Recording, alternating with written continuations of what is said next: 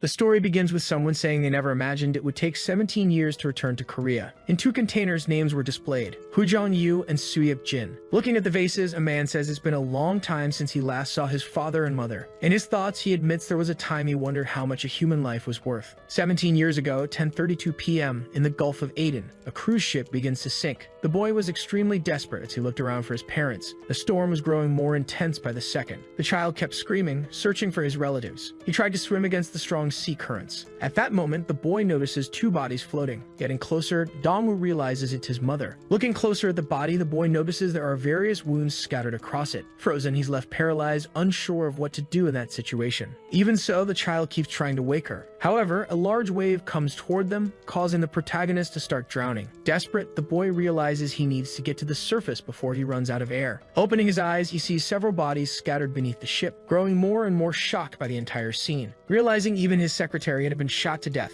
along with the head chef, the captain, and the ship's bodyguard. Suddenly, he sees a body nearby and realizes something horrifying. After all, sinking further and further before him were both his father and mother. But suddenly, someone pulls him up. An old man asks if Taha is okay. Seeing the boy is still alive, the man asks if he can move. Crying, he's overwhelmed with joy to see his grandfather is still there. Suko says it seems the heavens haven't completely abandoned them. The protagonist tells him that his parents are below them, but his grandfather says he knows, yet there's nothing they can do. He asks his grandson never to forget the words he's about to say, declaring that no matter what, the boy must inherit the Chiengu group. With that, the old man hands Taeha a pen and tells him that by bringing it to lawyer Kim, the man will automatically know how to help him. He also must remember not to trust anyone and return to Korea as quickly as possible to meet the lawyer. Even so, the protagonist begs his grandfather to at least save his father and mother. The man begins removing his life vest. The boy doesn't understand what he intends to do with it. Surprisingly, the old man puts the vest on the child, explaining that they had already been shot before the ship even sank. Inflating the vest, Suko tells Taeha to go and survive at all costs. And so the man pushes his grandson away, just as another giant wave approaches them. The storm caused lightning to tear through the clouds non-stop.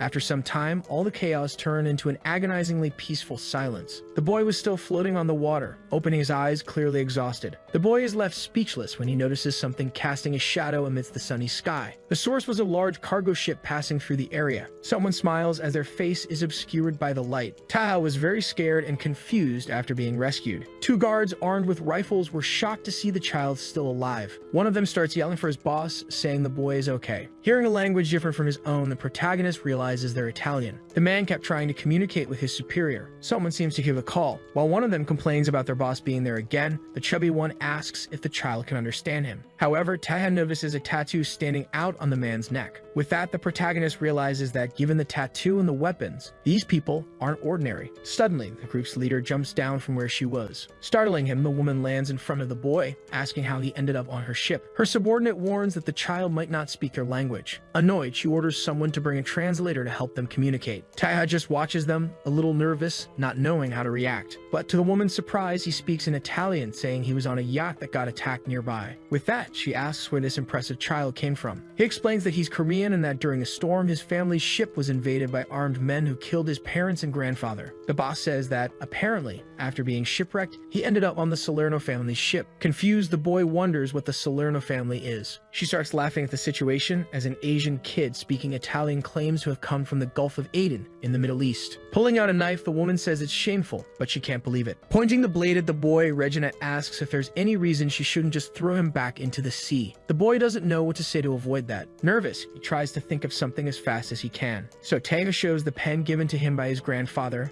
explaining that he's the grandson of Suko, president of the Chiengu group, and the son of Suyuk, Suko's 3rd son. And that because of that, instead of tossing him overboard, they could help him get in touch with his people and reap some benefits. Annoyed, Regina asks if he's really talking about the Chiengu group. She notices that this is the most successful conglomerate in South Korea, and apparently that brat is part of the family. Because of that, the leader orders her subordinates to check the news related to Korea. While both of them search for something related to what the boy said, the one asks if the child speaks any other languages. He informs them that he speaks Cantonese, English, English, Japanese, Arabic, Spanish, Hindi, and Esperanto, claiming to be fluent enough for basic conversations. One of the men says he found some news from Korea. Regina smiles, realizing that this is fascinating. She says that if the boy wants to contact someone from Korea, he can ask them. But the boy remembers what his grandfather had said, telling him to look for lawyer Kim, since the man would know how to help him. The protagonist states that he needs her to contact someone outside of his family, in Seoul, at 1:12 a.m. Someone answers the phone, asking who it is. The person says they're calling from abroad, notifying that they will only speak in English, asking if he is lawyer Kim. Regina says that from the photo she sent, the lawyer must have realized she has the precious grandson in the group with her,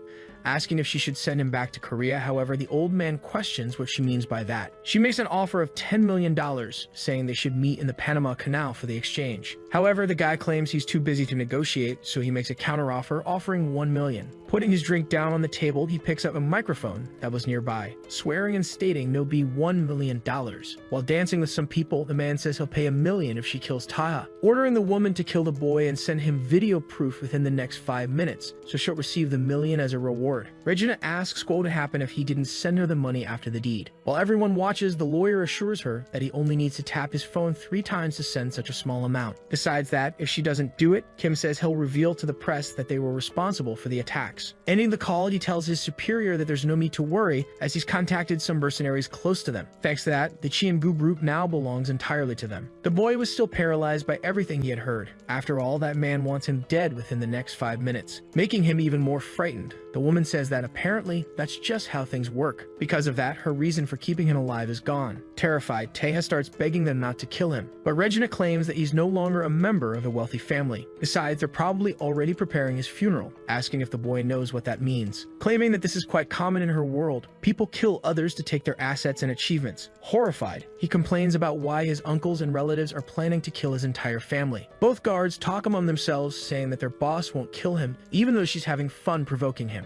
Trembling, he can't believe he survived the sea only to die at the hands of people he doesn't even know. Wondering what Chiangu really means, and if it was worth killing his parents and grandfather for the positions they held. Suddenly, someone enters the room saying they're under attack. The guy informs them that 3 patrol ships and a heavily armed military helicopter have appeared. She asks if it's Interpol, but the man says no and explains that they're ignoring all radio transmissions. Regina doesn't understand what's going on. After all, it would have to be someone crazy to do something like that. Looking at the child, she finally understands the culprit, realizing that those Koreans must have contacted those people to find that boy. Out of nowhere, Taega stabs his right hand with a pen. No one understands what the child is trying to do. He says that the Chiangu group will never give her the money. Furthermore, the woman has nothing to gain from killing him. The Salerno family's trade leader is surprised to see the boy's reasoning. The protagonist begs to join them, claiming he will be loyal for the rest of his life if they help him get revenge. The woman wonders how he learned the Salerno insignia. The crazy woman starts laughing hysterically. Excited, Regina tells Matteo to get ready because the show must begin. Before leaving, she asks if the boy understands the weight of his words, asking if he truly wants the power of revenge, even if it means staining his hands with blood. Remembering that his grandfather had said that no matter the means, he must inherit Chiangu at all costs.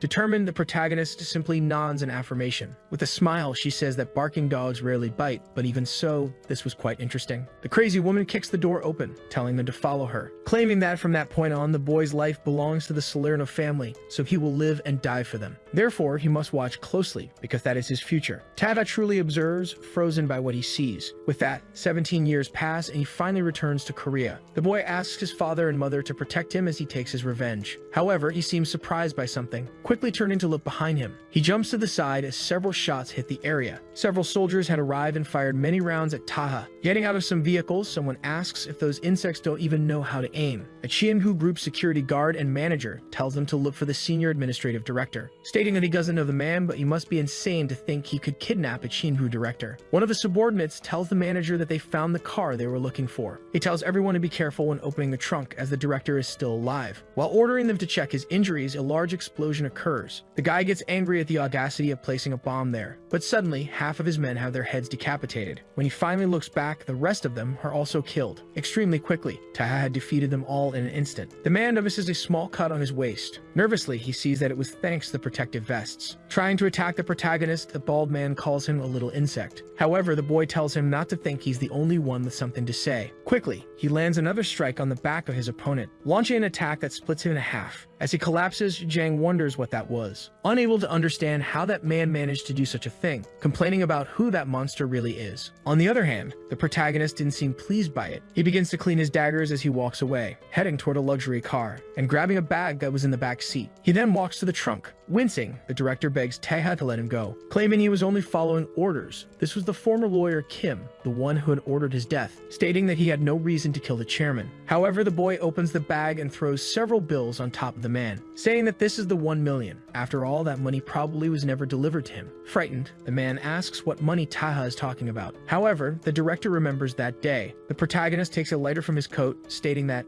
thanks to the fact that he died that day. As he throws the lighter, he says he was reborn. With that, Kim begins to burn alive. Coldly, Taeha just watches with indifference. After that, he calmly picks something up. Putting the cigar in his mouth, the protagonist mentally tries to speak to his parents and grandfather, apologizing for having taken so long, pleading with them not to worry and just to find peace, saying that from that day on, he will carry all their pain. After some time in the middle of the city, a modern building stood out among the others. The protagonist was moving quickly, determined to do something. Some men questioned where he thought he was going as they prepared to shoot to stop him. However, the madmen simply killed the two of them quickly. Even so, Taeha didn't seem bothered by the setback. He continued walking calmly through the hall. Seeing the situation, a man sat on the floor, terrified by the scene. Frightened, he asked the protagonist who had sent him there. The man said they were part of the Chiengu group, claiming that he wouldn't be safe after doing all that. While cleaning his blade, Taeha said that this was Holdings, a private security company subcontracted by Chiengu. Its main function was protecting directors and board members outside of working hours, all across the Gangbuk area. During their downtime, they stalked journalists or people who reported on Chiengu. They kidnapped, assaulted, and even killed them. In other words, they were contract killers. The people who had been captured were completely devastated and desperate. The protagonist simply threw one of his daggers to the old man. After that, he told everyone to use it to free themselves and to make sure they never saw him there, so that the bindings were cut. The three were still confused about everything that had happened. The old man got up and brought the knife back to the boy. Running, they thanked him as they left. On the other hand, the company member ordered everyone to come back. One of the escapees looked back as he heard the man complaining. The fat man asked who he was, wondering if Taeha was part of their family. Removing his mask, the boy said no and explained that he just wanted to have a slightly more private conversation, saying that he needed the schedule of everyone on the board, from the directors to the president. The man said he didn't know, and even if he did, he wouldn't say. His family and himself would be dead if he did. The protagonist said it looked like he valued his life, stating that he'd start with his eye and that when he felt ready, he should raise his hand. In a building, a large screen outside displayed news about a celebrity. Meanwhile, several people sat on stairs, experiencing homelessness. Due to the heat, even a cicada lay dead on the ground. Breaking the silence of the place, someone seemed to be in a hurry. As he walked, Taeha noticed that his cigar would draw too much attention, wondering if he should try Korean cigarettes. The avenue was very busy at that time. He said he had finally returned to Korea and that so far, everything seemed normal. But he noticed his country was going crazy, with various ads for loans and insurance being broadcast everywhere. A politician was giving a speech claiming he would use his power and influence to eradicate the epidemic of crime and violence, declaring that from that day on, his war against crime would be publicly declared. However, his speech was interrupted by someone pointing a gun at him. It was said that in 1990, the president was killed during his campaign against organized crime. Since then, no one had opposed criminal groups, turning the country into a place consumed by violence and money. The boy walked the streets deep in thought. Thus, the Chiengu group allied with criminal organizations to bribe the media and suppress competitors. They invested in entertainment and sports, making the population lose interest in politics, so much so that even a dog could become a candidate. Even so, people kept saying that the Chiengu group was a company that benefited the people. Taeha entered a store calmly. The clerk welcomed him. Both he and another guy asked for a pack of this. They stared at each other for a moment, unable to understand how such a coincidence could happen. A bit irritated, the protagonist decided to change his choice. However, they both had the same idea and asked for a plus at the same time. Once again, they looked at each other suspiciously. Awkwardly, the woman said that unfortunately, they only had one pack left. Taeha sighed deeply, clearly annoyed by the situation. As he left, he asked the clerk to give the pack to the other man, saying he'd be fine without it. The man kept staring as the boy walked away. After the man made his purchase, he found the protagonist outside, who politely asked for a cigarette. However, he asked if the boy couldn't go to another convenience store. But Taeha explained that it had been a long time since he was last in Korea, so he wanted to try it quickly. The guy gave up trying to avoid him. As he handed over a cigarette, he said he couldn't believe someone wanted to try that tasteless thing. As they walked, the man said he'd get a fine if he smoked there, so he recommended waiting until reaching a smoking area. Observing him, Taeha admitted that when you've been in the mafia for about 17 years, a simple glance is enough to assess a person. Assuming that guy was strong, just as strong as the ones he faced abroad, he wondered if people like that were common in Korea. Also leaving, the protagonist declared he hoped not to meet him again. After some time, that same man arrived at the place where the protagonist had committed the massacre. While smoking, he calmly observed one of the bodies. Kneeling down, the guy took a closer look at the corpses. Noticing they were all fatally wounded by stab wounds from a blade similar in length to a sashimi knife. Putting out his cigarette in the pool of blood, he picked up his phone and called his employer. His boss reminded him he had already said not to call at that hour. The man asked if he had a meeting later. He advised that the best choice would be to cancel the appointment. After all, the assassin who killed director Kim might be after him. The man, sipping his wine, calmly asked what was going on. His subordinate explained that he had gone to the security company and found them dead. From the injuries, it looked like a solo attack. Besides the assassin not being ordinary, it was very likely he knew exactly where the meeting would be held. But his boss said that an emergency family meeting was a tradition in the Chiengu group, asking if his subordinate really believed someone would invade a meeting known only to family members. He said he sent him so he could hunt that man discreetly. Lost in thought, the man realized the wounds from that knife reminded him of something, remembering the protagonist asking for a cigarette from his hands as he took the cigarette, stating that if he doesn't use knives, there's no way he could have gotten all those scars on his palms. With that in mind, Hunmin asks his boss if there's anyone in his family who's good with knives. Laughing, the man says those people can barely slice an apple. Besides, everyone is present, except for the children. So he offers another 100 million for Hunmin to guard the place and ensure its safety. Leaving the office, Hunmin says he'll go to the meeting. Still, he asks for the security to be reinforced. Annoying, his boss just says he understands. Handing his phone to another employee, the man mutters that lunatic is just a gangster and still thinks he can give him orders. As he walks down the hallway, he straightens himself up and gets ready for the meeting. Arriving at the meeting, he greets his boss and asks when the president arrived. Talking on the phone, Hunmin informs the leader of his gang that he plans to help the Chiengu group for one more day before returning. However, he's called a traitor. Instead of getting angry, he asks if his boss has been drinking. He explains that they offer him another 100 million for the job, claiming only an idiot would turn it down. Also, there seems to be a dangerous assassin on the loose, yet he notices the protagonist hiding in the alley. Quickly,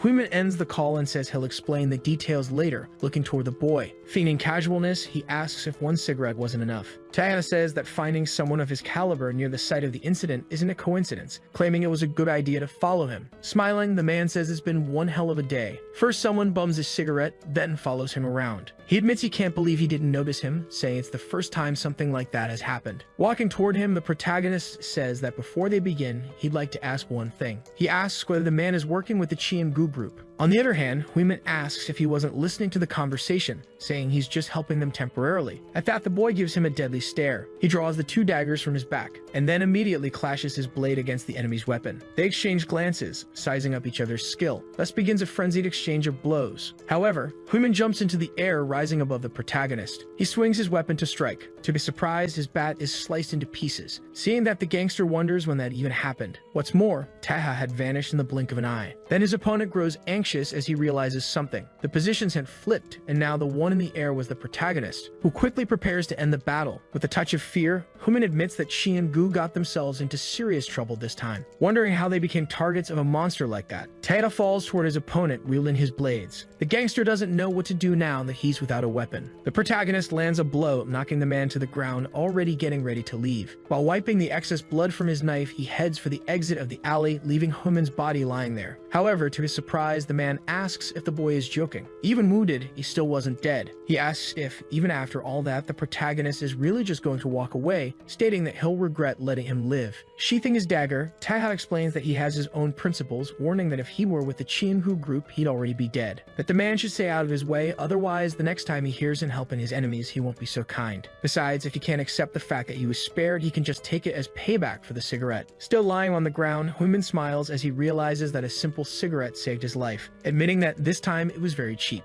A little later, a car speeds down the street. Obviously, the protagonist was the one driving. For some reason, he seemed both irritated and in pain. Seeing a wound around his waist, Taeha says that at least the cut wasn't deep. While driving, he says that at least he can still move. He steps on the gas. He only needs 32 minutes.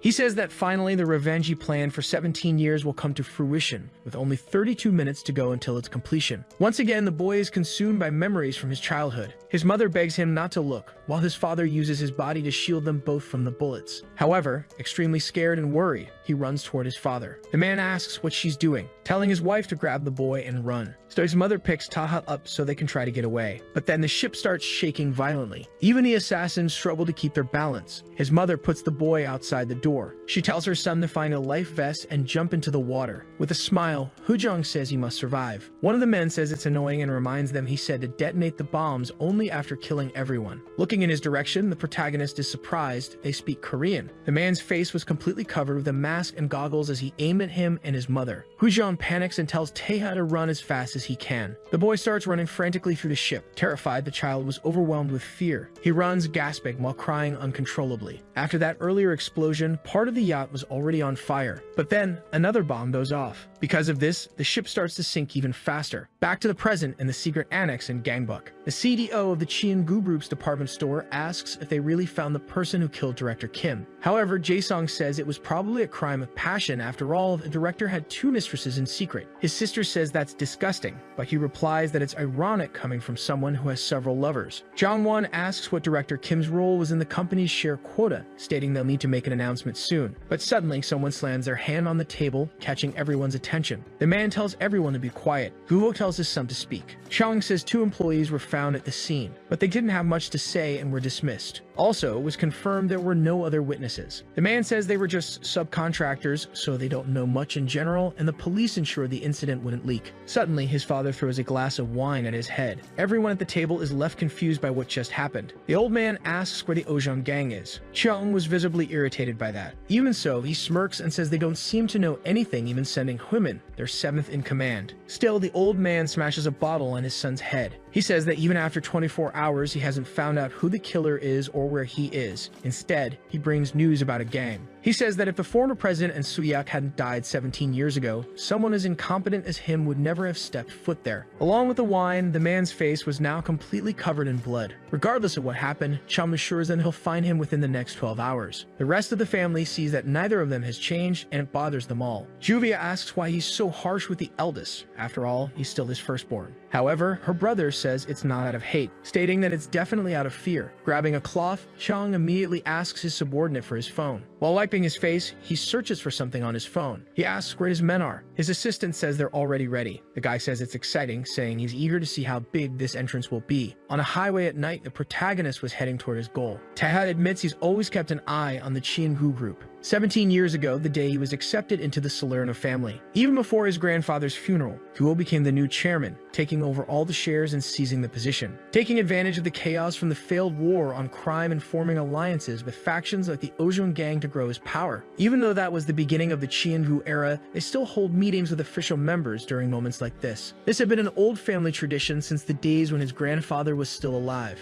Neither the system nor the traditions had changed. Everyone had killed to reach their positions within the hierarchy created by Suko, willing even to murder their own parents and him. One of the guards was monitoring the cameras, wondering whose car that was approaching. He asks his superior if the members are expecting any guests, but this is denied. He reports that there's a car heading toward the front gates. Also, it doesn't seem to be slowing down.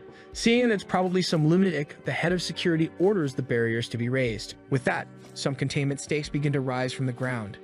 However, the protagonist accelerates even more. After all, he doesn't need tricks up his sleeve to take down people who have been protected their entire lives. Taking off his belt, Taeha says there's no point in making elaborate plans. His car's front end is completely destroyed from the impact. Even so, he leaps out with his blade in hand. He states that the only thing he hopes is that they haven't forgotten about his family, so he can say it to all of their faces. The security guards look at the intruder in fear. The boy quickly takes down all of them in a single attack, and declares that he's back. Confused, they ask what that loud noise was. They question why it keeps getting louder. Moreover, it seems to be coming from the front gate. Unlike the others, Chum looked confused but confident. His uncle tells the guide to go over there and check out what all the commotion is about. However, surprising Jong-won, he says there's no need. All the guards who were inside the hall point their weapons at the family members. The oldest of the sisters asks what's going on. Guho, irritated, asks if they're seriously trying to mess around at a time like this. However, his son calmly stands up while wiping his mouth. The old man asks if he's really going to go through with it. With a smile, Chung claims that his father always expected this to happen sooner or later. That was the reason his father was always angry with him, because he was afraid he'd end up like his grandfather. With a terrifying look, the madman says that after all, the one who killed his grandfather and uncle was him. Meanwhile, the protagonist passed through the gates, saying that his revenge was finally about to begin. The guards point their weapons, asking if this is some kind of ambush. Jae-sung asks if his nephew has gone mad. They question what the guy is doing, claiming that he should never point a weapon at his own family. However, Chung states that he's not doing anything. Still, they keep cursing him and saying it's clear what he's trying to do. Looking at one of the guards, Jui asks if he's really going to betray them for that kid. Even though he was her personal bodyguard, Yangmin apologizes, making it clear he's abandoning her. Even the second son's bodyguard says it's nothing personal, but the rewards for betrayal were just too tempting. On the other hand, one of them says that if they had at least gotten a raise, none of this would be happening. The only person who remains silent is Chang's own bodyguard. The guy's father says he can understand the others betraying them, but he doesn't understand why his own son would do this. He asks if his own guard will really turn his back on them. Junsu simply watches without moving or saying a word. The man says he isn't paid to protect him personally, but rather the Gu group. Jong-won asks if the guards really think they'll gain anything by doing this. He tries to keep threatening them, but a gun is placed against his head. His own bodyguard kills him in cold blood. With that, the two remaining brothers become desperate and beg for mercy. However, gunshots echo through the hall as blood spreads everywhere. John hands the cloth to his subordinate, walking calmly toward his father. The old man admits he already expected something like this to happen someday, ever since the day his other son died of acute leukemia, and shortly after that, his wife asked for a divorce without wanting a single cent. Trembling with rage, he says he always suspected Chiang was behind everything, and because of that, always kept his distance. Spinning the gun, the guy says that for someone who ordered the deaths of his own father and brother, Guvo talks too much. Putting the gun to his head, the man asks the old man who it was that sent his father and brother out to sea. He asks what else he could have done. If he hadn't killed everyone, Suyuk's son would have inherited the presidency and they would have never made it this far. The psychopath comes closer and asks why his father never declared him the future successor. The old man becomes more and more terrified by it all. On top of that, his son was staring at him with a frightening look, while Google claims that if he had done that, the boy would have killed him even sooner. He doesn't deny that he would have killed him earlier, but says he's a little upset to hear it out loud. His father assures him that even if he kills him right there, he will never become president. But Chung interrupts, saying he already knows that. After all, power transfers through political or violent coups aren't recognized. That's a clause made by the committee. Because of that, the guy says it's a shame. He explains that the person making all that noise outside isn't one of them. The president asks who it would be. As he shoots his father, he explains that it's a young master who waited 17 long years for this day. The guards were firing at the intruder. They tried to surround him since the assassin didn't have a firearm. The protagonist remembers that the Central Security Force is made up of those who protect the executive members,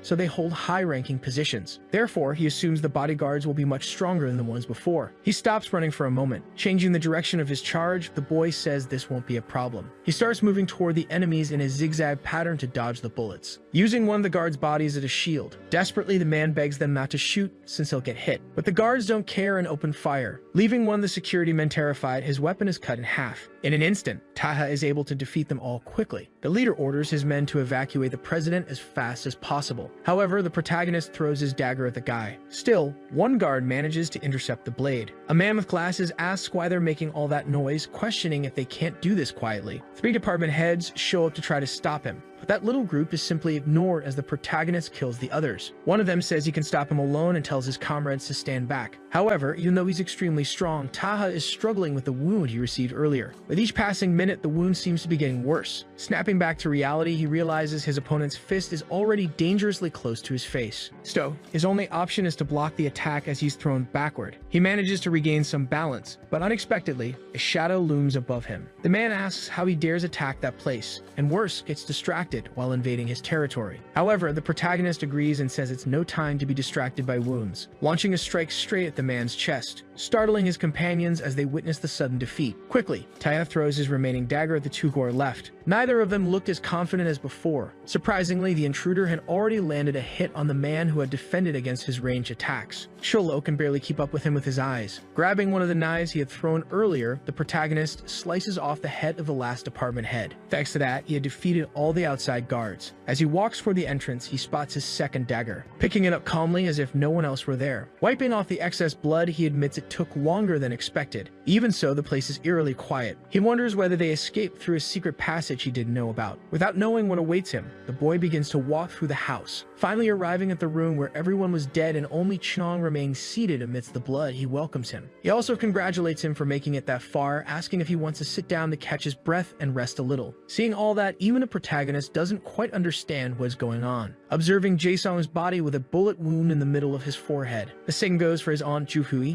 Even Jong-won had met the same fate. The current president was also dead. Standing up, his cousin says he's in better shape than he expected, claiming that modern assassins should take better care of themselves. Formally greeting him, Chung asks if he recognizes him. On the other hand, the protagonist simply says the man's name and mentions that he's Guho's eldest son. Laughing, the madman says he doesn't remember them being so close that he called his father by his first name. Suspicious, Tae-ha simply observes that strange behavior. His cousin says he stayed there because he thought it would be disrespectful not to greet him, and also because he needs to explain a few things, informing him that if he doesn't want to sit, they can remain standing since it won't take long anyway. Chiang asks if the boy remembers that day 17 years ago, the day he was rescued by the Italian mafia. Interrupting him, his bodyguard says that the helicopter is ready, saying they should leave soon as it's too dangerous to stay. Annoyed, the guy says he had asked her to only call him once he was done talking. However, Tae-ha is suddenly surprised by something, clearly showing he wasn't expecting that at all, saying he recognizes that voice, the voice of the one who killed his family 17 years ago, remembering the man who pointed a rifle at him and his mother, the person who complained about the early explosions while laughing beneath a mask. Extremely angry, Tae-ha asks if he was that worm. The madman begins trying to hold back his laughter, saying there's not much left to say, telling the protagonist to stop talking to him so casually. After all, it's making him feel like killing him. Charging forward, he dares the guy to try, since his goal from the beginning was to wipe out the whole family. But his cousin starts saying there's a saying that goes, when in Korea, act like a Korean, telling him to change his speech. Annoyed, Tae-ha starts trying to understand what exactly is going on. Realizing that Chong knows he survived 17 years ago and also knows about him being a Salerno assassin, he wonders why he waited until his return minus 17 years after the event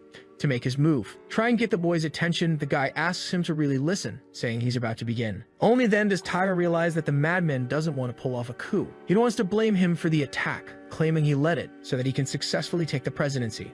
Joniuk tells the young master that they don't need introductions. The protagonist simply raises his dagger. The bodyguard starts shooting at the boy. However, the assassin manages to deflect all of them, using his blade to redirect the path of the projectiles, quickly closing the distance between them. However, another guard lands a harsh blow on the boy. Even though he knew there would be more, he couldn't predict the strike. Unlike the other, the man introduces himself as Juno Park. Avoiding being cornered, the young master swiftly moves back, stopping in front of his opponents. Wasting no time, Juniup begins shooting him again. Admitting that he's faster than the rumors claimed, he could dominate track and field if he went pro. His partner blocks the protagonist's escape. Even, he gets a little nervous about the situation. Juno asks if flexibility is the young master's secret to success, quickly launching a frantic series of attacks. Tae realizes they are strong, completely different from the ones he fought outside. However, if it weren't for that injury, he might even be able to fight them without issue. Noticing that Chong seems to have let his guard down, and that this might be the only chance before guard Jumsu arrives. Besides, if the woman beside him is Daein, there are 3 guards in the room, yet there were 4 members at the meeting. Unexpectedly, his thoughts are interrupted as Juno prepares to attack him. Thanks to the reflection in his opponent's pupil, Tae identifies the 4th guard. Yaman was holding a sword, preparing to strike him from behind. To the surprise of them both, he vanishes between the two. They can't understand how that's even possible. Kneeling on the ground, the protagonist realizes this must be the last one. The guy complains about being reflected, blaming Juno, but his companion says that if it were that easy, the boy would already be dead. Reloading his weapons, Juniuk says he can barely imagine the bonus they'll get if they kill that guy. So both he and the guard with glasses use their weapons to shoot at the assassin. Seeing that situation, Chung says out loud that it's hard to follow a fight that involves both range and close combat, noting that they were trained specifically to defeat him, since rumors of his inhuman speed circulated through Interpol. Admitting he even thought about killing him with a bomb, or the story of him dying in a battle would bring him greater fame. Juno positions himself in front of the boy, intending to stop him from escaping. Joniuk says it doesn't matter how fast he is. It's all over now that Tae has been cornered. With that, the guard uses his brass knuckles to try to land a blow. The protagonist didn't have much to do, only watching the attack coming at him. His cousin thanks him for the show while smiling malevolently. After being struck by the enemy's fist, he slammed against the wall, causing it to crack entirely. Flashing back to 4 years ago, Regina was scolding him and asking what the hell that was, saying she told him to take care of the traitor, not use him as paint for the walls. Even she started vomiting upon seeing the scene. Still yelling, the woman says that with his speed, he could have done it silently. Recalling the day they saved him, she says she understands his anger, her, since Lorenzo always treated him well, but killing someone like that will only spark a thirst for revenge. That's why, as his mentor and spokesperson for the Salerno family, Regina asks him never to do something like that again. However, the protagonist didn't seem happy or remorseful. Still, he says that this way people will never forget. Confused, she asks what Taha is talking about. He explains that if they kill traitors silently, their deaths won't serve as examples, saying that everyone needs to know what awaits them if they betray the family. Rumors must spread in exaggerated and distorted ways, thus gradually reducing the number of traitors, because otherwise it'll always be an endless battle. The woman asks if he chose the path of violent deaths to prevent greater bloodshed. Aside from where he was standing, everything around him was stained with blood. She says it's absurd for such a thing to come from a boy standing in the middle of a river of blood without a single drop on his face. Interrupting her own thoughts, Regina says that apparently being an assassin really doesn't suit him. Back to the present moment, Juno freezes as a glint appears in the middle of his chest. The guy starts coughing up blood while that glint keeps shining. Even Xiang and his bodyguard are surprised by it. The protagonist had slashed the guy brutally. With a threatening look, he faces his other opponents. Frightened, Yaman quickly points his weapon. However, in an instant, his eye is pierced. After being struck, the man admits to himself that they underestimated this guy. Besides his speed, he's strong. Moreover, those who truly saw his skills never lived to tell what they were like. Even while showing all that ability to keep fighting, Tayo was even more injured, and his wounds were getting worse. Jumhyuk was desperate. No one told him his strength was this immense. However, Junsu appears and calls out to the woman, asking her to take the master outside, claiming he'll follow soon. Seeing that, the boy is surprised. Noticing that his cousin is trying to escape, he shouts the guy's name,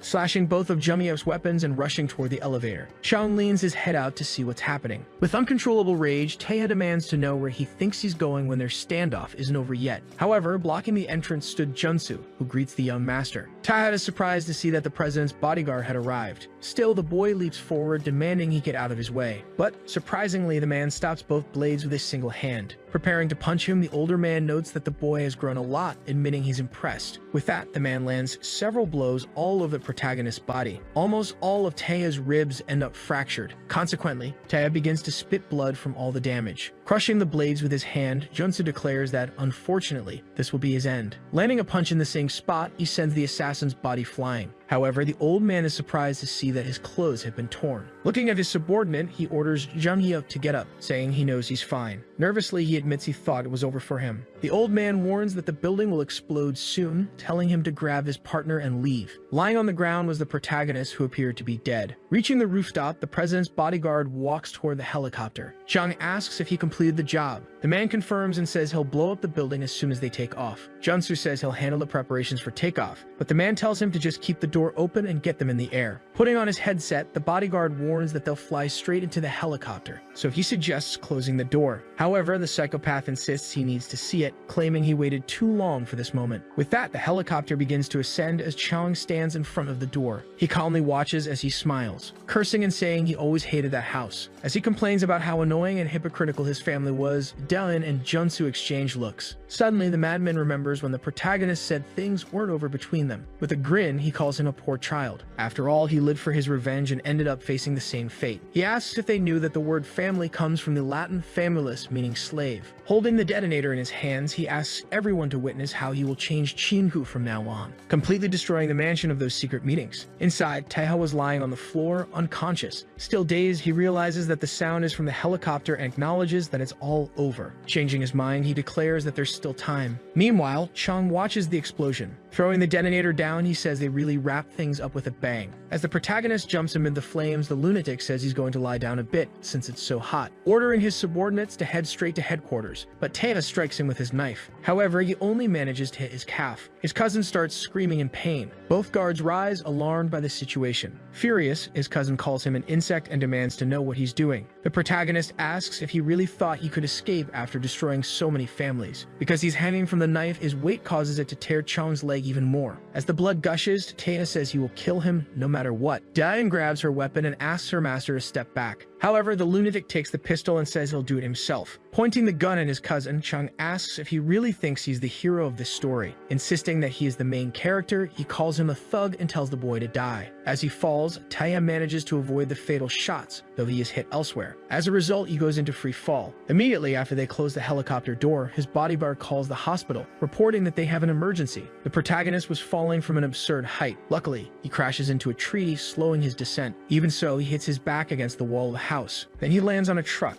rolling down near a stream. Someone passing by on a bicycle ends up seeing the scene. The person stops and looks toward him. It was one of the victims Taeha had rescued from the security company earlier. The guy notices that it was the man who had saved him. Given the state of his body, he wonders if he arrived too late, but then he hears a plea for help. Looking again in Taeha's direction, he tries to look more carefully. The protagonist was asking for help, barely able to stay conscious. Even extremely wounded, he kept saying it wasn't over yet and kept pleading for help. On a messaging app, someone had sent an 11-minute voice message. The person was requesting backup, stating that the guy had refused the breathalyzer test 3 times and kept insisting he was Congressman Kim. That man was typing something while listening to the audio of former director Kim using his influence to threaten the police. He asked someone if that voice and name were clear enough. The person questioned where the director was at that moment. The young man replied he was probably at the police station giving a statement and would soon head home. His partner seemed a bit hesitant, so the guy offered $200 and asked if that was enough to catch a big figure from the majority party. For a while, the only notification was that the other person was typing. But to his surprise, the counteroffer was $30. Naturally, he was extremely frustrated, claiming that it was worth way more. However, the buyer said that it wasn't even election season, so no one cared about those old men. The guy said it seemed like the buyer didn't understand the current market, explaining that a regular person was worth 1x, a celebrity 10x. But if it was someone related to Chian-gu, the value was 1,000 times higher. Taking a deep breath, he realized everything revolved around the Chian-gu. After some time, the radio reported an accident at a tower. Not interested in that information, the guy turned the radio off. He was getting ready to leave. But instead of heading to the street, he was in a restaurant. The owner was already getting things ready to open. The woman warned the boy that he'd be late if he stayed there. The boy said he was fine and would make it on time if he went by skateboard. So she told him to eat something. However, if he did, he really would be late. Suddenly, someone appeared and said that this chef should stop playing games. A guy entered saying the owner should sell the place before they stopped being polite. Baksu asked the boy if he agreed with him.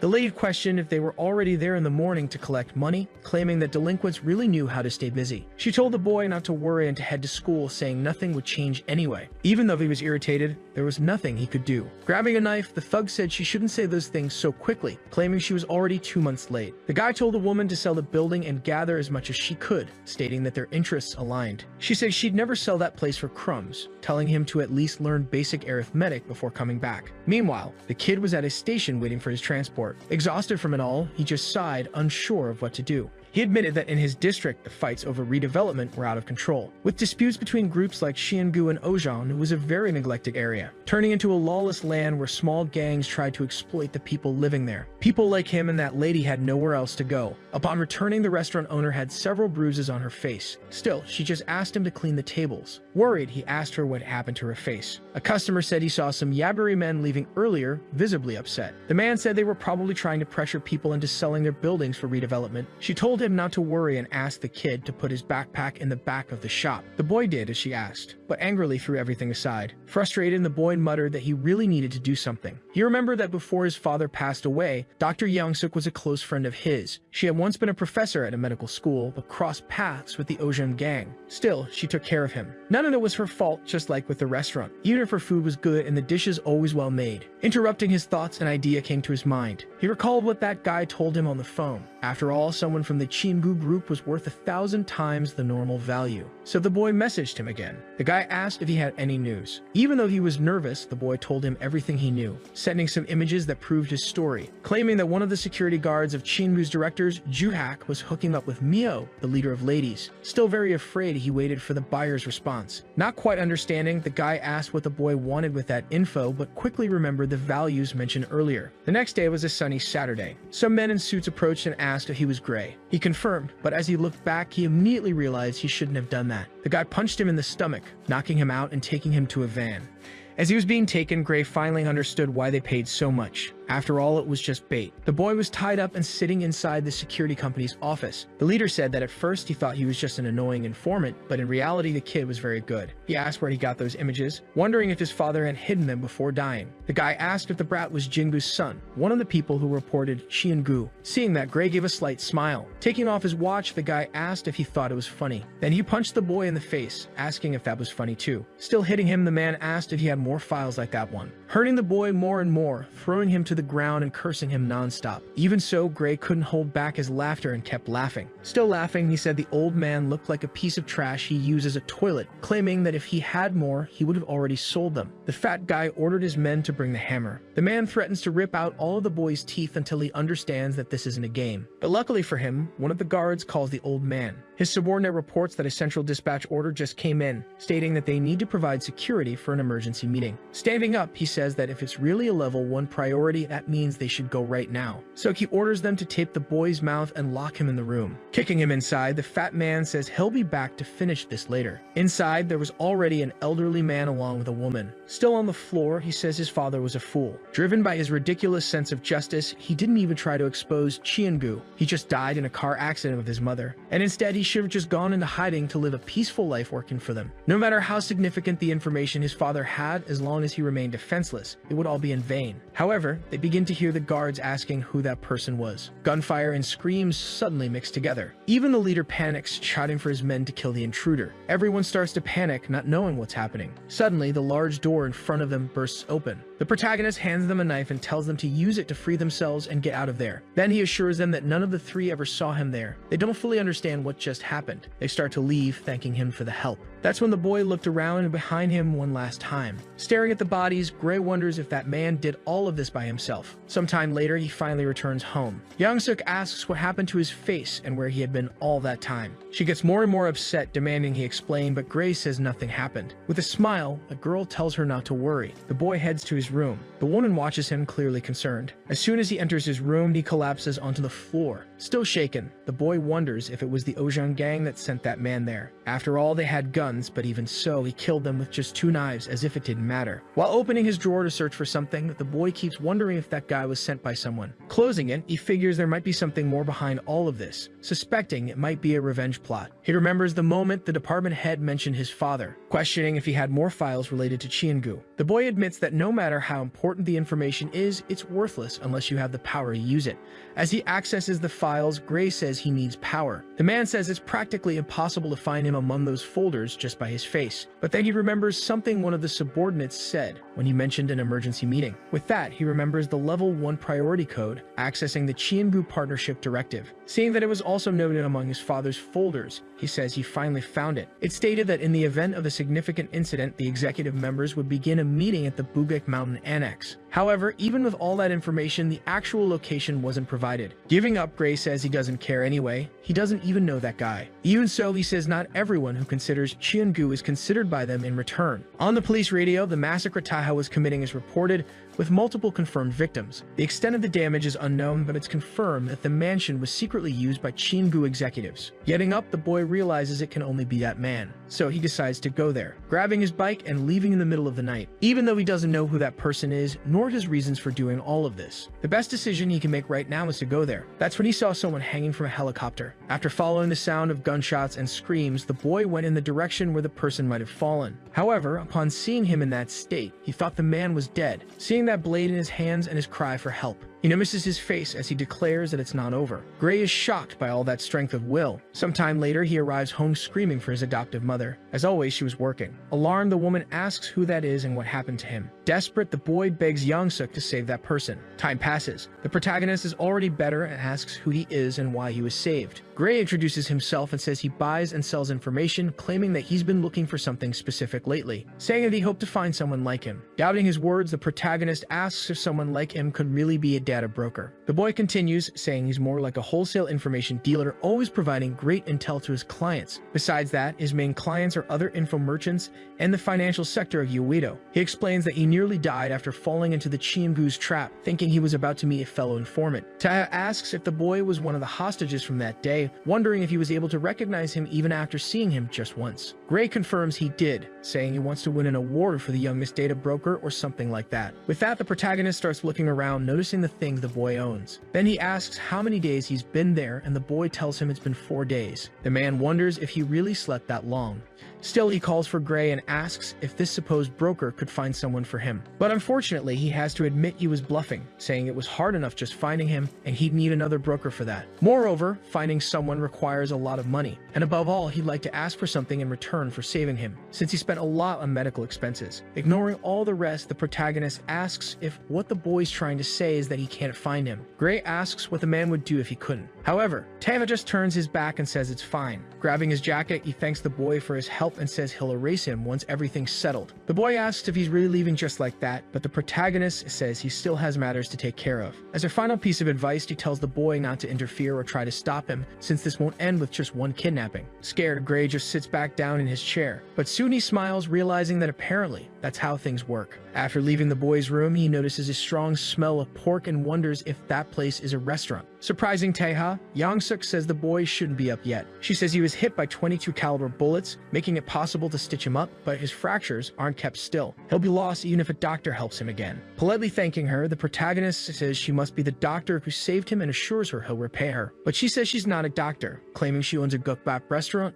and asks him not to come back there if his stitches open. So the protagonist heads outside. Looking around, he wonders if this is a market. Ignoring these things, Taeha picks up a phone. Answering it, he says it's not his phone. Gray explains his broke, and until it's fixed, he can keep that one. He says there should also be a box in his pocket with earbuds, asking the protagonist to use them. Taking the device, Taeha is surprised by its size. The kid explains about the battery, connection, and mic, also warning that the first button on the shirt is a camera. The protagonist says he was very clear, claiming the boy will die if he gets involved with him. However, to his surprise, the boy asks why he's exterminating the Chienbu family. The kid asks him not to be surprised. After all, even though Korea is a mess, something like that wouldn't go unnoticed. The whole country went into chaos while he was unconscious, with news saying the entire Chiengu family was a victim of terrorism. Taeha asks why the boy wants a favor from him, even knowing that. The kid explains that in that neighborhood there are a lot of power struggles between Ojong and Chiengu to gain redevelopment rights. Besides the two gangs getting closer to that area, there are many other issues making life harder. Even so, since the protagonist's problem seems more urgent, he'll help, but in return, he wants help in the future. Until everything is resolved, they can't lose contact. But if Taeha refuses, he'll have to hand him over to Chiengu. Obviously, the man doesn't like that at all. However, he says he wants to see what the brat is made of. Sometime later, he's already walking through a busier area, heading to a fancy building. Taeha had gone to a kind of bank, where he had a private vault. There, he opens one of the drawers looking for something. Gray admits he didn't know a company like that existed in Seoul, asking if they could be tracked through it. But the protagonist explains that these companies work based on trust, so they would never consider making deals with other businesses. He says people usually go there to hide jewelry or sins, making it the safest place possible. Seeing this, the boy realizes that this guy is apparently prepared to go undercover. He gets thoughtful, watching Taeha's actions. Confused, since the assassin didn't have any firearms and a knife wouldn't be enough. Many drops of sweat start to fall to the floor. His body was getting heavier, making it hard to keep a neutral face and also feeling like he was being stabbed. Feeling the same as when Ray Juning used to beat him. The protagonist asks if the boy found the guy he asked him to look for. He asks if the CEO of the company Night Move, Piljong, is the broker who helped him enter Korea. Apparently, he worked in Europe, became famous in the field, and is now looking for a smuggling ship to go to China. Gray explains that border pressure increased after the man did what he did to the Chienbu family. The protagonist tells the boy to announce to the merchants that a ship is available with rates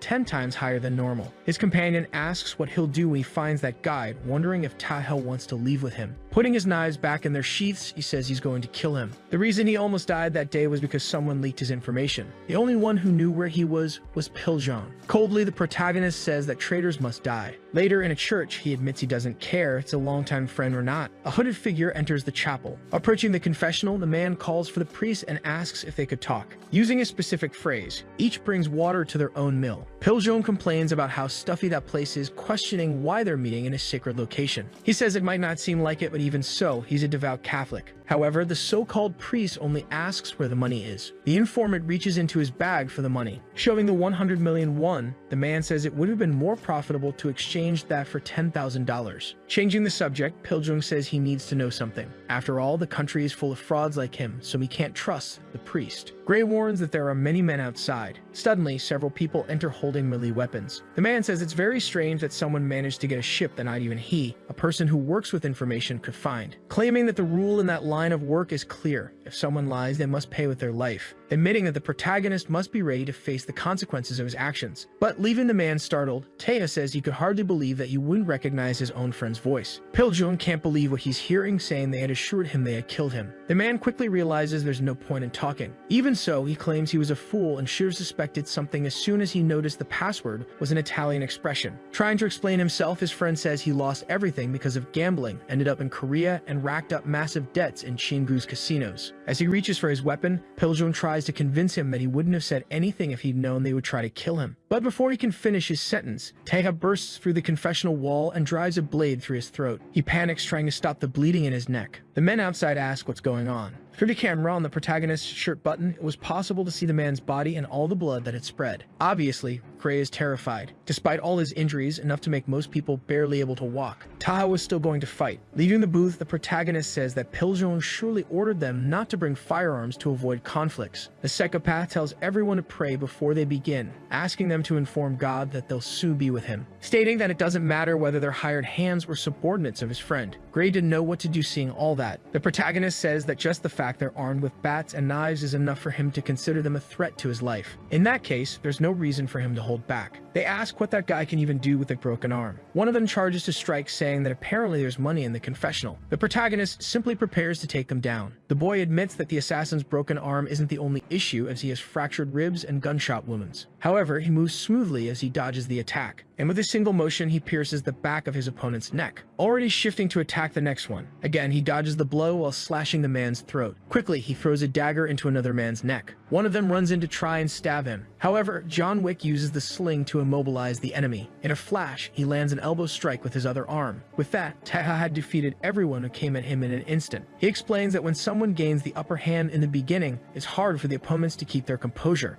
Considering all that money waving in front of their eyes, it was obvious adrenaline would take over. Even so, among them, there was still someone else. Someone had something they shouldn't, but some of those guys charge at him. The protagonist takes a simple step forward and, in doing so, disappears before everyone's eyes. Using his speed, he rushes past the men. Obviously, his target was to eliminate the one most capable of hurting him. The two who had stepped up to attack him are completely confused. Even Gray can't understand what just happened. With that, the weapon drops to the ground after his rush. He calmly starts turning to the others, asking who's next. Despite all that chaos outside, the church didn't seem affected. In the parking lot, only one car was parked at that hour. Gray was inside, unable to believe what he had just seen. Supposing that man doesn't even seem human, since even with a battered body, he still did all that. Suddenly, Taeha calls out to the boy and asks if he can hear him. The protagonist asks the kid to go to the confessional and retrieve a bag of money, since he no longer has the strength for it. The brat asks, frightened, what he's talking about, but the man says he knows he's in the area. After all, he warned him about the men before they even showed up. Gray doesn't know what to say in that situation. Even a bit nervous, he simply accepts the mission. So the boy gets out of the vehicle and heads toward the church. With that, the boy walks up to the door. A bit hesitant, he opens the doors. In front of him, the church was completely stained with blood and bodies. Sitting on one of the pews was the protagonist. He says he's up there. Even more nervous, Gray begins to walk. Arriving at the booth, he notices the body of the protagonist's former friend. He feels a bit sick after all. There were bodies scattered all over the place. The boy says he called a cab, saying it should arrive in the next 10 minutes. However, looking at his companion, the boy realizes Taha is in really bad shape. He asks what's wrong with him, saying he'll call Youngsuk and ask her to prepare some medicine for them. But the madman stabs his phone. At that moment, Gray is frozen in fear. Taking off a glove, the protagonist says that when he woke up, his clothes and phone had been changed. But the strangest part was that his gloves were still on his hands. Obviously, the boy just listens without saying a word. On Taeha's hand, the mark of the Salerno family was drawn. Looking at the boy, the man claims he knows who he's dealing with. Gray just nods his head, saying his name, his father's name, and the fact that he's the grandson of the late president of the Chiengu group. He's the only Asian member of the Italian Salerno Mafia, around 20 to 30 years old, with a bounty of 5.5 billion on his head. The boy insists he wasn't plotting against anyone, saying not even the lady knows, claiming he just needs his help. Taiha asks if that amount is worth more than the risk of losing his life or earning the reward for his head. Gray tries to say that the reason he and his adoptive mother live in hiding is because of the Chiengu, but the protagonist cuts him off, assuring him that the smartest choice would have been to turn him over to Chiengu instead of going through all of this. Recalling the conversation they had earlier when the kid said he wanted to win a prize by becoming the youngest broker. Noticing that the reason his career was stagnant despite being capable of more and even getting involved in the field, something nobody in the business does, is due to his lack of experience. That's why top informants are usually older. With that, he asks if Gray wants to step into a much bigger arena. A little later, in a large modern building, two people were walking down the hallway while one of them told the other to only answer what was asked directly.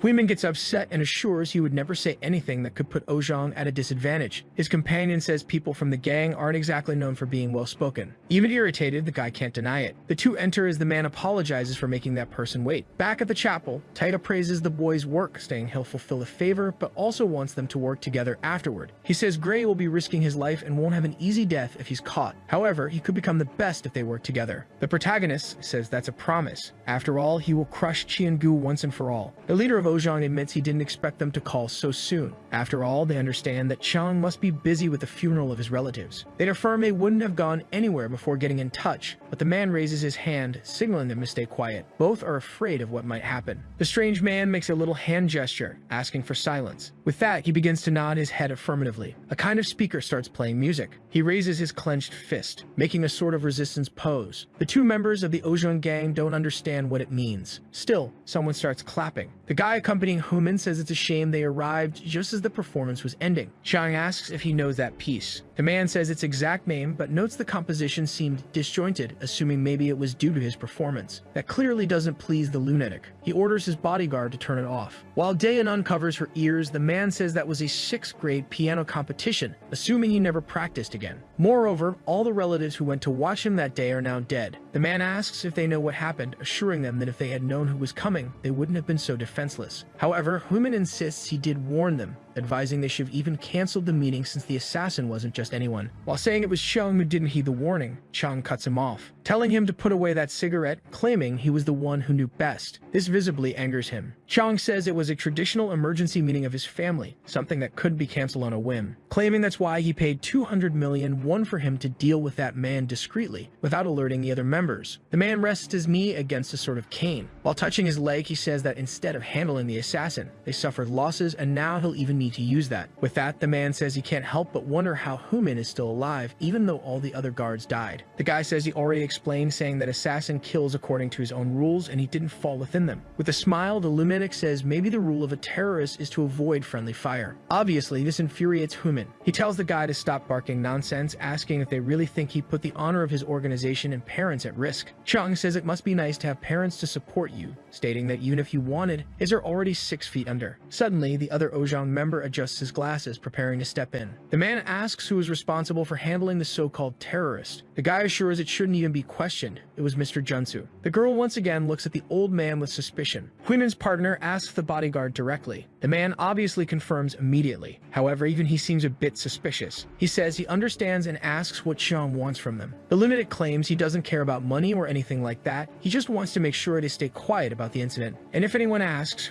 Human has never seen the assassin before. The guy doesn't understand why Chiengu are trying to bury the matter. His companion lights a cigarette, asking if that's really all they want. Xiang tries to make him put the cigarette out again, but Junsa touches his shoulder. Startled, the man looks at his bodyguard, who speaks in his place and assures both that it will be enough. The Ojong representative says he needs some time to digest everything, asking if the bodyguard would also like a cigarette. But the man thanks him and says he's quit the habit. However, Chang slams the table, getting increasingly furious. He asks if they're not afraid. After all, he'll be the new president soon, questioning what that old worm is doing. The guy strings together insults and tells that little shit to know his place. Standing up, he says that's what his boss would say, and that's why he's in that seat. Bidding farewell, the man addresses the bodyguard directly, saying they agree to the terms. Throwing the cigarette butt on the floor, the man tells them to have an ashtray next time, and preferably a wet napkin too. With that, the three are left in the room in deafening silence. Jung stays quiet for a few seconds, not saying or doing anything. Huimin says he really is something else. After all, he dismantled all of Chingu's arrogance using only his words. Adjusting his glasses again, he says that's his role there since, apparently, Chang doesn't understand how things work, claiming that the former president truly taught him nothing and deserved his fate for not dealing with that brat sooner. The guy is in disbelief, asking if he's really trying to say that. Calmly, the old man claims the incident was probably a coup planned by Chinam to seize the presidency. The elevator opens and they resume walking, declaring it's essential that they find the assassin who attacked the Chingu group. Huimin tries to say the guy is dead, but his companion assures him that's not true. After all, Junsu is strong but never kills people. At the moment, he asks the old man that he confirmed his suspicions. The guy is even more amazed by all the twists. He declares it's unlikely the man was hired by Chiang, since Junsu lost many men. The assassin was merely used in the end.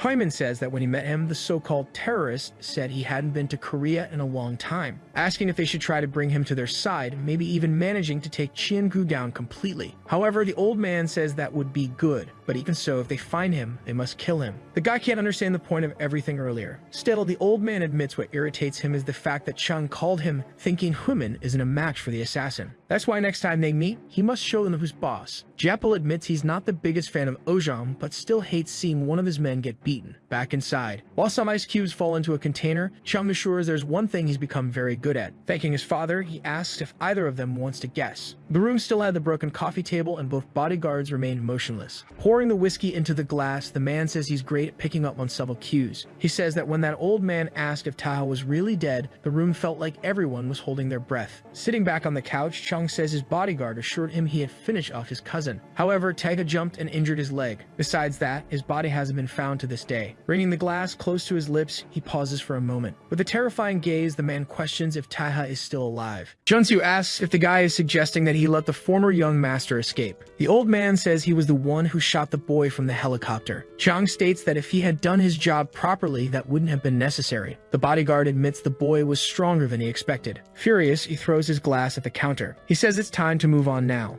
As he leaves, the guy says his priority is the council meeting, claiming he needs to win their votes in order to join the committee. The psychopath says that whether Taha is alive or not, the old man cannot betray him, asking President Junsu if he's not right. The old man assures that he never goes back on his promises.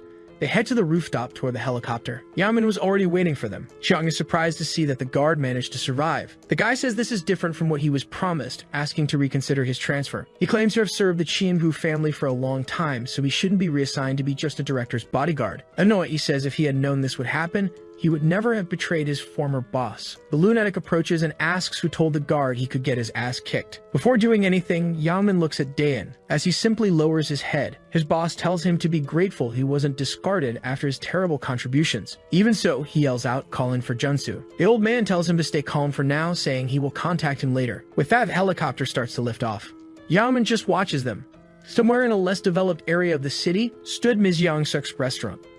Taga says he now understands why Gray was able to identify him since his late father was a researcher at the company. The boy says that with the tattoo on the back of his hand and the search for the 20-year-old Asian tied to the Chiengu massacre, it all made sense. Assuring it's not so bad, the protagonist compliments him, saying it wasn't bad at all. His adoptive mother says it looks like he has a lot of free time. Yang-suk says that for someone from Chiengu to come back for revenge, he must have plans, stating the boy shouldn't just be sitting around chatting. Making Gray spit out his food, he asks if she would betray him just to keep him busy. At that moment, the psychopath mutters to himself that traitors must die. His friend tries to lighten the mood, but the woman says it's only fair. She says there's no way a killer who lived his life for the mafia can easily trust others. However, the protagonist says he was just handling some matters that would be more important in case of emergencies. He asks the lady not to worry, saying that anyone hated by Chiengu or Ojang is not his enemy. So Taina goes back to eating calmly. They both realize the assassin is probably saying he could take care of them in the future, in case he's betrayed. Suddenly, those thugs walk into the restaurant complaining about the heat. One of them tells the woman to turn the AC on full blast, asking how she plans to pay her interest if the customers don't stay. Young-suk says she paid everything and asks why they're causing a scene again. She tells Taeha to come back after lunch in a smoke, also sending Gray off to school. Boksu tells her to leave him alone, assuring that he won't do anything to the two. However, he seems confused and irritated about something. He says he's never seen that boy around there,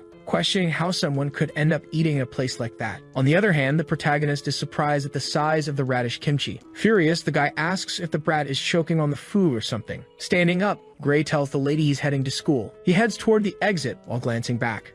He remembers he asked his friend to promise something before listening to his requests. He tells Taha not to kill or do anything like that, begging him not to turn the neighbors against each other. The protagonist asks if the boy thinks he would go after people recklessly, but Gray says that's exactly what he did. Returning to the subject, the guy asks what his request is. His friend reminds him that the 3rd district of Jiangxio is at a stalemate between Xiangu and Ozhong. When those disputes were really about to turn into chaos thanks to a local gang, Yaburi the fight was halted. However, Taeha asks if a small gang really managed to stop a power struggle between Xiangu and Ozhong. Gray reiterates that the safety of everyone was ensured by Yaburi. However, they are also buying buildings to create a housing cooperative, so they can negotiate in future cases. The protagonist notes that it seems he disagrees with that. He says that if an agreement with a solution would have been done already, stating that the mayor was elected with Ozhong's support. Moreover, Young-suk tried talking to the boss, but apparently she's not worth his time, asking Taeha to speak on her behalf. However, he couldn't kill or irreversibly harm anyone. The protagonist admits that, in his view, they're nothing more than common thugs, but they were able to make the crime leaders back off. He simply stands up thanking the lady. Boksu, annoyed, asks if he's really going to ignore him. He tries to go after the brat, but Young-suk steps in front of him. The woman says she already asked him not to touch her customers, saying she already paid and asking what the ugly guy is doing there. The guy raises his hand to slap her, asking who she's calling ugly, but Taeha stops the slap using a bowl. So even before Gray walks away from the shop, the 3 of them go flying through the door. The protagonist follows right behind them. The boy couldn't believe the lunatic did all that in under 10 seconds. Terrified on the ground, Boksu asks if the brat even knows who he is. As he approaches the men, the guy admits mentally that his revenge consists of 30 grand schemes. Even with all the planning, some parts were still uncertain. After all, he hadn't considered that his real enemy would be Chang. Because of that, he considers this a failure, but says he might be able to guess his plan for the future. Since even being of Jin family bloodline, he'll still need to be elected president by the board. So he will use the development of the Jiangxio district to stir up the board, asking the delinquents to take him to their boss. While they ask if the boy is crazy, a girl from across the street asks who he is. Suri asks if he wants to start a war against her gang all by himself. However, Taeha just responds negatively. He calmly grabs his cigarette and lights it, saying he's only there to talk. Shuri asks what he means by that, saying that there's no way she can believe it with her men lying on the ground while he says something like that. However, the protagonist simply looks toward them, understanding the situation. The boy apologizes, saying they don't seem interested in listening to him, so he doesn't want to talk to people like that either. Looking up, Taeha realizes that's how they managed to make both sides back down. With armed men spread across all the buildings, he states that if these guys took control of the whole city, the 3rd district of Jiangxio would become the base of these armed forces. Moreover, if even one of them used to be an officer, it's certain they have a very efficient system. He wonders if this is how Korea prepares itself. The girl says she can listen to his last words, asking him to be brief, calling him a bastard from Ozhong or Qiangu. Obviously, that makes the guy mad. But before he can take a single step, a shot hits the asphalt in front of him. Suri tells him to say where he's from unless he wants to be full of holes. The girl says he better hurry up. However, that just makes the assassin even more irritated. Clenching his fist, he says he knew this day would come, stating he can't believe the day would unfold in such a disgusting way. Her guards warn her that it's dangerous, asking if they should kill him. She quickly calls for someone named Hwaryeon. Her subordinate jumps off the building, landing quickly in front of the protagonist. The guy was huge, literally known as Tank. The guy stands still, staring down the kid. But contrary to expectations, Taeha simply tells the guard to step aside. The man stands there staring, unmoved. Unexpectedly though, he does as the protagonist ordered, leaving Suri completely confused by the guard's behavior. The girl asks how he could betray her like that while her other subordinates rush over. Surprisingly, the assassin just grabs the milkshake she was drinking. Throwing it away, he says it's no wonder nothing she does goes as planned. This obviously leaves her bewildered, not knowing what just happened. He gets close to her face while looking toward the building, saying something into her ear. She's left confused and scared by how things are turning out. Walking away, the protagonist says that either way, they don't seem worth his time. The girl was still paralyzed while her men ask if they shouldn't go after him. However, she calmly approaches Hwaryeon, The man admits he couldn't feel any kind of threat coming from the protagonist. The girl asks if that's why he let that lunatic get so close to her, stating her gang is really united. Smiling, the guy asks if she felt it too, claiming that even he was able to sense it, saying it's been a long time since the war, long enough to forget what it's like to see something real. Later, still at the ladies' restaurant, they were working to fit the door back into place. Gray asks his companion to hold it steady while he screws it in. They fix the restaurant's entrance. Both announce it's all done, saying the door now closes properly. While Young-suk asks if he's sure he fixed it right, Gray assures her he did and begs her to give them some food. Of course, she scolds Telha, saying if he breaks anything again, she'll kick him out of there. She was still scolding him since the door was expensive, but then Suri appears and breaks it again. The girl asks what's wrong with that door. Hugging Young-suk, the brat says she missed her and asks how she's doing. Pulling the girl's cheeks, the woman asks when these delinquents will let her door see the morning light. Seeing that, the protagonist thinks to himself the girl is completely different from how she was earlier that day. Once again, someone sets the door in place. Aside from fixing the door, Shuri says she heard Baksu laid a hand on the lady last time. Apologizing, she says she broke all his fingers to make sure he never does something like that again. However, the woman tells her to finish fixing the door and go eat, saying the girl is skin and bones. Gray explains to the protagonist that during a war that happened there, Young-suk helped treat many members of Yaburi, also treating Suri's father for free several times, which is why they consider her their savior. Taeda asks out loud how gang lackeys can treat someone who's considered their boss's savior so rudely. Obviously, the girl doesn't like hearing that. Looking at her, the protagonist says everyone calls her the boss, but the girl is just a symbolic figure. She jumps at him, wrapping several wires around him, focusing especially on his neck. Suri curses at him, saying she's been going easy from the start, but the brat doesn't seem grateful. Confident, the girl asks him to repeat what he said. The protagonist realizes those wires aren't normal, noticing their tension is different. To her surprise, the guy claims she must know that better than he does, saying that among those men who were positioned inside the buildings when he was there, some seemed to have their weapons aimed at a specific spot. Instead of targeting the intruder, they were aiming at their own boss, saying that while everything externally looks like a stalemate, she acts like nothing more than a puppet controlled from within. At the moment he approached her, the boy asked Suri to meet him at the ladies' restaurant, since there were too many spies there, asking who ordered them to buy the buildings there, wondering if it was Ojang. While the girl pulls the wire tighter, the protagonist claims there's only one last option, asking if it was Chian-gu, but the girl pulls the wire, visibly furious. But to her surprise, all the wires had snapped. With his dagger in hand, Taya says he got his answer. Elsewhere in the city, in a luxurious house, a man was banging on a glass window, begging the director to save him, saying that even with the failed deal with Lebanon, he guarantees he'll raise twice the revenue in 2 months. On the other hand, the director was on the phone asking what happened. The spy says an intruder approached Suri earlier, claiming the boy might have noticed them and asking how he should proceed. A cage begins to open with some feline inside. A hungry lion steps out into the same yard where the man was. Desperate, the guy tells the animal to stay back, begging the director frantically, pleading for another chance. But as expected, the man does nothing, letting the guy be killed and devoured by the beast. In the photo he received, the protagonist's face was fully exposed, making the director find it interesting. Ingyu orders them to bring the brat to him, alive. Taya says that apparently the one behind the entire 3rd district was really Chian-gu. Furthermore, the reason the girl hasn't dealt with them is because she's being threatened. Suri starts complaining about who that guy is. After all, he cut through her wires like they were nothing, even though they're her best weapons made of Kevlar fiber. She indirectly questions who he is. The protagonist assures her he's simply the best person in the whole country at killing Chian-gu. That obviously leaves her even more confused. He claims that if Chian-gu is her problem, he supposes he can help her. Gray assures her that she can trust the protagonist. She's surprised when the old lady arrives. Young-suk also tells Suri she can trust that guy. That shocks her even more, since the woman usually doesn't meddle in anything. With that, she gets off the table. As she walks away, the girl says that if it were just a matter of killing a few people, everything would have already been solved. Irritated, she warns that this is her last warning and tells Teha to leave the district. She leaves, abandoning the 3 at the restaurant. Later, the protagonist and the old lady are smoking outside. He thanks her for trying to help earlier, when she asked the girl to trust him if the matter involved dealing with Chian-gu members. But Young-suk just says it's the truth, complaining if there's anyone else capable of standing against them in this country. The protagonist asks who secretly plotted all that mess within Chian-gu. The woman says it was the director of the electric company, Inyu, assuring him that that worm is always behind everything. She says that when the former leader of the Yaburi, Suri's father, nearly died in the redevelopment war, that man took him to the hospital. But only the 2 of them know that. The rest of the neighborhood thinks he died, because if they knew, there would be resistance, and they'd all end up dead. Young-suk admits she would prefer everything be resolved without Suri's father dying and asks if Teha could help. They go silent for a moment. Someone reports being B1 and warns that the target is in their sights. They ask if there was any conversation. The spy says yes, affirming that Young-suk asked the intruder for help, claiming that the man is harder to read so he doesn't know what the answer was.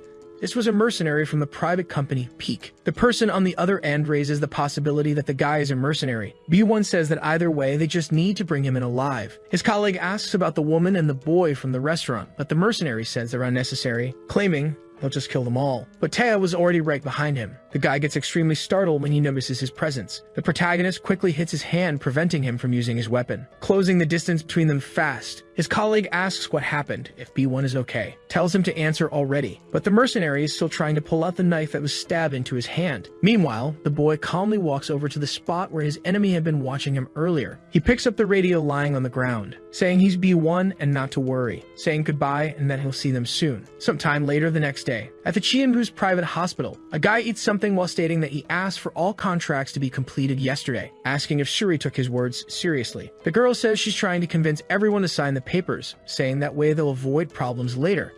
Her father was breathing through machines, clearly struggling.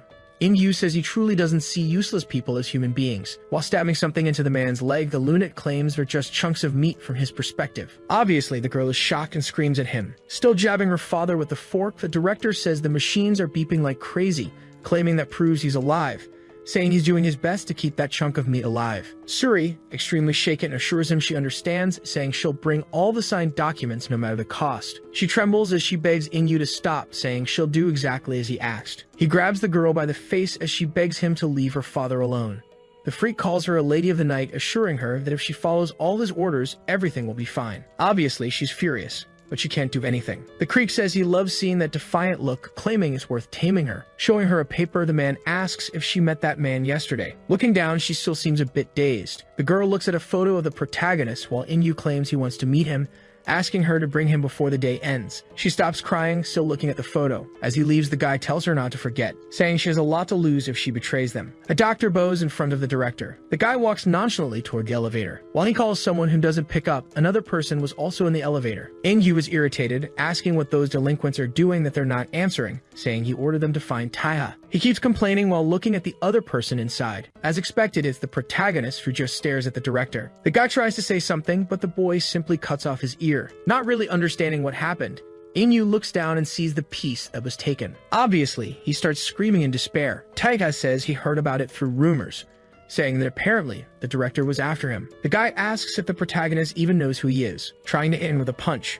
In-Yu asks how the boy dares to lay a hand on him, recalling that during his conversation with Young-suk, she told him that in the redevelopment war, Chienbu hired mercenaries. They were men from the Peak Company, ruthless killers who do anything for money. The protagonist asks if the director really thought everything would be resolved if he just threw more money at it. Grabbing the mercenaries' dog tags, Taha declares that if the guy wants bloodshed, he better be prepared to watch his own spill. He throws all the tags into the lunatic's mouth. The psychopath assures In-Yu that no matter where or when, he will find him and stab him once a day from now on. With that, he says to get ready and take aim, saying the hunt starts now. After some time, the man was running desperately, wondering what was happening. He fell to the ground as the protagonist calmly approached him. The director screamed, begging him to stop. Crying, he pleaded for him not to come any closer. Taiha had killed all the guards, which explained his calm demeanor. The boy stabbed his leg. He told the man to stop being dramatic, assuring him that the femoral region has a lot of muscle, so he wouldn't suffer a serious injury. As he pulled the blade out, the protagonist stated that compared to other places he had struck, this one wasn't so bad. Cleating his knife, he said he would see him tomorrow. After some time, a sort of festival painting appears. Xiaolin drinks wine as he informs that out of the 15 directors, 7 are his allies. 6 support the vice president, and the remaining 2 are neutral. He states that in difficult times, they should stick together, lamenting that it's a shame. Another person agrees, saying they can hardly imagine how distressed the late president would be with this. They say the 2 neutral members can only be persuaded by action, assuring that the young ones are surpassing the vice president. However, unexpectedly, Cham calls for In-Yu. He says he heard he's working on the Jiangxiu redevelopment case, asking if he can expect good results by the meeting. Nervous, the director simply agrees, assuring him completely. But the man starts laughing, asking him not to be so formal and why he looks so nervous. In a terrifying tone, the man tells his colleague to do his best so they can avoid any future hostility. While placing his hand over his latest wound, In-Yu assures that he doesn't want things to turn out that way. Later, he walks toward his car. He sits in the back seat, clearly in a lot of pain. He recalls the protagonist's words as he stabbed him with his dagger. The man curses him, claiming he'll destroy him next time. His driver asks if he should take him home. The director kicks his seat, questioning if that kind of question is even necessary. As Ingyu locks everything that can be locked, Taha appears in the passenger seat, asking if the man committed any crime. Obviously, the man is in disbelief that he got in there. Pulling out his blade, the protagonist says that apparently that leg doesn't have much education, quickly stabbing it into the man's knee. That makes the director scream desperately. After that, the psychopath calmly steps out and says he'll be back tomorrow. Terrified, Ingyu asks who he is and why he keeps doing that, stating that he won't get what he wants if the man doesn't talk. Night falls. Taeya says it's already the 7th day, and even though he's been stabbing him in non-lethal areas, the director must surely be reaching his limit. He tells Suri that even if they hand him over, her group will never be the same again. They ask what the protagonist was thinking going after the director, claiming it was very hard to drive them out. One of them asks their boss for permission to kill him, stating that if they don't hand him over, another war will break out. Suri questions why he did that and why he came there to tell them. But Taika simply says there's error 307. He states that this error prevents people from fully using online banking, an error usually encountered by journalists. Additionally, the internet speed there is below 10K, as if everyone's grinding their teeth waiting to be hacked. He asks her why that is. However, the two guards claim he doesn't understand anything, saying he's just an outsider. Even knowing that everything is because of Chi and Gu, she still stands firm for their families. He says that if all she wants is to protect her family, they should have stayed out of the way, questioning why they didn't fight back. However, Shuri just lowers her head, unsure of what to say. Leaving, Taiga says the director will try to deal with it on his own since he can't trouble the council, and tells them to be ready. Hworyong asks what the boy gains from all of this. He claims he'll earn the title of director within Chi and Gu. Later, in the same house where Ingyu once released a lion to devour his subordinate, a man says it's a tragedy for both of them. The CEO of the mercenary company Peak says he never imagined the powerful director would be suffering such humiliation from an outsider. But Ingyu tells the man to shut up, claiming he's not tolerating it because he likes it. While smoking, he curses the protagonist, saying that if it weren't for the council meeting, this would have already been resolved. Sick asks why he doesn't just bring that up, but the man vehemently denies that possibility. He assures that they symbolically call that meeting as such, claiming it can completely reorganize Chi and Gu. He says he's always maintained a friendship with Chong, and that once he's finally appointed, he'll have a kind of god by his side. He tells him it's best he gives it his all too, since if the project fails, the guy will also be punished for associating with him. With that, Sick says that Psycho managed to handle his men so he could get a background check on his own. He asks if Ingyu has heard of the Salernos from Italy. The man admits he has no idea, asking if it's some kind of mafia. The CEO confirms, claiming they're insane. He says the boy is one of them, going by the name Vendetta, their best executioner. The only thing known is that he's Asian. He states that since he's a senior director at Chi and Gu, he must have a lot of money. Sick then asks how much he'll need. He says that if a nuclear bomb appeared, they'll need to create one of their own, declaring that someone who can rival him has been summoned to Korea. He says that Jerome is a guy who crossed paths with this Vendetta twice and lived to tell the tale. However, the director says he should have found someone the protagonist understands, not someone who just survived. Still, the guy explains that the boy is infamous for chasing a traitor even to the ends of the earth. He tells a story of how once Vendetta went into the Amazon jungle to hunt down a traitor, surviving solely on insects. Ingyu asks if that doesn't just make Jerome good at running, but Sick replies that if that were the case, he wouldn't have come immediately. The CEO states that the commission is $700,000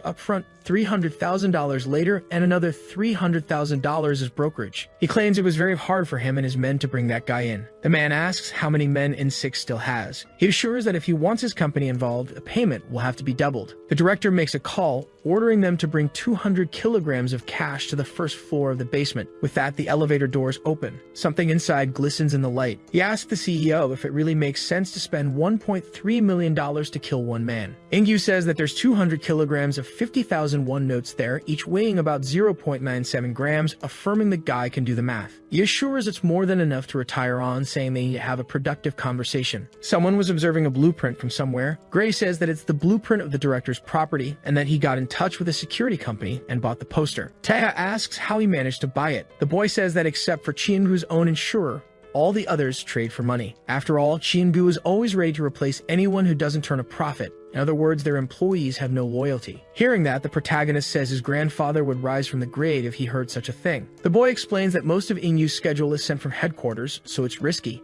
The best time is 10 p.m. However, they realize they don't have the blueprint of the first basement floor. Gray says he's sure one exists since there are stairs and elevators, but supposes that the blueprint might be with the director himself. He notices that the phrase "B1 Kruk" appears several times, and based on his studies, that's some kind of cement used in construction. Since it's highly resistant to moisture, chemicals, and weather, it's used for soundproof walls and even in zoos. Hearing this, the protagonist falls into thought for a moment. Taeha asks the boy to do him a favor. Gray says he's listening. Vendetta gets close to the boy and whispers something in his ear. He asks why all of a sudden, but the protagonist simply says he supposes he'll need it. Gray says he has that at home, but never thought the guy was the type to use those things. However, Taeha claims there's no such thing as a type for that kind of thing, and asks the kid to keep an eye on the CCTV for any intruders. After that, he calmly leaves the restaurant. Someone asks if he's heading out again. Hworyong asks if the lunatic is going to provoke the director again. The protagonist says it's hard to think someone being stabbed every 24 hours would see that as just a provocation. He says he's been around since the revolution of the 90s, so he knows how to spot real talent. Even so, he'd never heard of him before and asks who the kid is. Taeha asks if it would change anything if the man knew who he was. The big guy seems a bit irritated by this. He warns that if he refuses to explain, he'll be considered a threat to the boss and will have to be eliminated right there. The protagonist just stares indifferently, saying that the man knows his opponent's skills and still wants to fight fair instead of scheming to get an advantage, claiming that apparently he used to be part of the Ojom gang. As he leaves, Vendetta says he trusts his skills too,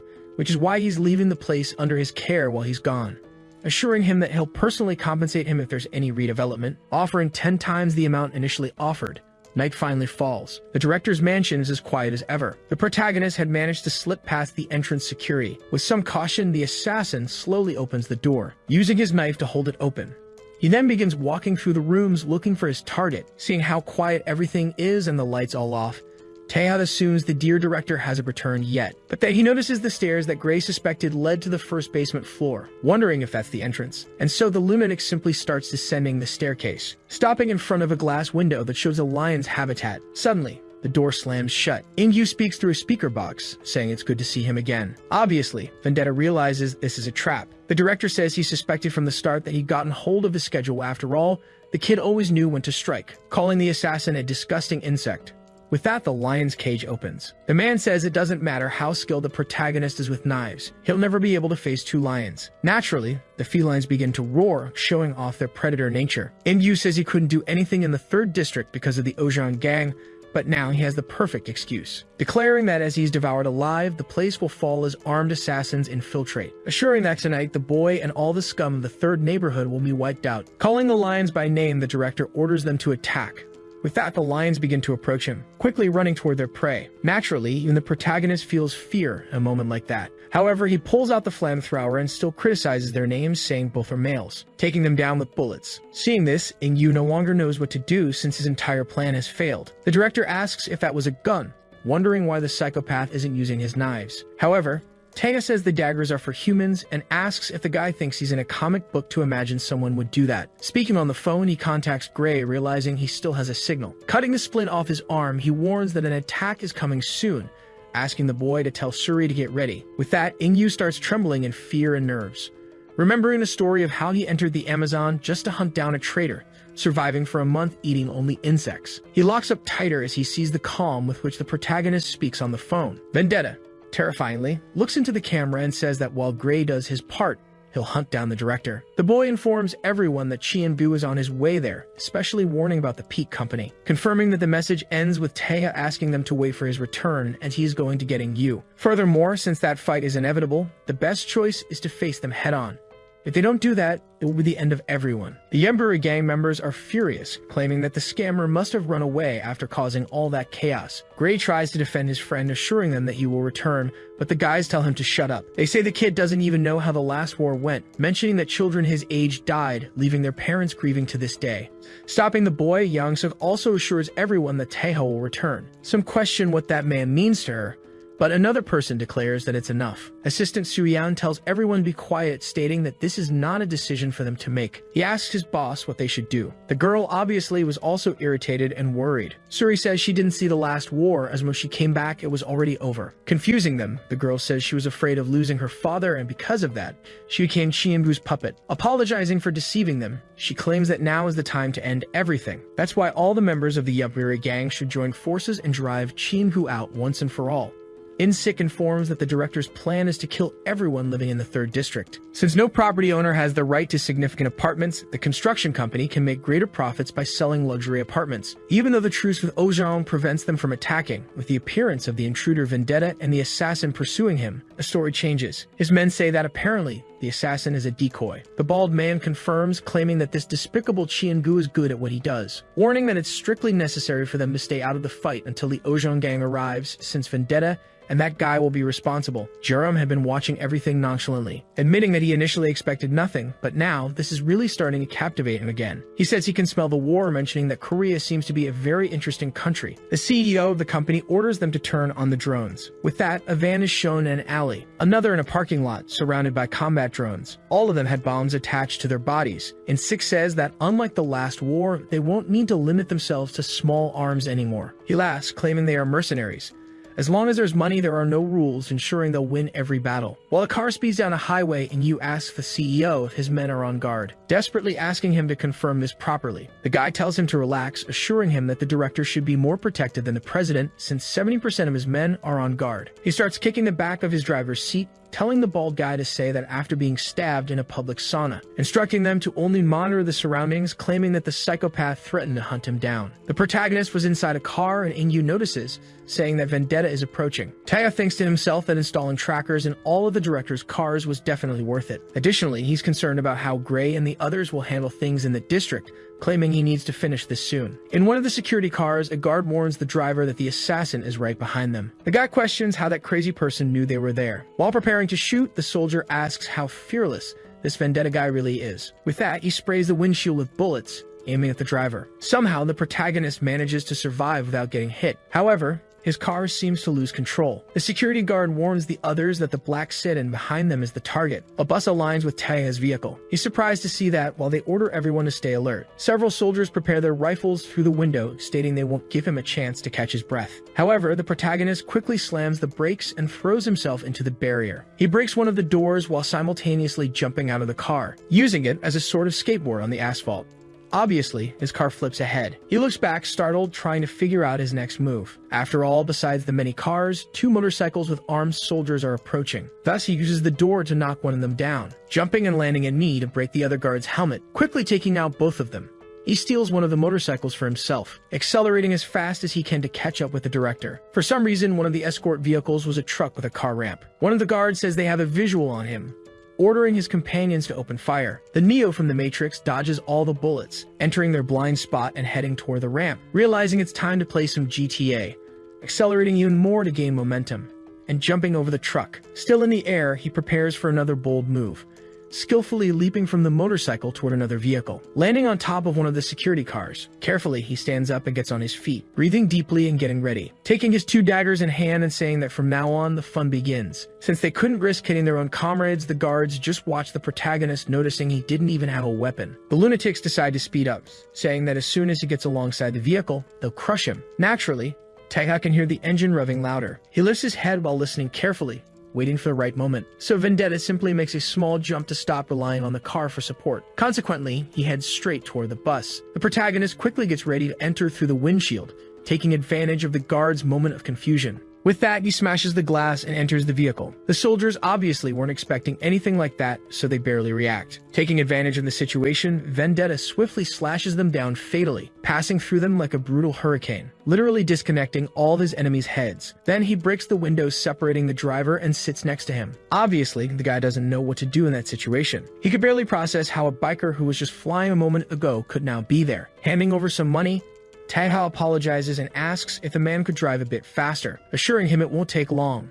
In the district, it's reported that drones have been confirmed within a 600-meter radius, claiming that 16 were sighted. Gray reports that they split up to strike from a lower altitude. Also, judging by the speed, they seem to be FPVs. Suyeon says it's exactly what they expected. A few hours earlier, Shuri had asked the Major how the last war was fought. The man explains that Cheong and Ojong only fought during prearranged times. She says it's ironic as they're not in medieval Europe. Still, she asks why the war was contained within the district. After all, whenever one side left, the other did the same. The Major explains that only small arms were used and only Peak made use of them, since both gangs didn't want to draw attention. After all, if a monster like that appeared again, no one would live to see the next day. With that, the girl becomes thoughtful for a moment. Stuyan says that's why Pete tried to end things before it reached Ojan's radar, but taking over the district would take too long. The boy finally understands the reason behind the drones. The assistant says they are probably equipped with RPGs or grenades for self-destruction, warning that they must prepare. The drones begin to fly over the region. Some soldiers spot them and get ready to fire with anti-drone weapons to take them down. With that, some of them start to hover in place. One soldier celebrates the hit. Another shoots with his rifle while cursing the mercenaries. The bald man is informed that they lost control of drones on 1st and 7th Streets, assuming the enemy might have anti-drone capabilities. And Sick questions why they're making that assumption. His subordinate says the signals were lost only in certain locations. Naturally, the CEO gets furious, asking if Yapuri has radars. Besides, anti-drones aren't something commonly seen. Laughing, he assures that won't be enough to stop them. Suddenly, Gray is incredibly surprised. They try to understand what's happening with the drones, reporting that there are many of them, assuming at least 100. And Sick asks if they really thought his company would start a war with just 10 to 20 drones. The anti-drones only block a small area, and when you point in another direction, the signal comes back. Now with hundreds of drones scattered across the sky, the guy wonders how many they'll be able to suppress. With the previous war leading to renovations in most of the district's buildings, a simple command allows drones to be sent anywhere. The CEO says he's eager to know how many will survive with 800 explosive drones behind them. Someone on the radio reports that drones are infiltrating through the ventilation, warning that they seem to know the layout of the building. Subian orders everyone to get out of there, saying those have already been programmed, so there's no way to stop them. Smiling, the major assures that the boss is already heading over. Someone calls out to the bald man, saying there's something strange in the sky. And Sick looks up, confused. The sky seemed as normal as ever, but suddenly, several lights appear. They intensify more and more. Then several explosions start going off. On top of one of the buildings in front of the drones was Shuri, trying to draw the attention of as many as she could, quickly manipulating her threads, completely wrapping them, making them stop. Then she jumps away while making them self-destruct. Insik is startled, asking who that is, assuring that nothing like that ever happened during the last war. Some time ago, her subordinates were asking what that was. She apologizes for not telling them before, claiming that this is her true weapon. The girl says maybe they're surprised, but as she said, she was somewhere else during the last war, saying she was in another place learning how to use that weapon to help her father, but fate made her arrive too late. That's why she wants to make things right this time, saying they will ensure those bastards never step foot in their neighborhood again. Subian is proud, asking Gisov to see how much his daughter has grown. The bald man orders another batch to be brought in, telling them to overwhelm them with numbers, ordering to blow up everyone in their path. But when his soldier tries to respond, something seems to surprise him. Suddenly, someone hits the van behind him. Someone informs Oreong that this must be some kind of drone command center. The big guy confirms they were right. With that, the CDO becomes nervous upon seeing him. The tank heads toward the bald man, stating that it'll take care of that guy first. 10 years ago, the guy asked if his friend really wanted to form a gang. He said times were changing, and instead of paying some gang for protection, it was easier to start their own. The major said he was still a soldier, and besides, there was no one there who could fight like Gizab. But the guy assured him they weren't getting together to beat anyone up, just to make negotiations easier. With a smile, he asked his friend what he thought of the name Yaburi. Back to the present, the mercenaries were wondering how Horion had found that place. The soldiers reported that Alpha Team had identified a threat. The big guy kept running faster, lowering his head to avoid the gunfire. Annoyed, their captain shouted to stop aiming at the head and shoot at his feet instead. But the tank had already slammed one of them against the wall. His partner couldn't believe what was happening. Then the big guy quickly took down the second mercenary, also slamming him unconscious against the wall. A sniper said Alpha Team's threat was in his sights. He admitted the man was a monster. However, before he could do anything, his body was completely sliced apart. As expected, it was done by the girl. She was sprinting quickly across rooftops. N6 saw it and cursed furiously. She informed everyone that she had just taken out another sniper. Subian congratulated her on the work and warned that there were probably more, telling her to stay alert. Besides, they didn't even know she existed, so the snipers were likely positioned in places with a clear view downward. And the location where the snipers were grouped was probably the same place the drones were stationed. Gray said he had found a possible location. He claimed it was a public parking lot on the other side of the community center, in a black van. The girl said she understood and was already heading there. But something caught her attention. After all, Oriong had just been hit by a bullet. But his nickname wasn't Tank for nothing. The guy hadn't suffered a scratch. As he approached, he said that in the last 20 years of bloodshed, he had only survived as a mercenary in that country one way. N6 swore he would kill the girl after taking care of all of them first. Tearing off his coat, the man revealed his robotic arm, saying he would finish the bald guy right there. Elsewhere, a car crashed onto a viaduct.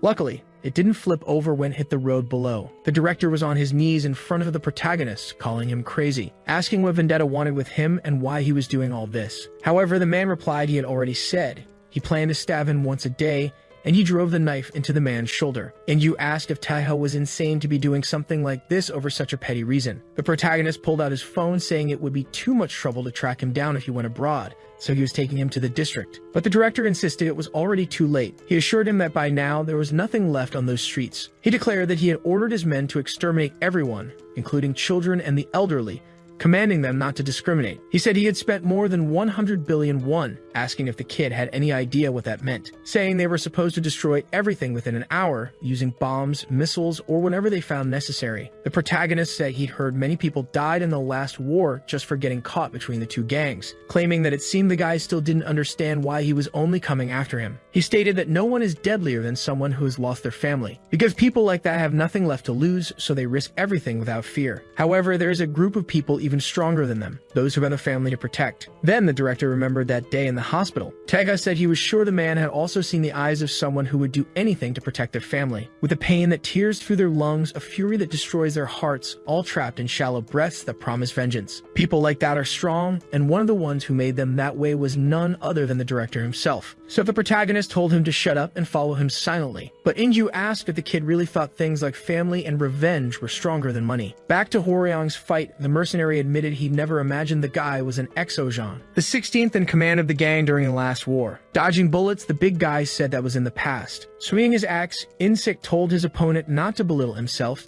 stating everyone knows what that ranking means. Anyone within the top 20 in Ojang is considered one of the strongest in the nation. Suddenly, Suri's threads appeared mid-battle. The girl quickly managed to wrap the bald man completely. While cursing the girl, the man wondered what kind of thread it was that he couldn't even cut. She said his name, claiming she heard he was the one who killed the most in his entire city. Cursing him, Suri vowed to take his head to ease the sorrow in the hearts of those who remained. With that, Hworyong leaped toward him to deliver the final blow. The CEO tried to plead for them to wait, but to his luck, Jerome appeared and rescued him from there. This obviously surprised the big guy. Not much differently, Shuri also didn't understand what had just happened. The man said that because he had chosen toys like drones to win, that was the reason the bald guy ended up in that situation. Grabbing a crowbar, the assassin asked if he was wrong. Looking directly at the two, the guy states that he's going to begin. Still confused, the girl wonders if the man is a new enemy. Noticing that even though Insik was completely entangled in his wires, that lunatic pulled him out as if it were nothing. The leader of the mercenaries asks what the lunatic was doing to show up so late. However, Jerome simply says that their base is 350 meters to the northwest on the 4th floor of a ruined building, ordering the bald guy to go there. Before he can finish his sentence, Hworyong shoves the assassin against the wall. However, the tank seems surprised by something. After all, the guy is laughing while saying he'll stay there to have a little fun. Insik screams over the radio in desperation, ordering them to get all the drones in the air. His subordinate objects, arguing they don't even know where the enemy's control center is. Nevertheless, the leader says it doesn't matter since his best man is already there. He orders them to kill everyone while Jerome keeps the guy busy. Suri approaches the guy, saying he can't do something like that. This distracts the big guy for a moment, creating an opening for the assassin to land a kick and throw him far away. Obviously, Hworyong struggles to stop himself. Annoyed, he admits he didn't expect the guy to be able to throw 120 kilograms so far, noticing from his form that's not even his full strength. The big guy acknowledges that this man is truly promising. The girl calls out to her friend, but he asks his boss not to worry, stating that he'll take care of things there. The girl says she'll handle the drones, asking him to take the man down and bring him to the base. She says it's an order telling the guy to finish things there in the next 5 minutes, because if the peaks arrive first, it's over. However, Hworyong becomes extremely frightened by something. After all, Jerome appears next to the girl, asking if she's already leaving. He asks her to stay a little longer, claiming it'll be more fun that way. However, the big guy appears ready to punch him, landing a strong blow on the assassin, sending him flying. The guy once again asks her to leave it to him, assuring her that he'll catch up soon. The girl simply nods. With that, she starts running as fast as she can. Hworyong mentally admits that if she had hesitated, he would have cursed at her until she left. He's surprised that she's not losing her composure even though it's her first war, stating it must be in her blood. But Jerome starts laughing, asking if this isn't a surprise, admitting that if he takes a few more punches like that, he might actually die. The big guy complains about how he survived a direct hit to the chest, asking where the guy came from. His opponent says he's from the Philippines, explaining that he learned Korean out of sheer interest, and asks how this pronunciation is. They stand face to face, staring at each other. Jerome admits that his life has been boring lately, saying he misses fights and things like that. He introduces himself and says the two of them will have a lot of fun. With that, the lunatic punches Hwaryeong in the face. As expected, he strikes back. Preparing another blow, he introduces himself too, unleashing a series of attacks all over the enemy's body. While taking advantage of an opening and landing an uppercut, the assassin declares that he loves this. Naturally, a hit like that leaves Hwaryeong dazed. Before he can regain his senses, the psychopath lands another one. Still taking hits, the big guy remembers someone who discovered his identity, recalling the protagonist, stating that he trusted his abilities and would leave everything to him while he was gone. Clenching his fist, he wonders why that man would trust his abilities, remembering that during the First District War, he was the leader of the main squad of the Ojong gang when it was still new, and that Gisa was the head of Yaburi, a close friend who worked with him for the gang before retiring. Back then, he asked his friend to trust him, assuring him he would make sure everyone moved into an apartment with a great view. However, Suri's father argues that most people there are elderly, so they can't wait 10 years just to live there again. He says he'll fight, and if he dies along the way, at least he'll know he tried to do something. But before anything else, he asked a favor, saying that if he dies, he'll leave whatever comes next in his hands. Even badly injured, Hwaryeong gets up once more, yelling as he tries to land a hit on the opponent. But Jerome manages to dodge and counterattack, while the big guy admits he joined the Ojong gang to find out what it meant to be strong. However, the truth he found only brought him despair, a world full of talents that rose above him like mountains impossible to overcome. Upon reaching the top 16, the man finally realized that was the limit of his abilities. However, the death of his friend illuminated something he hadn't known, admitting that what made him stronger wasn't the mountains, but the people he needed to protect. Jerome kept landing blows on him. But surprisingly, Hwaryeong grabs the assassin's head, running while carrying him along with his body, stating that he's known as the tank for a reason, proclaiming that he's the one who paves the way so others can follow. His enemy seems surprised by the whole turnaround. Smiling, the weirdo says that Fist is full of conviction, claiming he thought they were just having fun from the start. Appearing behind him, the lunatic says that if the man is taking it seriously, he'll have to do the same. Grabbing a crowbar, Jerome admits that it was fun, saying he'll make him pass on without pain. With that, Hwaryeong is completely paralyzed in shock. A large slash cuts through him horizontally, even slicing the wall in front of him, causing it to begin falling on top of him. Someone praises the man for all his work. Unexpectedly, Taeha appears and cuts the wall, preventing it from falling on him. The protagonist asks Hwaryeong to let him take over from there, thanking him once again for all his work. With that, he turns his gaze to Jerome. Staring at him, the assassin says that vendetta is very late. The boy says that from now on, he will be his opponent. But first, Taeha asks if his comrade can move even with those injuries, visibly covered in deep cuts. Hwaryeong insists that it wasn't enough, claiming that he's fine, assuring them that they'd have to kill him to make him stop moving. So the protagonist tells him to walk one block, saying there will be a black car near a streetlight. Inside the trunk, Ingyu will be waiting for him. He declares that he will take care of things here, asking the man to drive the car to their hideout. Jerome asks if they really think he'll let the big guy go so easily. However, Taeha throws a manhole cover at his feet. As expected, the guy simply blocks it. The protagonist starts walking toward his opponent. Smiling, the lunatic asks if he's serious, quickly using his crowbar to catch the manhole cover still in the air, skillfully throwing it back, growing more and more excited. Vendetta runs toward him as fast as he can, barely managing to dodge it. Both stop at a certain distance from each other. However, Jerome lunges forward, seeming more and more thirsty for adrenaline. The protagonist says that apparently the guy has really been walking around claiming to be his rival. The weirdo asks if it isn't true. With that, they begin exchanging blows at an absurd speed. However, Taeha says the only thing that guy is a stalker. But the assassin keeps laughing, claiming it's all the same. Several explosions erupt in the sky. Suri is taking down every drone she can. Tired, the girl admits there are too many drones around. Besides that, she can't waste too much time on this. Suddenly, a voice on the radio says that HQ is exchanging fire with the peaks about 50 meters from the base. Gray says the situation is dangerous, but their position makes it hard for enemies to approach, telling them not to worry. He says that as soon as that man returns, the war will be over, so they just need to hold on until then. The girl, hearing those words, wonders if he might be talking about someone in particular. Then she hears the sound of a car. Inside the trunk was the director. Even incredibly injured, Hwaryeong had gone there to retrieve him. Obviously, the man was increasingly afraid of what fate had in store for him. The big guy grabs him by the face like a doll. He wonders if the way to end the war is to smash that worm's skull right then and there. However, if that man loses, Shuri won't be able to face Jerome alone, so he considers it might be better to ask the Ojong for help. With that, he starts squeezing Inyu's face tighter and tighter, saying to himself that this is the one responsible for everything, and after his death, Peek and Jerome will have to retreat. However, Taiha and his opponent pass by above him, still fighting. The assassin was blocking the protagonist's blades. Both start clashing their weapons again, face to face, staring each other down once more. They exchange another flurry of blows. Vendetta manages to land a kick to his enemy's stomach, sending him flying. The guy uses his crowbar as leverage to stop.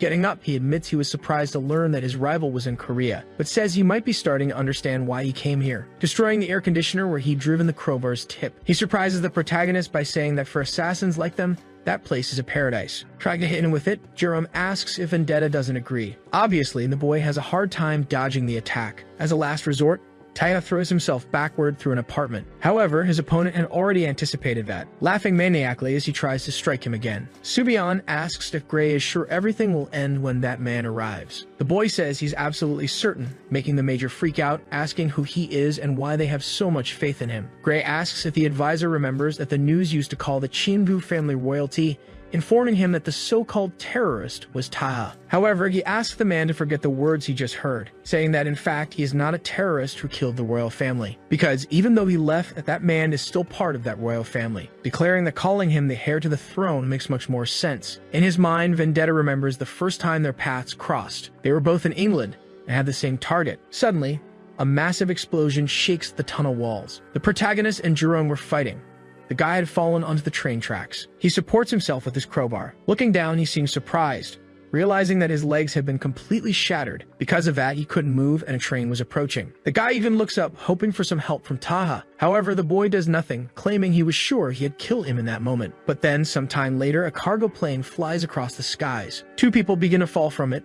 The protagonist says that once he was dealing with a traitor trying to escape to Russia. That's when they crossed paths again, fighting in midair. They started exchanging blows while free-falling, until Vendetta manages to strike his vest, cutting the parachute trigger, placing his foot on his chest and pushing him downward. Yet he didn't die that time either. On the contrary, Jerome seems to grow stronger with each confrontation. The madman keeps laughing, claiming the protagonist's strike wasn't enough, saying it came down to a very subtle difference, noticing that his right-hand strikes are weaker than the left-hand ones. With that, Jerome quickly charges at Taha, saying that Vendetta failed to kill him despite multiple opportunities, including the last blow. The guy lands a fiercely powerful strike. The protagonist realizes that his right arm begins to tremble after the attack, as it was the one that had been broken during his revenge.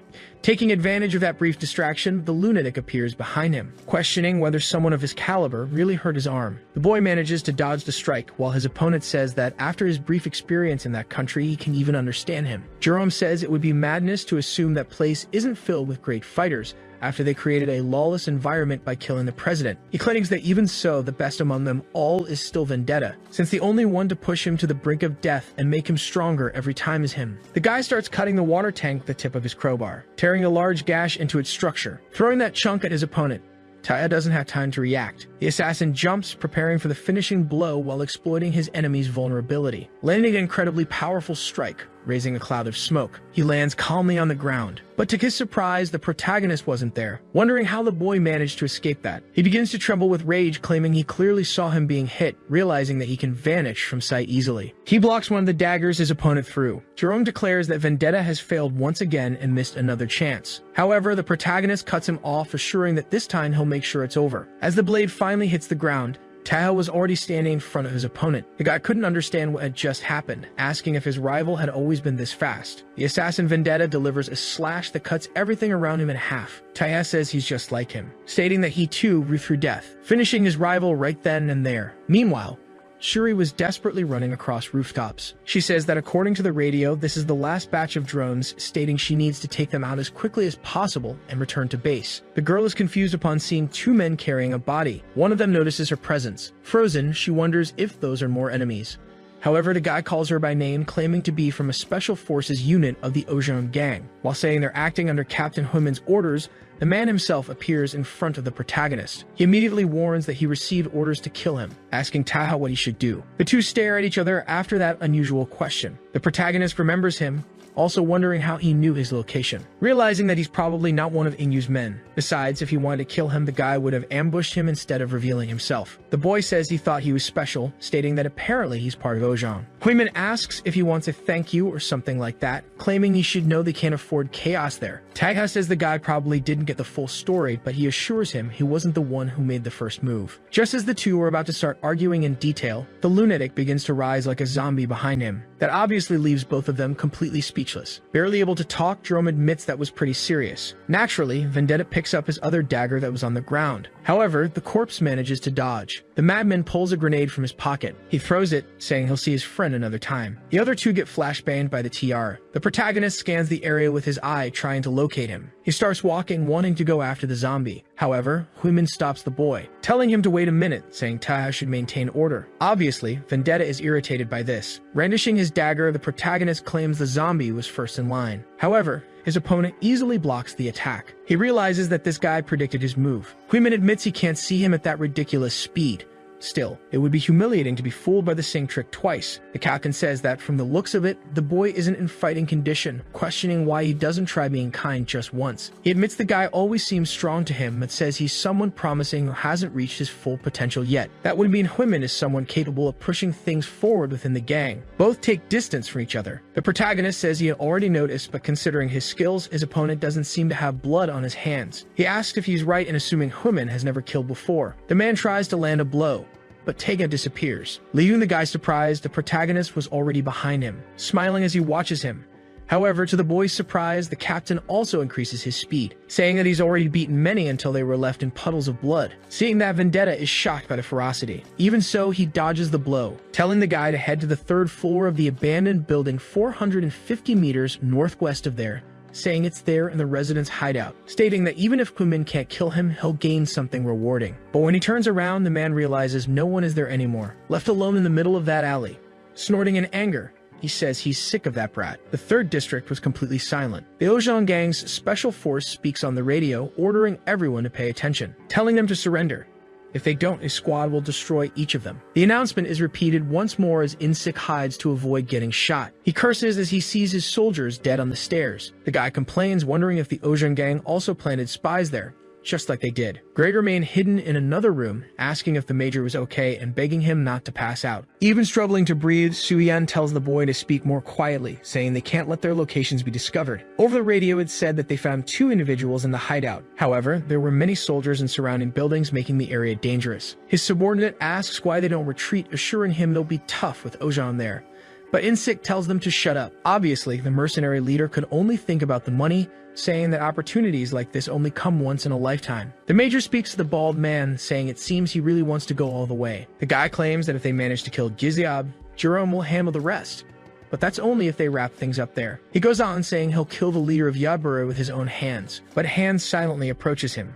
Freezing him in fear, the person covers his mouth. It was Quarion, questioning if he really just declared that their lives were worth 10 billion won. Turning quickly, the bald guy says the man must be nothing more than a walking corpse by now. But the big man steps back, saying he'll make him spit out every drop of blood, swearing it's for all the ones he killed, landing a punch right in the center of his chest, making the mercenary leader vomit a massive amount of blood. The force of the blow is so strong it sends him flying out of the building. The mercenaries in the building across the street are frightened by that, but before they can do anything, some wires appear. With that, they start getting strangled. As she leaps, Shuri easily decapitates them.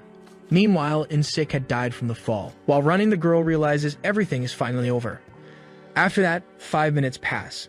Huimin had finally arrived at the building the protagonist had told him about.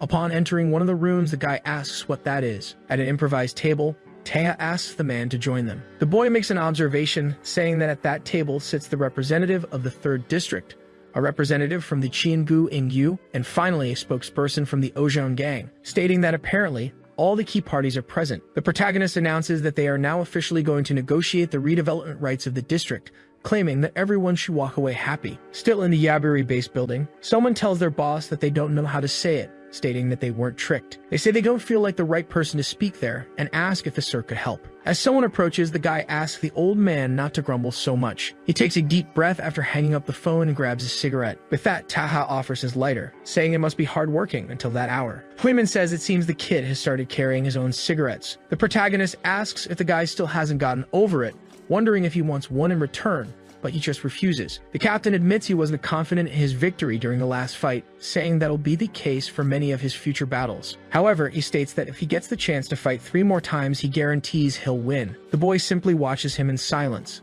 Annoying the guy, Vendetta says it's a shame he only has 1 life. With that, one of them finishes smoking their cigarette. As the protagonist walks away, Human asks how he can still be alive and well after facing Junsu. He says he won't tell him anything right there, declaring that, like it or not, the guy will know everything the next time they meet. The captain smiles, saying the brat never gives straight answers, saying he wants to see if Tae will act that way with the man who's about to arrive. After some time back at the abandoned building, Human returns accompanied by 2 more men, including Jaepo. As they enter, Hworyong promptly bows, greeting them, introducing himself as the former leader of Group B from the Ancient Branch, saying he's sorry for making the vice president come all the way there. The older man says it's been a while since he last saw him, noticing the man has some injuries.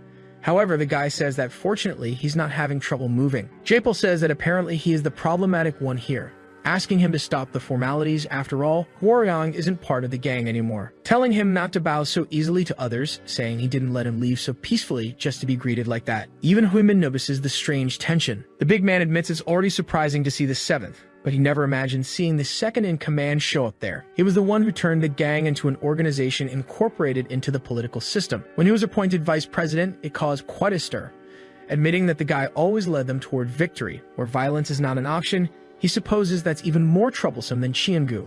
Everyone goes silent as they hear his footsteps approaching. Jaepal introduces himself and says that before they begin, there are some matters he'd like to address. Ingyu was still tied up, muttering non-stop. The man demands that they untie the director, saying he refuses to negotiate anything until then. Unlike Shuri, who is furious, the protagonist simply says that man is a criminal who violated the agreement. Taha was about to say something else, but the old man orders him to shut up. He claims the boy is an outsider who shouldn't even be there, warning that one more word and he'll leave. So the boy has no choice but to remain silent. The man once again demands they release the director, while Human seems pleased with his superior's stance. Since he couldn't speak, the boy just nods to the girl. She does as she was asked. Jaepal says there's a car waiting for him outside, ordering the guy to go first. Ingyu begins to leave, assuring them he'll repay his debt, telling everyone to wait, promising he'll make sure their deaths are as painless as possible. Suri obviously was furious about all of it. The girl asks what the old man's problem is, saying he was going to be betrayed by the manager and still did that. However, Jaepal asks how the bitch expects him to believe everything they said. That leaves her even more confused and outraged, asking how could she possibly know whether it was truly a breach of contract or just some internal dispute between the two. She slams the table, stating that the director kept her father hostage, the man who was almost killed by their 3rd best subordinate. Looking at the protagonist, the man asks if it wasn't him who stabbed Ingyu at the hospital. That, of course, leaves her speechless. He states that even if the director was threatening her people, it still wouldn't justify a war. So after they provoked and threatened that man with an outsider, it's his duty to hold both parties responsible for breaking the contract. After that, Jaepal asks if they have any strong evidence to contradict him. Clearly, the protagonist was dying to kill him. On the other hand, Shuri says that in that case, they're no longer interested in negotiating with the Ojum gang. The man says that decision is no longer in the girl's hands since they accepted the terms of the agreement, but violated them.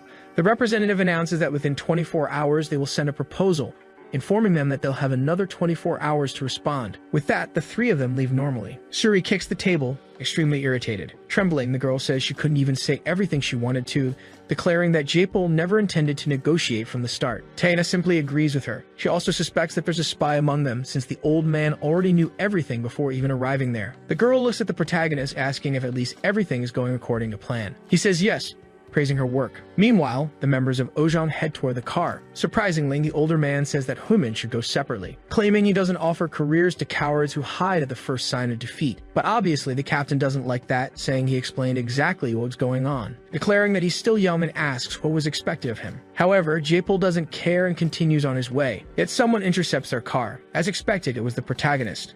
The car slowly approaches him. Cracking the window open a bit, Jaepal asks what he wants. The boy says that since both gangs are now part of a larger power structure, it's important they don't cross certain lines. Therefore, if they lose the director who was just released, and since Chiemgu recently lost its president, they'll become more vulnerable, weakening the agreement between them, especially if the person and motive behind the disappearance remain a mystery, stating that for someone who claimed he didn't need to negotiate with a stranger, he now has excellent reasons to at least discuss this. At that moment, Jaepal remembers what was said in the meeting. Recalling Hworyong, the man realizes that he wasn't waiting for him, but was waiting for the director's release. The old man admits that he expected the boy to come after him, but now that he realizes the kid isn't as foolish as he thought, he doesn't know what to think anymore. The old man completely changes his demeanor, saying there's a seat available and asks if the boy would like to join him. However, the protagonist says they're not that familiar with each other, claiming they just need to settle things in a simple way. Jeppel assures him that he wouldn't set a trap this late in the game, saying he just knows a great cigar lounge. Taya says that only makes things worse, since he's extremely picky about his cigars. The man says he heard that he was away from Korea for a while and asks where the protagonist has been living. The boy says he was in Italy. The old man says that even though he's not too familiar with them, the place he's talking about also has cigars, trying to remember the name. Before the man can even finish his sentence, the guy gets in the car, saying he should have mentioned that from the start. Jeppel is a bit surprised by the assassin's reaction. He notes that Seoul's speed limit is 31 miles per hour, but Taeda tells him not to worry and just to hurry. After that, they arrive at the place. A white-haired man approaches them. He says these are the cigars the gentleman usually smokes. Additionally, he brought the ones he had ordered. The man says he'll enjoy them as always. The waiter wishes them a good time. However, before he leaves, Taya calls him, asking if they have matches. The waiter says yes and asks if he should bring them. It was a high-end place with incredibly expensive drinks. The boy says that isn't a typical cigar made with a Kentucky blend appreciated by workers as well as other social classes, characterized by its considerable length, which is sometimes cut in half to be shared with partners. Handing a piece to Jeppel, he explains that's why it was named the friendship cigar. A bit surprised, the man takes it, saying it takes about half an hour to an hour to smoke a whole cigar, realizing Taya only wants a 15-minute talk. With that, both remain silent for a moment. The old man admits that the cigar isn't bad. He also confesses that he doesn't care what happens to the 3rd District, as topics like that don't interest him. That's why he reveals the real reason he showed up there. First, Huimin still doesn't know how to handle situations like that. Second, he couldn't understand how someone capable of facing Qianbu's royalty ended up in a place like that. The protagonist says he almost died back then, assuring he's only alive because of the people from there. He requests the man to offer guaranteed housing to the citizens until the redevelopment plans are completed, providing the necessary relocation support for a new apartment by Gangnam standards, with no extra fees. Jeppel states that just the construction alone will cost 3 trillion won. If they offer that kind of support, families would earn 10 times the property's value. Taya asks if they're not there to negotiate, as he got the impression the man wanted to know about his plans for Qianbu's future. However, the old man denies that intention, saying he's there for another reason. His true interest lies in the protagonist's knowledge of the committee, the largest conglomerate in South Korea, controlling advanced industries and entertainment businesses across the country, Qianbu Corporation, the criminal organization behind the president's assassination, ranking members by skill, Ojang, the pseudo-religious group with the largest chamber, made up of all post-assassination presidents, the Eternal Life Sect, the largest crime syndicate composed of military elites and media moguls rejected by Oshang, the Dobang Association, and finally the committee's organizer, the Yan House of Changju. Since 1990, these 5 factions have overseen the country through the committee. The only thing they covet is balance, perfect balance, with power shared equally. Hearing this, Taha remains silent, a bit thoughtful. The protagonist says it seems they're afraid that Chang might disturb that balance. However, Jeppel assures that's not it and says the boy already knows the right answer. He asks if it was Chong who was responsible for his near-death experience, but the protagonist seems to hesitate for a moment, remembering when he faced Junsu, and the moment when the old man said it all ends here. Still, the boy claims it was Junsu. The man suddenly says Xianbu got Junsu, claiming that's what was said the moment they acknowledged his strength. A man of unknown origin, age, and identity, who became the president's bodyguard, saying Xianbu's presidency shines thanks to his light. This man first emerged through a coup, and although he fears believing it, perhaps Junsu is using the organization to feed his ambitions. Taeha asks what the man is looking for by telling him this. Leaning back, Jeppel assures that he must know, declaring he's sure the boy knows what he really wants. The protagonist assumes that maybe this man wants him to kill Chang and Junsu. Standing up, Vendetta thanks him for the cigar, warning that he'll take that as agreement on the district matter. The old man says that if someone outside the committee learns about him, the rule says he must be eliminated. With that, he asks the protagonist not to try running, assuring him that he wants to maintain the connection they have. The boy stops walking, encouraging Jeppel to look to the future and observe the next Qianbu Council meeting. Elsewhere, a fax arrives at an office. This was the 31st floor of Qianbu Electronics. One of the employees asks who could send a fax there, calmly reading the message that had been sent, surprised at what was written. Meanwhile, in a forest-like area near a waterfall, someone was running barefoot over the ground. It was Pyodo, a board member, trying to hide with the same message in his hands. Calling the vice president, the man informs him that Ingyu has announced he won't take part in the vote. The old man who was bathing stops in place, visibly irritated. The man says he sent a fax stating that a proxy will be present. The gruff man asks who the proxy would be. Only a single word of astonishment escaped the assassin as he turned to the young master, and with his hand gripping the knife, he wondered if it had all been a plan to lure him into the elevator. Then the young man explained that it was the same technique magicians use to divert attention. By breaking the pole, he made his opponent believe he was fleeing into the empty building. With that, he commented that the man had natural qualities to be an assassin, since he hid so well. But whether a magician or an assassin, now that his game had been revealed, the master declared he would pay the price. Immediately, the enemy lunged forward with his weapon, but the strike was blocked with the very same blade. Still in disbelief, the attacker questioned how the other could possibly know what his game was. With a calm look, the young master simply confirmed he was right. Next, the blades clashed again with full force in the middle of the elevator, and a rapid sequence of strikes was unleashed, but the master blocked all the attacks effortlessly. The speed of the counterattack left the assassin stunned, unable to understand how he hadn't been this fast before. Soon, he rushed forward quickly, leaving a trail along the elevator wall. But leaping backward, the enemy ended up evading the attack. As soon as he raised his weapon for a new strike, he froze at the sight of the blade already pointed at his throat. For an instant, an aura surrounded the master as he raised the blade over the fallen opponent. And in a swift movement, the knife grazed the assassin's face, who only watched without reacting. With a smile, the young man said he had warned him, for he was like an open book, and a flicker of astonishment filled the assassin's eye. Suddenly, the elevator cable snapped with a loud crash at the top of the shaft. Then the cabin began to plummet in free fall. And in a nearby hallway, the master revealed he had expected that since there was only one way out of the elevator. He soon asked how it felt to have someone always one step ahead. Unable to respond, the assassin only shouted an insult at his opponent. Then the young master knocked him to the floor, pressing a blade against his neck. With the impact, they both burst through the doors and were thrown into the middle of the hallway, and the blade shattered as it was blocked by the enemy's strike. With a smile, the man revealed that the knife was a defective piece, questioning how he could possibly be defeated with it. But before the assassin could finish his sentence, the master grabbed his face with his hand, and with a steady gaze, he simply told his opponent to stay quiet. The sound of impacts echoed from outside the building. Then the young master hurled him toward the window, which shattered, sending them both out of the building. During the fall, the assassin still attempted a quick strike to break free, but the young man used the broken knife to block the attack. With that, he seized the chance to leave a cut on his opponent's face, and then the enemy's body slammed into the ground with great force. Meanwhile, the master landed on his feet without any difficulty. Standing at a distance, he took out his cigarette. Right after, he tried to use his lighter, but it wouldn't work. Amid the dusk, he admitted that the man's skills were impressive and that he had never encountered such a talented assassin. But he added that no matter how good he was at acting and disguising himself, living together was a completely different story. Then he recalled that he knew very well Guangsu had ignored him on purpose and even so, dared to betray him after being taken in. With that, the man's silhouette began to fade away. Before disappearing, he could only say that his body was. And with the man's knife in hand,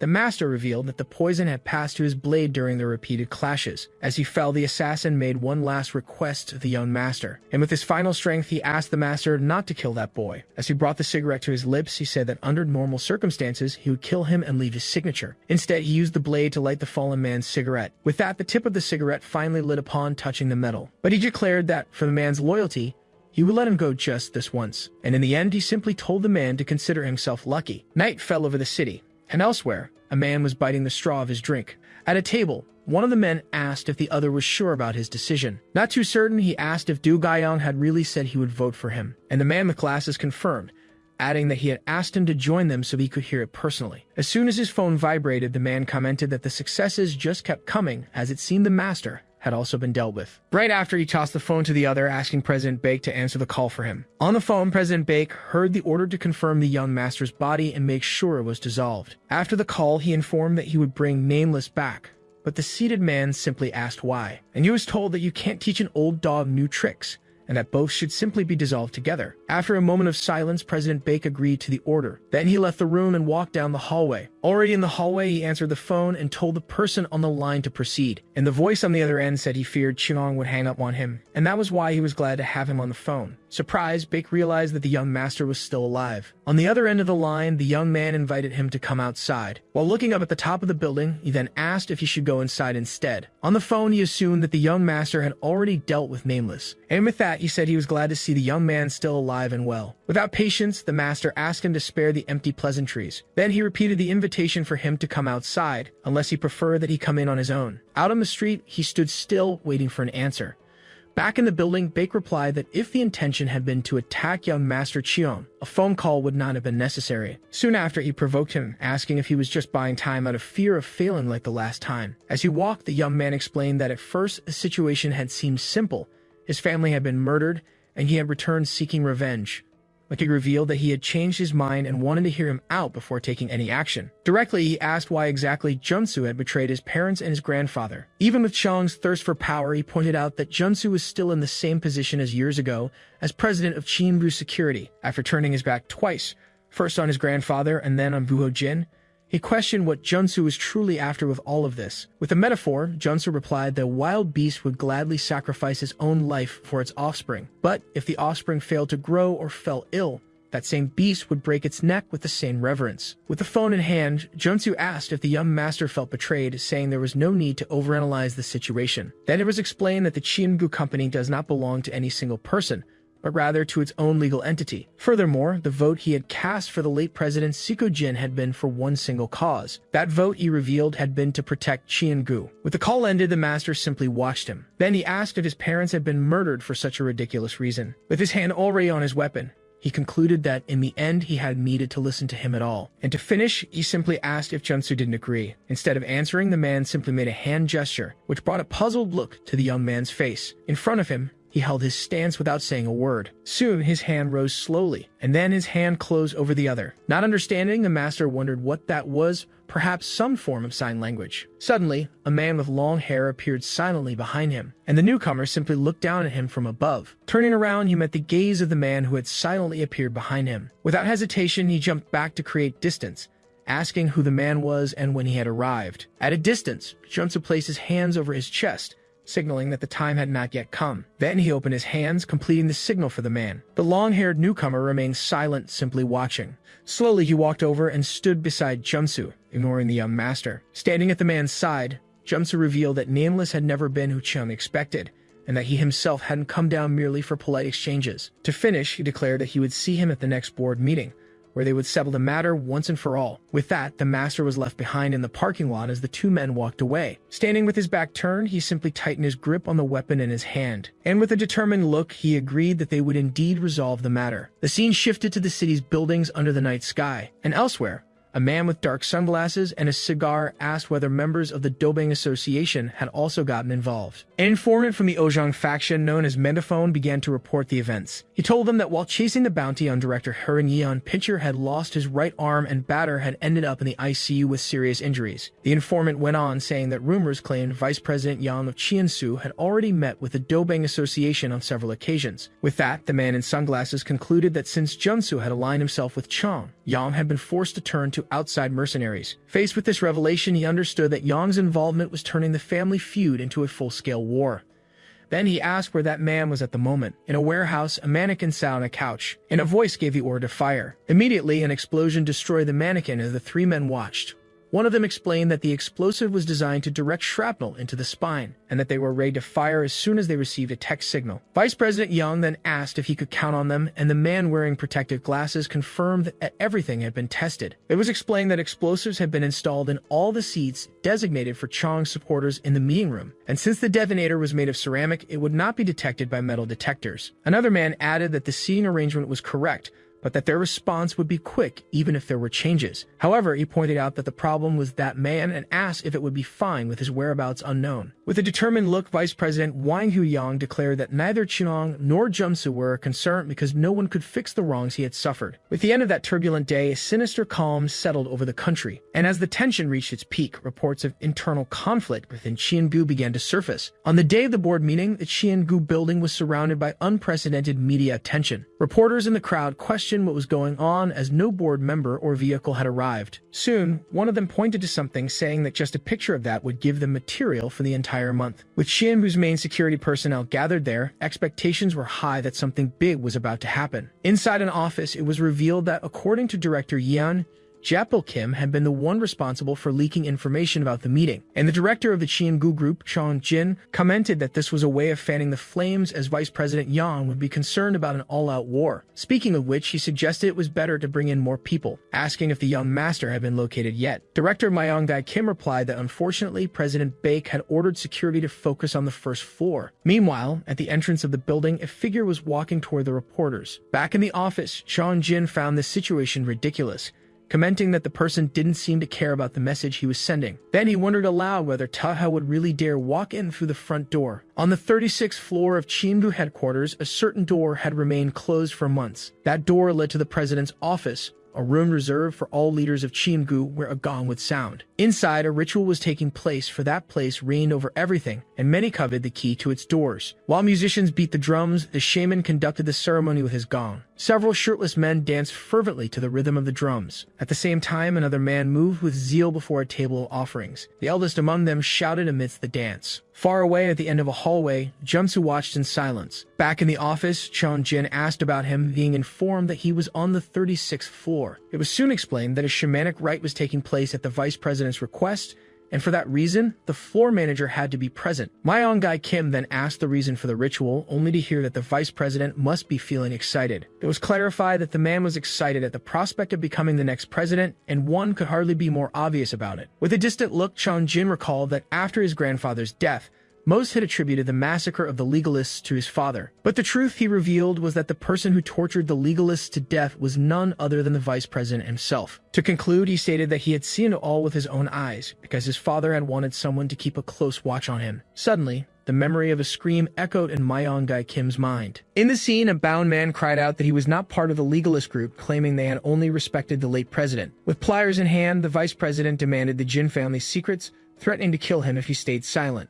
Back in the present, Chong Jin could hardly wait, wondering who would take Taha's head first, him or the vice president. Outside the building, reporters tried to film the interior, commenting that the lobby was completely blocked off. As one of them turned, he bumped into a passing man. Failing to recognize Taha, the others wondered who he was, assuming he must be a new employee. However, from inside the lobby, Myong-Dae Kim recognized him instantly. With an incredulous look, he could only wonder if the young master was being serious. A faint smile formed on Taeha's face. Elsewhere, he entered the Bowman Gukbap restaurant, knowing that although his life was still intact, the day ahead would be difficult. Eventually, he visited Guangsu in a room, who joked that he didn't need so many visits or he'd die of embarrassment. Taeha said there was something he was very curious about, and Guangsu offered to answer. Without hesitation, the young master asked why he hadn't run away. In response, the other man only gave a calm smile. Standing in the room, Taeha remarked that after the massacre, Chiangu was a hopeless place for a surviving legalist like him. With a questioning look, he asked what kept him there when he could have fled. He also wanted to know why Chiangu would place a spy beside someone of no value to them. With a serene smile, Guangsu replied that it was because of his determination. He believed that someone, one day, would follow in the late president's footsteps. This blind conviction, he explained, was something Chiangu could not ignore, and that was why the spy chose to have hope and wait with him. Surprised by the revelation, the hare could only ask who that person might be. Suddenly, in the building's lobby, a voice shouted for everyone to stand at attention. The sudden order caught Chiangu's security guards off guard. As a new group marched inside, it was announced that it was election day and unidentified individuals were forbidden to enter. The captain of the black team, Vu Kim, then gave the order to immediately kill anyone who posed a threat to Chiangu. One of the men in the lobby remarked that another celebrated face had arrived, recognizing the captain. It was explained that the black team was a secret espionage unit with far more field experience than the headquarters personnel. Moreover, it was revealed that with the team positioned in a hard-to-reach location, Vice President Yang had gained the support he wanted. Soon, the black team took formation in the lobby. One of the men stated that this, however, did not make them enemies. After all, while the security staff might be divided by whom they served, the mission of protecting Chiangu remained the same for all. And no matter how confident he seemed, that place was a tiger's den with 400 men ready to strike. With a faint smile, Tao walked toward the main entrance without the slightest hesitation. Thus, Myong-Dae Kim ordered the blinds on the main door to be lowered as soon as he entered. With his hand on his weapon, the order to eliminate him swiftly had already been given. However, the young master stopped at the entrance and began to introduce himself. In a loud voice, he declared himself Taha Jin, grandson of the late President Suko Jin and son of Suyep Jin. The statement caused murmurs among the reporters, while Vice President Yang observed the scene. Elsewhere, Chong Jin smiled, wondering if he planned to simply walk in like last time. Tae went on to say that he had escaped death in an ambush 17 years ago, and after a long journey, had returned. Finally, holding a pen in his hand, he stated that he was there to honor his grandfather's last wishes and declare his right as heir of Chiengu. He then raised the object and asked if anyone there recognized that pen. In response, one of the guards merely scoffed, saying it was a thing of the past. Without understanding, the other man watched as his colleague began walking toward him. That, he recalled, was why he had chosen to remain with hope and wait by his side. The memory continued with a man asking who among the legalists still remained. It was said that the legalist faction was composed of more than just those who had knelt at the gate that day. The memory then shifted back to the scene of the shamanic ritual. The shaman continued to lead the ceremony. With pliers, the demand was made to reveal the secrets he knew about the Jin family. At that moment, Chan Jin revealed that the one who had tortured the legalists to death was Vice President Yang. To conclude, he affirmed that he had seen it all, since his father had sent him to watch the vice president. Meanwhile, the dance continued amidst the sound of drums. The order was clear: speak or die for your silence. During the ritual, the vice president sought judgment for his actions, but also blessings for himself as the new heir. Suddenly, back in the lobby, one of the men knelt before Taha. Soon several others followed, welcoming the young master. The scene left both reporters and guards speechless. Meanwhile, Chan Jin simply laughed at the situation. Then, a memory showed the same man asking his executives to take care of the company until his return. With his head lowered to the floor, one of them apologized on behalf of all the legalists for failing to fulfill the president's last wish and to protect the company. With that, Taeha announced that the board meeting awaited them and called them to come along. Next, Taeha led the group of legalists toward the building where the meeting would take place. Thus, the revelation of his identity as the son of Suyeo Jin left those outside completely stunned. Meanwhile, inside, Chan Jin walked down the hallway with his subordinates. The young director wore a confident expression as he made his way to the confrontation. Elsewhere, the head of security, Yaman Mun, questioned what was happening around him. The news of the vice president's loyalty left him perplexed, as he remembered him leading the black team in the massacre of the former legalists. Soon, one of his men warned him to prepare for the group's arrival while holding a gun. Even so, the subordinate questioned the order, asking if they weren't going to fight. After a moment, Yaman Mun agreed with his subordinate's suggestion. Then Chan Jin told his men that the vice president's betrayal changed nothing, since their group was still 3 times larger. With that, the head of security added that it was imperative to resolve the conflict there to secure the council's vote. He knew that any failure would make him responsible not only for his career, but also for the incident at the annex. Suddenly, a female voice interrupted the conversation, asking about all the commotion. Soon, the external director, Haran Yeon, approached, commenting that something interesting seemed to be happening. Yaman Mun turned in surprise, immediately recognizing Director Yan. At that moment, Vice President Yang explained that he had urgently summoned Taha for the board meeting. It then revealed that the young master was a key witness to both the yacht incident and the recent massacre of the Jin family. Yang declared that if these facts were linked to Chiengu, they would be treated as an organized coup for power. Upon hearing the statement, Director Yeon observed the scene with a discreet smile on her face. With that, she agreed to the situation and offered to lead the way to the meeting room. She also added that her official role there was to ensure the company followed the rules. Soon, she turned and asked the young master to follow her. The group then entered Chiengu headquarters' VIP elevator and began descending. Inside the elevator, the director remarked to the vice president that she would never have imagined him as a legalist. She went on, supposing that his former ambition for power had been an act, since the legalists served the late president Suko Jin. Finally, Haran asked whether he had maintained the facade out of loyalty to a dead man or if he had simply been waiting for the young master's return. In response, Vice President Yang stated that he had no idea even after the attack at the annex. He explained that he only learned the truth when former security guard Wang Su contacted him and he saw the photo released during the bounty hunt. That was the moment he realized the young master was alive and that their long vigil had finally been rewarded. As soon as the elevator doors opened, Taeha asked Director Yan if the elementary school she attended still existed. She replied with a laugh that the school had already disappeared and wanted to know the reason for his interest. Then Yang commented on how bittersweet it is to see the past disappear,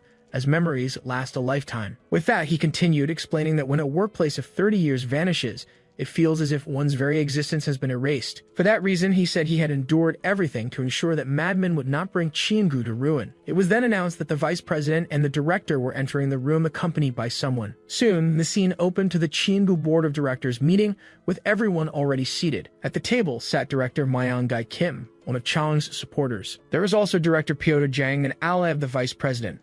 Among those present was director Du Gyeong-han, who maintained a moderate position. Taking her place, Haran Yeon announced to those present that she had brought a man as a key witness for the urgent agenda. With that, Tae stood behind an empty chair at the head of the table, staring at the board. At the other end, Chong-jin leaned back in his chair to watch the scene. Soon, a man at the podium declared the opening of the 81st Cheongu Board of Directors meeting. However, just as he was about to announce the first agenda item of the day, a hand was raised to interrupt him. Executive Director Tae-oh, a supporter of Chung, demanded to know the meaning of the situation. He protested, questioning how they could bring a wanted fugitive to a meeting that governed all of Cheongu. Even as the moderator tried to explain, Tae-oh slammed the table and said that was exactly his point. He reminded everyone that the matter concerned the ambush at the annex, where important company executives had been murdered. With that, Chong-jin added that such an incident was a matter for the police, not the boardroom. Vice President Yang asked Mr. Oh to watch his words and revealed that the witness was the biological son of Soo-yeop-jin. Upon hearing the news, Tae-oh scoffed, asking if they were supposed to bow and serve Taha as the new heir. Soon, he accused the vice president of clinging to any hope to reach the 36th floor. The other directors on Chong-jin's side laughed at the accusation. Then Tae broke the silence and began listing names, starting with Captain Yuri Nikulin of the Watercall Military Company.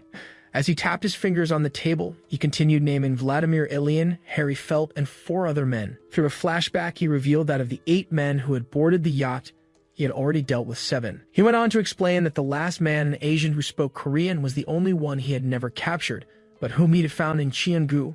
Outraged, Director Tae-oh asked what kind of nonsense that was and demanded proof immediately. However, Tae simply replied no, justifying that this was not how he usually worked. With a mocking smile, the man remarked that Tae might as well say he had fought 7,000 men. In response, Tae tapped his finger on the table. With an aura around him, he commented that the director did not seem to be very good at reading the room. Then he mentioned the death of In Soo Kim and the murder of the Jin family and their annex. Right after that, he pointed out the disappearance of Director Hong and asked how the others still had the audacity to speak that way. Director Oh just stared at him in silence. Seeing that he would not respond, Tae asked if he was finished because now he would like to speak. Far from there, the scene shifted to the facades of several businesses along a commercial street. In that place, Gwang-soo was preparing for the confrontation, fastening a knife and adjusting a gun in his holster. Right after, he straightened his jacket and got ready to leave. As soon as he stepped onto the sidewalk, a blue van pulled up beside him and the door slid open. From inside the vehicle, a voice called out, asking if he was Gwang-soo. Then Suri-eun remarked that he looked ready to head out. It was then that Gwang-soo recognized them as the townspeople who had treated him when he was wounded. The former leader of the Yabiri gang, Suri-eun, invited him to join them as she and the dead of Broker Gray were also heading to Cheongu. Even so, he warned them not to underestimate the situation, reminding them that this wasn't a game and they could die. However, Suri-eun cut him off, stating that they knew that better than anyone, since it wasn't the first time they had dealt with Taeha's methods. Back in the meeting room, Tae asked if Tae wished to speak. The young man then began his speech, commenting on the country's laws and the revised inheritance and gift tax law. He explained that Article 1 of this law aimed to promote national wealth and therefore exempted certain assets from inheritance tax. With that, he clarified that assets, such as stocks and bonds, were exempt from taxes when passed down to blood relatives. Finally, he revealed that this law, unknown to the public, was passed only 2 months before he and his grandfather were ambushed on the yacht. Tae continued, saying that the 28.5% of shares owned by his grandfather and father were entirely inherited by the late President Guho Jin. At that moment, Tae interrupted him once again, questioning the point of this since the law didn't apply only to Cheongu. Next, Vice President Yang stepped in, telling Tae that enough was enough. The director turned around, surprised at the order. With his hands on the table, Yang began explaining that an emergency committee had been formed after the death of President Suko Jin. He added that the legalists had been purged, Guho Jin took over the presidency, and then asked how long it all took. Soon after, he revealed that it had all happened in just 1 week, right after President Suko Jin's funeral. He then reminded Tae that he was only there because 2 of his superiors had been dismissed, making the director slam the table in protest. Tae then interjected, suggesting that perhaps it was all just a coincidence. He began listing the events, mentioning that the broker who brought him back to Korea was affiliated with Cheongu. Then he pointed out that In Soo Kim, without bodyguards, just happened to be the first to die. Next, he highlighted that the Jin family held a meeting in the same village from his childhood. Furthermore, he pointed out that when he got there, everyone except Chang was dead. Finally, he questioned how he ended up meeting Human from the Ojang faction purely by chance. The mention of the name made the directors whisper among themselves, questioning Ojang's involvement in the matter. Thus, Director Haranian leaned over the table, watching the situation with interest. Confused, Director Tae turned to the young Chong-jin and repeated the name Human. However, the other simply remained seated with his arms crossed, keeping silent. Then, a flashback showed Taya asking Huimin if he was with Qiangu. In the memory, the young man explained that he had overheard the call and was only helping temporarily. Soon, Taya revealed he had heard from Chinon that Junsu had taken care of him, questioning how he was still alive and who he really was. Back in the present, he explained to the council that Huimin had been hired by Chinon to track down the assailant behind Insu Kim's death. He then questioned why Chang would give such an order to the Ojong faction when Xianbu's own security was at his disposal. At that moment, one of the directors interjected, asking why he would expose company affairs to outsiders and put it at risk. During the accusation, Chang Jin merely observed everything with a faint smile. Still, Taya continued, stating that it was to gain leverage because if Chiang wanted to join the council after becoming president. With that, he concluded that his rival would need Ojong's help and thought their support would serve him somehow. Another memory then showed Chinon telling Japil Kim that he understood the situation and asking what he wanted in return. The Ojong underboss replied that he didn't want money, only that they keep quiet about the matter. This revelation threw the meeting room into an uproar, with the directors whispering among themselves. Soon, Taya commented that no one else seemed to know about Huimin's involvement, implying that Chang had kept the matter a secret. He then reasoned that it made sense since only Chang himself would be joining the council, and there was no reason for others to know about the deal. At that moment, Vice President Yang stood up and, as a matter of order, proposed reopening the investigations into the events mentioned. Shortly after, one of the directors agreed, suggesting the creation of an emergency committee to thoroughly investigate the yacht incident and the Jin family murders. Yang added that if the allegations were true, the council's legitimacy would be in doubt, proposing to postpone the meeting and summon Huimin. The proposal sparked another wave of whispers among the directors present in the room. Meanwhile, Director Herin Yan simply watched the unfolding events with her arms crossed. She then addressed Chang Jin, commenting that the vice president's wishes were clear and asking if he had anything to add. The young director remained silent, seated in his chair. Suddenly, he brought a handkerchief to his face in an abrupt gesture. Finally, Director Texu O observed the scene with a surprised expression. With the handkerchief still in hand, he lamented how greed for power could change a man. Soon after, he turned to Taihat and asked why he was purposely straying from the truth. He then confronted him directly, asking who had murdered Insu Kim, spilled the blood of his allies, and ambushed the village. While gripping his cane tightly, he pressed on, demanding to know who had killed his father, who had wounded him, and finally, who the real culprit was. With a hand on his chest, Chang Jin turned to the vice president, questioning why he was ignoring his truth, even after all he had done for Qiangu. The other directors watched the scene in absolute silence. For one of them, it was unclear what he intended to achieve, but his presence at that meeting seemed to be a grave mistake. The same director then reflected that the young master couldn't possibly know certain details unless he was closely connected to Chang.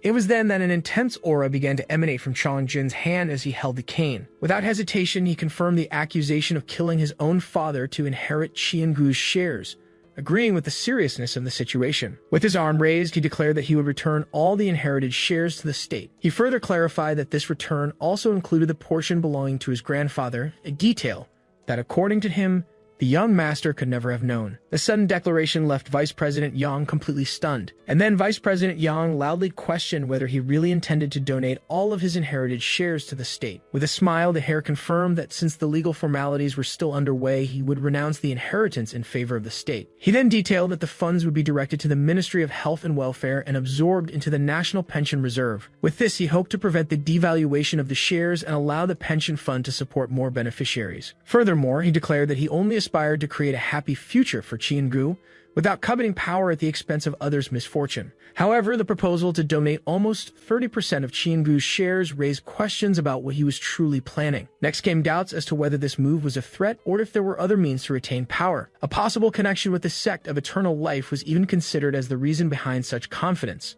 After a moment, Vice President Yang simply told him to do as he wished. The unexpected response left him silent.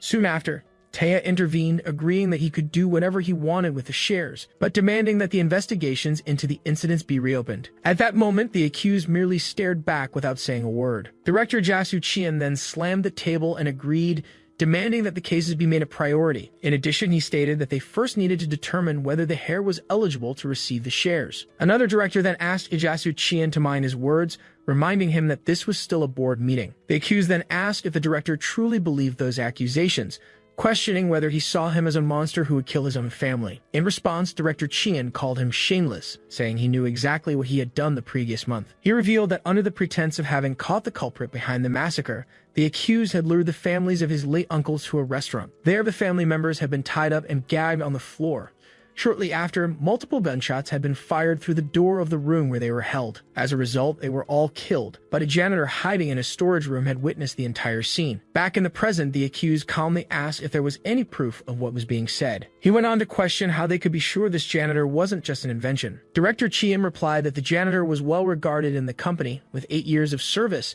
and that he had personally verified her background. He'd raised his voice to emphasize his point. In response, the accused struck his cane against the floor, questioning if they were accusing him of killing his entire family simply because they were a threat. With his arms open, he asked if they really saw him as someone who would kill anyone who crossed his path. Director Chien then leaned back and said the truth would be revealed through investigations. Meanwhile, Tae remained silent, observing his opponent's reaction. The calm expression as he denied the accusations seemed to catch his attention. Still, even knowing that every word was a lie, the situation felt like being ensnared by a serpent. The hair, meanwhile, kept wearing a wide, confident smile. Tae realized he needed to end the meeting quickly, as his opponent was clearly plotting something. He raised his hand, agreeing that the investigations were essential. But Director O slammed the table, complaining that the agenda was already set and could not be delayed. Director Chien quickly warned that electing a president today only to later expose him as a criminal would cause a brutal drop in Chien-bu's stock price. Tae then addressed the vice president, suggesting that they postpone the meeting right there.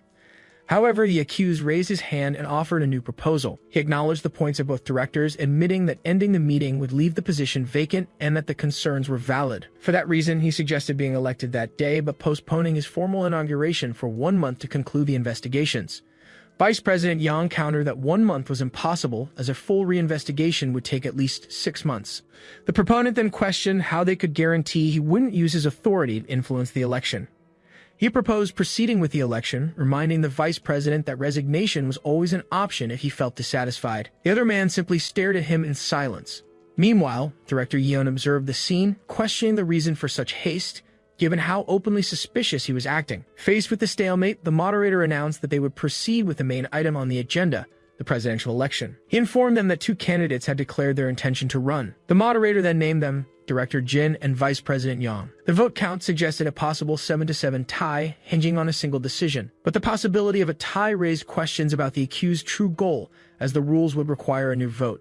A new suspicion arose, perhaps some of his own supporters would betray him. The moderator began the voting, asking all those in favor of Director Jin to raise their hands. Immediately, several hands went up in support. Among them was Director Do Gyeon Ham, the moderate, who also raised his hand. With the count reaching 7 votes, the results seemed to be going as expected. However, another hand suddenly went up in the middle of the room. It was Director Pyodo Jang, one of the vice president's declared supporters. The unexpected move left Yang frozen. Director Jasu Chien rose to his feet and shouted Pyodo's name. The man tried to explain himself, but his voice faltered at first. Holding a small detonator, he explained that he had been compelled to act after discovering the vice president's true nature. Yang reacted upon recognizing the device, realizing the terrible truth behind the situation. A flashback showed the order to detonate an explosive that had violently destroyed a mannequin during a test. At that moment, it was explained to the vice president that the explosive had been designed to direct shrapnel and would be ready to detonate at a signal. Back in the meeting, the vice president asked why Pyodo had the switch, which was supposed to be a precaution only if the opponent resorted to violence. It was then revealed that explosives had been placed under each seat assigned to the heir's supporters. Unable to believe it, he turned to the director and asked if a fellow loyalist had truly betrayed him and sided with the rival. The scene recalled the accused's earlier words, asking if they saw him as a man who would kill anyone who crossed his path. Yang finally realized those words had been a direct threat to Pyodo, who repeatedly apologized while holding the detonator. Sensing the imminent danger, Taeha immediately shouted for everyone to get down while pushing the vice president to the floor. Director Pyodo then pressed the button, detonating the explosives beneath the seats of his former allies. For a brief moment, the scene showed the peaceful facade of the Chienbu building under a clear sky. Then a voice gave the final order to fire, and a spray of blood struck the meeting room's window from the inside. Amid the chaos, the man at the center of the accusations remained calm, even with blood splattered on his face and screams all around. Right after the detonation, Myung-Gai Kim looked at the carnage around him and questioned what had just happened. Among the blood-soaked floor, the moderator announced that Director Cheon had secured the majority with 7 votes in his favor. The chairman of the board, Song-Min Lee, declared him the new president. After the gavel struck, the bodies of the vice president and Director Chien lay lifeless in the room. The victor then stood and, upon looking at the bodies on the floor, mentioned the storage room. As he wiped the blood from his face, he remarked that cockroaches really did seem to hide anywhere. With his face covered in blood, Taeda turned and shouted the name of the new president. Thus, Taeha stood up and faced his rival on the other side of the blood-soaked room. He then demanded to know how he could kill so many people in broad daylight. With a mocking air, the accused pretended to have done nothing, saying that Director Pyoto had his own reasons. Right after, he commented on the foolishness of anyone daring to provoke a sleeping bear. Taeha then gave the order for them to stand up. At that moment, Director Yun charged toward him. As she ran, she shouted furiously about having been dragged into that situation. The target, however, only watched the incoming attack with a confident smile. Suddenly, Do Gyeon Han appeared and grabbed the director's wrist, stopping the blow in midair. She then ordered him to release her, calling him an unleashed dog. Right after, the accused turned to Yun, saying she was mistaken about who had activated the bombs. Taking advantage of the distraction, Taeha leaped over the table in a surprise attack. The young master continued his advance through the air toward the target. Without turning around, the man finished his sentence by asking if the blame wasn't being misdirected. Before the blow could land, Do Gyeon Han intercepted Taeha with a kick to the chest that sent him flying. The impact hurled the young man to the other side of the conference room. Seizing the opportunity, Yeon charged at Do Gyeon Han, who ducked to evade the attack. As she straightened up, she glared at the two of them and declared that it would be that way. Then she stated that there was no need to report anything, since she could defeat them right there. Across the room, Taeha stood up and agreed that everything would end there for the opponent. With that, he pulled his hidden card from behind his back, declaring that the time was now. Suddenly, Young awoke, trying to call out to the young master. The vice president, injured on the floor, asked if he was unharmed. Taeha remained silent, simply looking toward his fallen ally. At that moment, the accused ordered Junsu of the phone to alert the entire building's security. The order was to blame Taeha and the legalists for an attack in the conference room. Soon, Yang Min-mun and his team received the command to immediately eliminate all remaining members. The head of security hesitated for a moment upon receiving the order. Suddenly, one of the men beside him was struck, taking everyone by surprise. Amid the chaos, the guard appeared and declared that the war had begun. In the conference room, Taeha simply observed the scene in silence. While looking at the fallen vice president, the young master pondered his next move. He then realized that the opponent must have a plan to escape and that more reinforcements would arrive soon. Across from him, the accused waved with a mocking smile. Despite the situation, Taeha gripped the handle tighter. The target simply watched him, anticipating his move. With that, he decided he needed to eliminate him that day, or perhaps he would never have another chance. At that moment, a series of memories came to his mind. The first memory was of when he was asked to take the presidency of the Chiengu group. The second was the promise he made to his grandfather that he would inherit the company no matter what. Lastly, the image of the legalists awaiting his return as young master came to mind. When the memories ended, his decision became final. Just as he was about to act, the vice president grabbed him and told him to escape while they could. The man then pulled him closer and repeated that they should leave the area immediately. The ally looked at Taeha with wide eyes. He said that the young master's smile had brought him back to his senses, insisting they could already leave. Taeha then smiled back while the opponent watched them from across the room. Looking back, he stated that there is no such thing as left 3 times and swore to defeat her at the next opportunity. With a broad smile, the accused retorted that it was a pity because he would not have the next time. Thus, Taeha and the vice president withdrew into a dark corridor. Soon, he pointed toward the stairs, saying they could not use the elevators. The vice president, however, disagreed and assured him that the elevators would work. Taeha then questioned him, explaining that there would surely be guards posted on the stairs. With that, the ally revealed he was aware and for that reason had ordered the elevators to be checked first. Not understanding, the young master asked what that meant. At that very moment, the elevator doors opened. It was then revealed that even with his skills, it would be impossible to face Chiengu's security alone. Right after, it was said that the opponent was not the only one who had prepared for the chaos of that day. Inside the elevator, Vu Kim cleaned his weapon and reminded the young master that he was no longer alone. Then the head of the American branch's black team introduced himself and apologized for the delay. Vu Kim then called the young master to leave, who only watched him in silence. Outside, the police began dispersing the reporters, announcing that the event was over. As they left, one of the journalists complained about the excessive security that had closed the main entrance. Suddenly, a noise from inside the building caught Yang Min-mun's attention. One of his men beside him turned and asked if he had heard it too. In the main lobby, a large-scale battle had broken out between the two security factions. With that, Yang Min-mun ordered his men to spread out to prevent the enemy from advancing. The fight then intensified, with Chienbu's team clashing against the black team. The leader of Group 2 of the black team, Asura, lamented that they had been too slow and ordered them not to let the enemy get close. He soon questioned how they could have declared war directly in the company's headquarters. At the same time, bodyguard Jung Yeo Kwang fired into the air,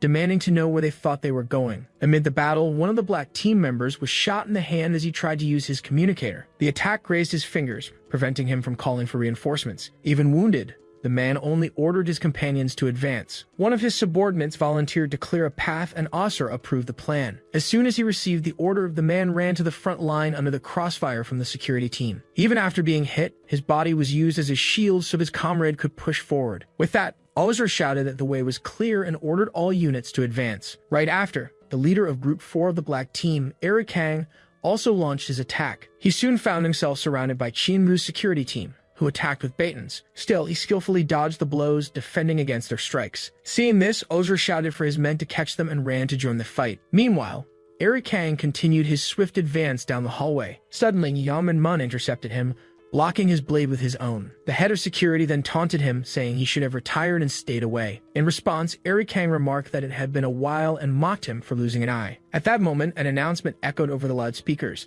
warning of a large-scale terrorist attack in the building. The message instructed all employees to head to safe rooms as quickly as possible. Far away on another floor, a weapon cut through the air and struck Qianru's guards. As soon as the bodies hit the ground, the vice president appeared on the scene along with Gray and Suri-un. The Recap explained that since the employees were at home, the loudspeaker announcement was just a trap to lure them out. With that, Taeta questioned the lack of security for such a bold attempt. The vice president deduced that most of the security forces had been positioned on the first floor to contain the media.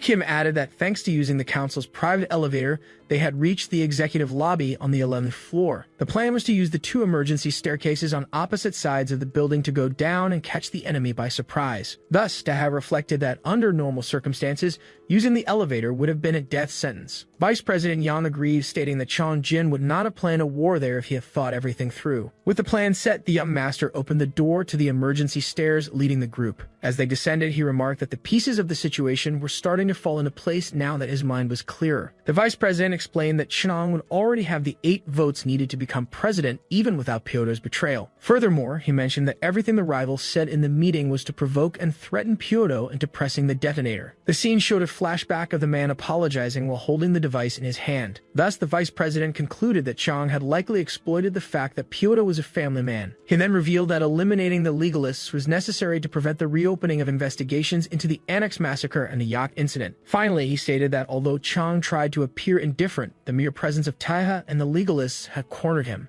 Kim then added that the enemy would suffer a major blow if the 2 of them could get out alive. The vice president declared it was imperative that Qianru's future not fall into the hands of a madman like that. Taiha, however, questioned whether that was truly the case. He then wondered if escaping alive was really the only way to strike at Chang. Meanwhile, in the conference room, the scene remained empty and destroyed. There, Chang Jin complained to Mayon Guy for not shutting down the elevators, asking what he had been doing while the rats escaped. A subordinate explained that knowing he would lose the fight, he preferred to stay out of the way. The president mocked that he couldn't even threaten to cut his pay since there was nothing left to cut. The 2 then stopped in front of the conference room door. Upon entering, they found Junsu waiting inside. Hyung Jin commented that despite the setbacks, he had become president as promised. He then extended his hand and demanded the key to the 36th floor. Without hesitation, Junsu raised a key ring. He handed it to the president, congratulating him on the achievement. Lastly, he warned him not to disappoint either him or Qiangu. As Junsu's assistant watched, Chang Jin held the keys and declared that he had finally done it. He then turned to Junsu and asked if they should take a look at the president's famous office. The ally, however, warned that the place was still dangerous and suggested evacuating by the helicopter already prepared. Without turning, the president curtly refused the offer. Junsu and his assistant then simply watched him in silence. He turned back and questioned why he should flee like last time, stating that the building was his now. Soon after, he announced that his first orders as Qianru's newest leader were for Junsu to kill Taiha and all the other legalists.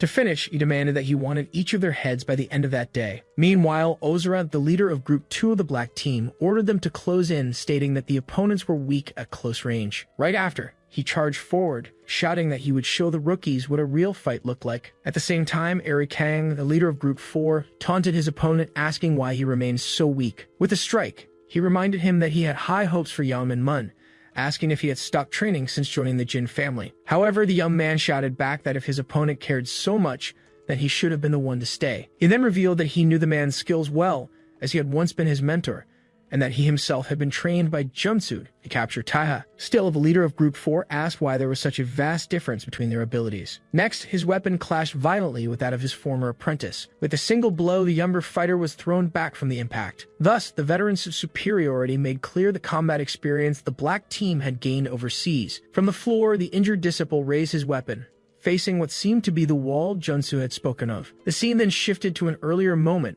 where a subordinate asked Junsu what he meant. In the same place, the man argued that they had made no tactical errors in the village operation, questioning why they were being punished for lacking information on Taiha. Calmly, the leader explained that he wasn't blaming anyone, as the demotion was merely to keep them out of harm's way. Not understanding, the subordinate questioned the decision, arguing that no one in Cheongu posed a threat to their team. With a firm gaze, Junsu asked if he would rather try again instead. He then asked if the young man would be confident in winning should he face young Master Taiha once more. The question caught him off guard, making him ask for it to be repeated. Unfazed, Junsu repeated his question about his confidence in confronting Taiha in another fight. Faced with the persistence, he could not answer immediately. After a moment of hesitation, he finally admitted that he would need more time. With a tone of reproach, the master remarked that even after so many years of training, he was still asking for more time. He then took the blame, saying that he had protected him too much and perhaps prevented him from overcoming that wall on his own. Back in the present, the memory of Junsu's words about how those who retreat before a wall fall into despair froze him in place. In the midst of the clash, Junia Kwang shouted desperately for everyone to get down. Suddenly, a heavy machine gun mounted on a tripod began firing at the intruders. The one manning it called them useless for failing to contain a bunch of men with knives. Immediately after, his shadow loomed over one of the attackers, who looked up completely defenseless. With a thud, Payan Won-ho crushed the man beneath his feet while wielding 2 machine guns. Finally, he identified himself as the Vice President of Security, the Mad Tiger, and shouted for the intruders to forget about their vacations. He then opened fire with the weapons, mowing down everyone in his path. Meanwhile, still in cover, Junia Kwang questioned whether he was drunk since he was supposed to shoot only at the enemies. Because of this, Eric Kang and his companion were forced to dodge as the gunman complained that he couldn't get a break. From a distance, Ozra recognized the man as the Mad Tiger, confirming that the rumors of his madness were true. Not understanding, he wondered how Junsu-kun appointed someone like that as Vice President of Security. While one of his men fired, the leader of Group 2 voiced aloud whether Junsu had really gone senile. In another hallway, Teha advanced and drove his blade into a guard's back. He then remarked to Vice President Yang that they were getting close, but never imagined Cheongu had such heavily armed forces. The Vice President explained that the Yangwudi military project had been cancelled, but Payan Won had secretly kept it active. After Taiha asked about the VP of Security, his ally replied that he was a beast and that they needed to hurry to give him backup. Thus, Taiha realized that all the security was concentrated on the first floor, as if they were being herded there. When the phone rang, he answered and identified himself. On the other end of the line, Gray commented on the chaos and asked what floor they were on. Seeing the destruction in the hallway, Taiha warned him not to come there, as it was too dangerous. Unconcerned, Gray replied that his guy had already spoken to everyone, leaving the other confused. At that moment, Asura appeared in the lobby, humming a tune. With a grin, he ran to the exit, commenting that this was the perfect moment. Soon, his hand slammed onto the door release button. As the glass door slid open, he peeked outside where his men were waiting. Seeing the opening, the security team shouted for the forces not to let them escape and to block the way. Suddenly, Asura's men were knocked to the ground by Payan Won-ho. Mockingly, he asked if they were already leaving, reminding them that a month's notice was required to quit. The opponent replied that it wasn't that at all, but that it seemed the Mad Tiger had forgotten to mention a few things. The remark left the man confused as the sound of an engine grew closer. Then a blue van burst through the building's entrance and slammed straight into him. The impact hurled Payan Won-ho backward, sending him rolling down an escalator. The driver then stepped out of the vehicle, grabbed his gun, and stated that he had never wanted to return to that company. In the end, Gwang Soo-bu, the former co-president of security, observed that nothing had changed in that place. Thus, Ozra praised the impeccable timing, while Gwang Soo-bu asked if the arrival had been deliberate. With a knife in hand, he remarked sarcastically, asking who would plan a return to a company that had already kicked him out once. The sudden appearance made the security team wonder if this was a new enemy. Beside them, Junia Kwon commented that he didn't recognize that face. Moments later, the tripod-mounted machine gun was lifted and resumed firing at the van. With that, Gwang Soo-bu dashed for cover behind a couch, dodging every shot. Now standing, Payan Won-ho said he had been wondering who had shown up. He then identified the man as his former superior, who had been fired for backing the wrong people. The visitor corrected him, stating he preferred to be remembered as the legalist who resigned. The revelation left Yaoman Mun frozen in disbelief that the man was indeed Wang Su. He soon recognized the legend who had built the building's entire security system alongside Junsu. At that moment, Vui Kim and his men entered the lobby, commenting on the scare and the mess in the place. One of the newcomers then turned to Ozra and asked if the control room was already secured. Ignoring the question, he looked at the group and asked who those brats were. Wang Soo-bu assured him they could be trusted, revealing that one was a data broker. He then added that the other had been trained to be a successor of the Yen family. The information left Ozra speechless at the revelation. While Vu Kib informed them that the control room was in the basement, The leader of Group 2 said he knew the way and prepared to go. Watching the scene, Payeon-won asked where those rookies had come from and ordered his men to kill them all. As soon as the security team aimed their weapons, Wang Sugu stepped in and grabbed one of the guard's hands. With a push, he corrected the man's stance, warning that he wouldn't be able to control the recoil that way. Moments later, he punched another guard in the face, shouting for them to hurry because the target was near. He then began correcting and taking down each of the guards, pointing out their posture and combat errors. Within moments, the entire security team lay defeated on the lobby floor. Massaging his neck, Wang Su remarked that he didn't know who their instructor was, but the work was a mess. Seeing this, Kang declared that things had gotten serious and called his men to advance. At the same time, Payeon-won's weapon jammed as it ran out of ammo, leaving him frustrated. Without wasting time, Wang Sugu charged directly at one of the opposing team's men. With a quick move, he grabbed the guard by the arms while the Mad Tiger did the same from behind. Trapped between the two, the man pleaded desperately for them to save him. As soon as Payeon-won pressed his weapon to the hostage's head, Wang Sugu used him as a shield to shoot another enemy. Right after, the vice president of security took advantage of the distraction to slash an opponent with his knife. With a reproachful look, Wang Sugu asked how he could use one of his own men as a shield. Smiling, Payeon-won replied that it was only fair to take useless people off the payroll. The veteran then dodged a knife strike, and the two exchanged a flurry of blows. Even so, the Mad Tiger's blade managed to cut his opponent's arm during the fight. The scene then shifted to 2 days earlier, when Guangsu sat at a table with Asura. Without preamble, the leader of Group 2 recognized him as his former supervisor but questioned whether it was safe to meet so openly. The visitor replied that it was better this way, as he doubted he was being followed with Chingu so busy. He then asked who the greatest threat was among the men he hadn't met the last council meeting. Curious, Asura wanted to know why and asking if he was planning a direct confrontation. The former supervisor held his glass and replied that of course, that wasn't the intention. Despite the denial, he soon added that he wouldn't rule out the possibility. Unshaken, Asura asked to be warned in advance if that were to happen. Right after, Wang Su wanted to know if the other knew Payeon-won and was told only that he had taken over his former position at Xiangu. With that, he asked if he remembered the incident in the Middle East where 16 tourists had been taken hostage. The other confirmed that he did, since all the hostages died in the end. Without hesitation, Asura revealed that Payeon-won was behind it all. The revelation left the veteran utterly shocked and speechless. The leader of Group 2 then explained that the Mad Tiger had killed everyone,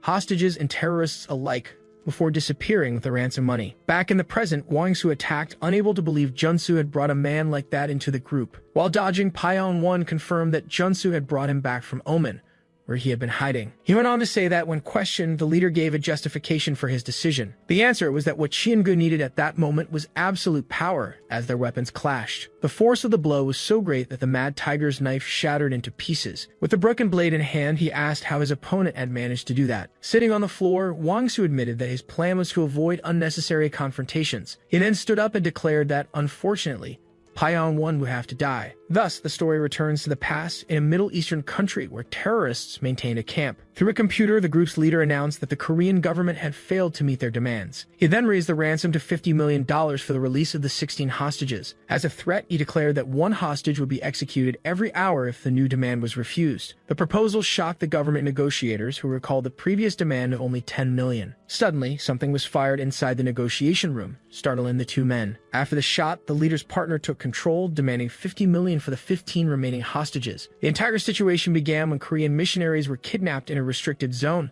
forcing the government to act. The negotiation team was accompanied by the Red Team's Special Forces unit, of which Payeon-won was a member. Not knowing what to do, one of the negotiators commented that his superiors would never approve an amount above $20 million. Even so, the partner insisted it was their duty to persuade the government to bring the civilians home. From the back of the room, the soldiers showed complete disdain for the conversation. The interruption made the negotiators turn and ask who was there. Without hiding, Payeon-won raised his weapon, saying he didn't believe they would waste the taxpayers' money. He then pointed the gun at the terrorist, stating that everyone there was a waste of oxygen. The news at the time reported that the high tension during the negotiation resulted in a fatal battle. All the hostages, terrorists, and negotiators were found dead, except for a single member of the Red Team. In addition, the account containing the $20 million prepared for the negotiation had vanished from the scene. 6 months later, in a luxurious house in Oman, the survivor enjoyed his new life. Then Payeon-won remarked that he was sure everything had been forgotten. Moments later, he came face to face with Junsu and Asura, asking why Xiangu had come to visit and if they wanted the money back. Mockingly, he said that not even a hideout full of terrorists had defeated him, and he doubted Xianvu's men could handle him. The leader of Group 2 offered to take care of the situation, but Junsu stopped him, saying it was fine. As soon as the fight began, the two men clashed with such force that the windows shattered. Even with the Mad Tiger proving stronger than the rumors, Asura noticed the real intention behind the fight. With a quick move, Junsu grabbed his opponent by the neck, clearly assessing his abilities. Surprised, the man asked what kind of person he was since his breathing hadn't changed even after the fight. Calmly, Junsu asked why he had deliberately ruined the negotiation. The question left Paiyang 1 confused in the middle of the destroyed room. To conclude, the leader stated that if the goal had been the 20 million, he could have simply taken the money before the negotiations even began. Not understanding, the Mad Tiger asked what Junsu was talking about, justifying that he couldn't stand the way those clowns negotiated. With a laugh, he called them fools who believed money solved everything, claiming he had only saved Korea from becoming a laughingstock. The justification was met with a slight smile. With a gesture, Junsu declared that in that case, he was there to recruit him. Then the scene returned to the present, where Taha and his companions were in the hallway with the bodies of the guards. Vice President Yan explained that when the late President Suko-jin brought Junsu into Chiangu, no one could rival his loyalty. However, he continued, everything changed 18 years ago, about a year before the incident on the young master's yacht. Not understanding, Taeha asked what exactly had happened, but the vice president admitted he didn't know the details. He revealed that the president often confided that he was torn about the prospect of joining the council. In a memory, President Guho commented that the council had approached him to join, but he questioned the decision due to its dubious members. At that time, the vice president advised him to refuse the offer, as there was little to gain from the corruption of that era. Back in the present, he explained that while the president traveled, rumors began circulating about his visits to Chiangu's security, which everyone assumed to be routine business. Soon after, a year later, the yacht incident occurred, at a time when Junsu, the president's personal bodyguard, was conveniently absent. Vu Kim concluded by quoting Junsu's words, claiming that only the few with true power could lead the rest. To finish, he revealed that Chiangu's security once had a brutal unit where each group competed to become Junsu's successor. Taeha then realized that this was where the assassin Nameless came from, that Du Gaion had been chosen as the final successor. Vu Kim then revealed that he and other black team leaders were members of that unit who had been discarded overseas. The man assured that they knew the real Junsu, who outwardly may have seemed like a dedicated mentor. That mentor had trained them both physically and mentally. In doing so, he earned the loyalty of everyone in a security unit that not even the president could control. Because of this, the blind faith they placed in him ran very deep. However, Vu Kim revealed the truth, stating that Junsu had never seen them as human beings. According to him, Chiangu's security was nothing more than a ranch where Junsu bred his herd to find the best warhorse. The scene then shifted to Japo Kim, who explained that the phrase Chiangu has Junsu was used to acknowledge the company's great power. He continued, clarifying that Chiangu's very presidency existed because of that man who had first risen to power through a coup. The revelation left Taeha completely speechless. Then Vu Kim compared the former bodyguard to a wild beast, capable of sacrificing its own life for its offspring young master. However, he added that if the offspring failed or became sick, that same beast would break its neck without mercy. After hearing everything, Taeha paused for a moment on the stairs and looked at the group. Turning to them, he apologized to Vu but asked if they could buy him some time. Not understanding their requests, the man asked what the young master meant by that. Vice President Yang quickly realized the young man's intention and tried to stop him. He then stepped in front of the door, insisting that he hide and wait for the right moment. To finish, he warned that if he faced Junsu at that moment, he would surely die. In response, Taeha stated that he had not been raised that way, recalling that his grandfather had never taught him to retreat. The memory of his parents soon after reinforced that abandoning others had never been an option. With the image of his godfather in mind, he went on, explaining that the new life he had been given was not based on cowardice. In the end, he declared that no one had taught him to abandon those he considered his family. With determination, he stated that if Junsu defined Chiangu, then he himself would kill him, and again asked them to buy him time. Hey everyone, did you enjoy this story? I really liked it. If you want to follow the next part, make sure to subscribe to the channel and leave a like. See you in the next story, guys. In a memory, Taeha announces he's home and his surprised mother calls out his name. She runs to him, asking if he was bullied at school again. Then his mother hugs him and suggests they switch schools, worried about his father's reaction. She then asks him why he insists on putting up with the bullying. Back in the present, one of the men asks if Taeha is really going to take down Junsu. He then explains that with everyone on the first floor, this might be their only chance to neutralize their target. So he asks them to buy him some time, promising he'll return after stopping him. The man with bluish hair questions his confidence about returning, reminding him that the first floor is right there. Standing before the door, Taeha states that 10 minutes is all he needs. The man then approaches him and asks if he knows why they became loyalists. He reveals it was because they believed it was the only way to stop Junsu. Seeing this, the older companion shouts Wui's name. He explains that the rejects from Cheongu's Special Operations Division joined Team Black to survive. Wui continues, saying they were sent abroad for dirty work and contact with their families became rare. And that's how they discovered most of their relatives had disappeared in tragic incidents to keep Cheonsu's secrets. Wui states that their desire to see Junsu defeated rivals his own, but assures him now is not the time. Taya cuts him off, declaring it's now or never. Grabbing him, Wui questions how he could defeat someone who has reigned for decades, reminding him that he himself almost beat him at the annex. After a moment, Taya simply replies that he can do it. He explains that last time, he was caught off guard while hastily chasing a fleeing Cheonsu, but he guarantees that with 10 minutes in a one-on-one fight, he will win. Taya then places his hands on Wui's shoulders and asks him to say he believes in him, and to buy him 10 minutes because then he'll ensure Junsu is neutralized. Wui stares at him, undecided. The older man wonders how he can ask for something like that, but then he himself tells the young master to go. He then states they'll be waiting and asks him to come back to them soon. Taya turns his face to the side and then runs up the stairs. Wui turns to the vice president and says he can't be serious about sending him back after everything. The vice president supposes he's getting old and his memory has grown hazy, and he regrets having forgotten so much about the kind of person the young master was as a child. Meanwhile, in the 11th floor executive lobby, the fight had already begun. One of the loyalists charges at the enemy, but his advance is stopped mid-attack as his opponent says that's strange. Then he's slammed hard onto the floor. An older man questions why they call themselves loyalists as he doubts they ever met the late chairman. Ledger, the captain of Team Black's Group 5, gets back up. Junsu then asks if young Master Taya is really worth taking such a risk to keep him there.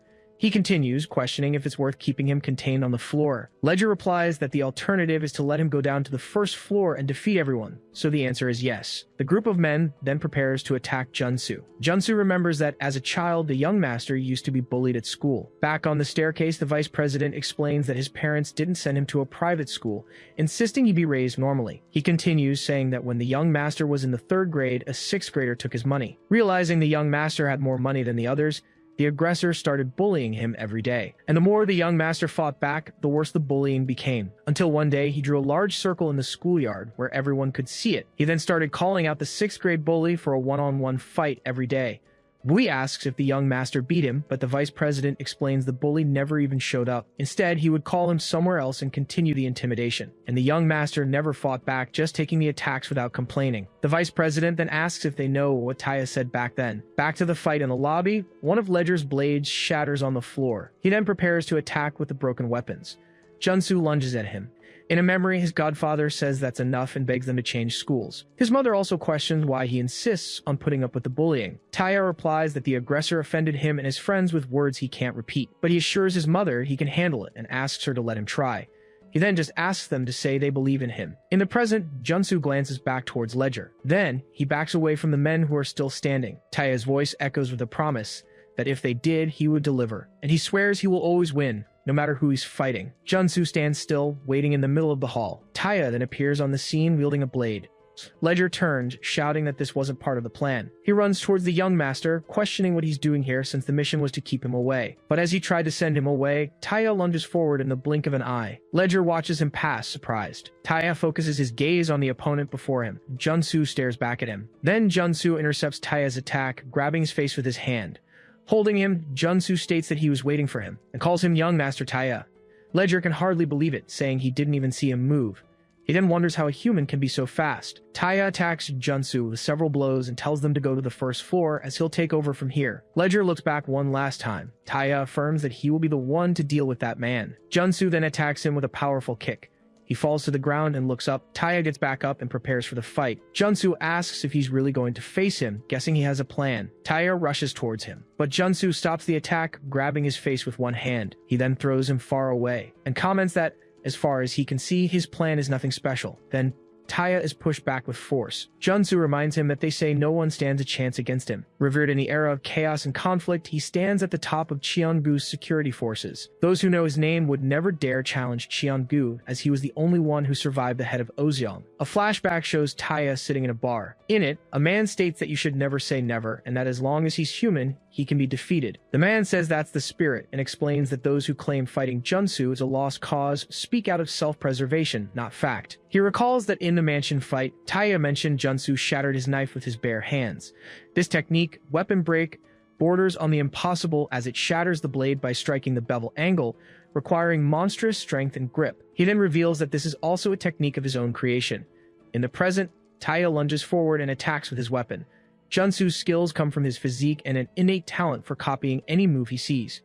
In other words, he will only use techniques familiar to him. Junsu then demonstrates this by breaking Taya's blade with his fingers, and moves in quickly to counterattack. Taya dodges the blow, ducking under it. Junsu looks back and questions him about the new blade. Taya crouches with another weapon, and his opponent asks if he really thinks that will be enough. In a flashback, a man asks a young Taya if he's okay. He pushes him on the swing and mentions that his mother seems very worried about the 6th grader who bullies him. Then he offers to step in and help if he wants. Taya refuses the help, saying it's fine, but he asks the man to stop by his school at noon when he's not busy. He then explains that he needs him to tell his mother how he wins. Back in the present, Taya faces Junsu with 2 blades in his hands. Junsu comments that he shatters any blade he can get his hands on. Taya charges, accusing him of daring to use the same technique on him twice. Junsu blocks his punch and asks if he was testing him. Then he lands a direct hit on the young man. Junsu observes the result of the attack. Taya remembers something and wields a new weapon.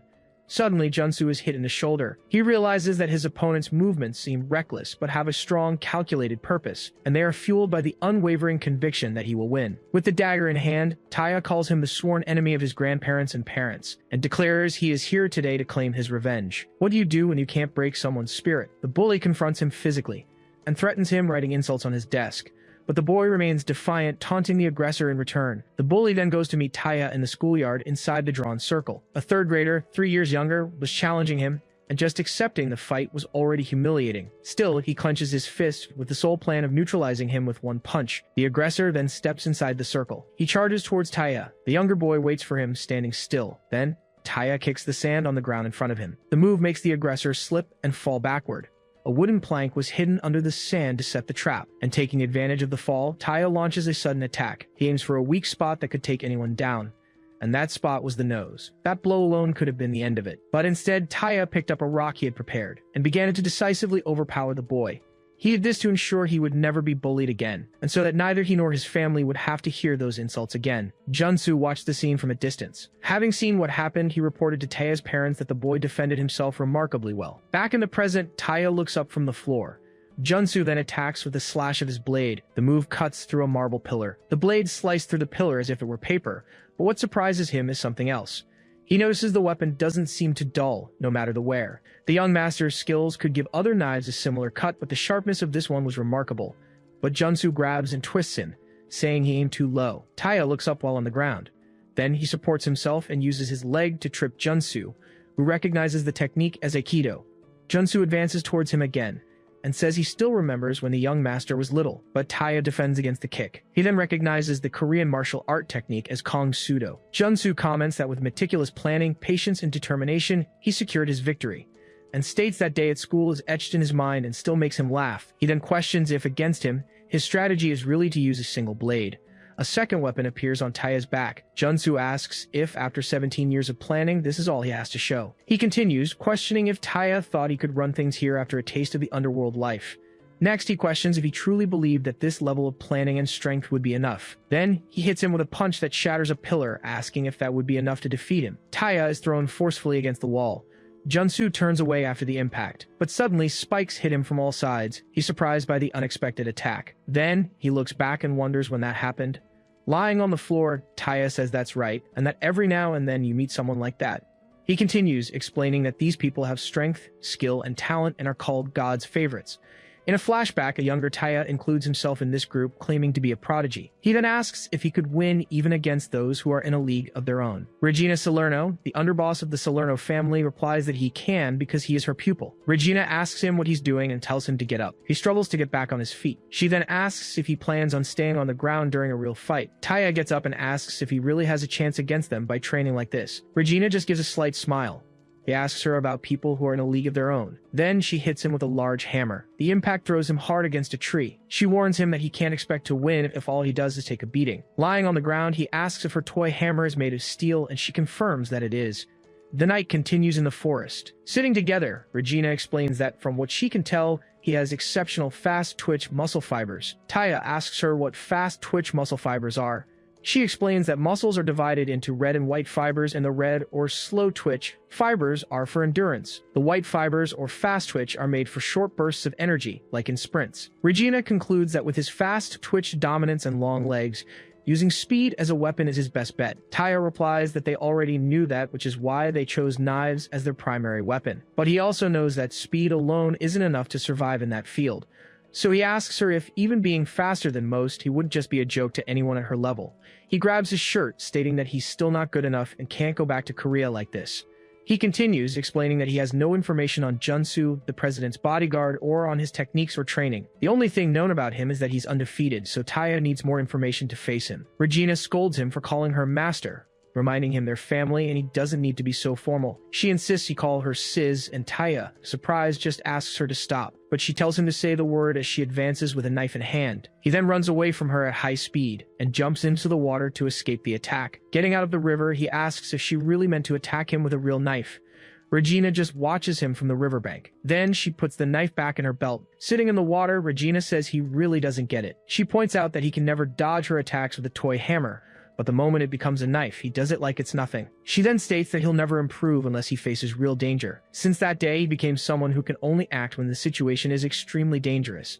She advises him to fight with all his strength every time if he truly wants to improve. Her voice echoes, telling him to forget the small skirmishes, as only high-stakes battles will push him forward as long as he isn't defeated. Taya then remembers that this is his only path forward. On another floor, a bald man tells his opponent it's the end of the line.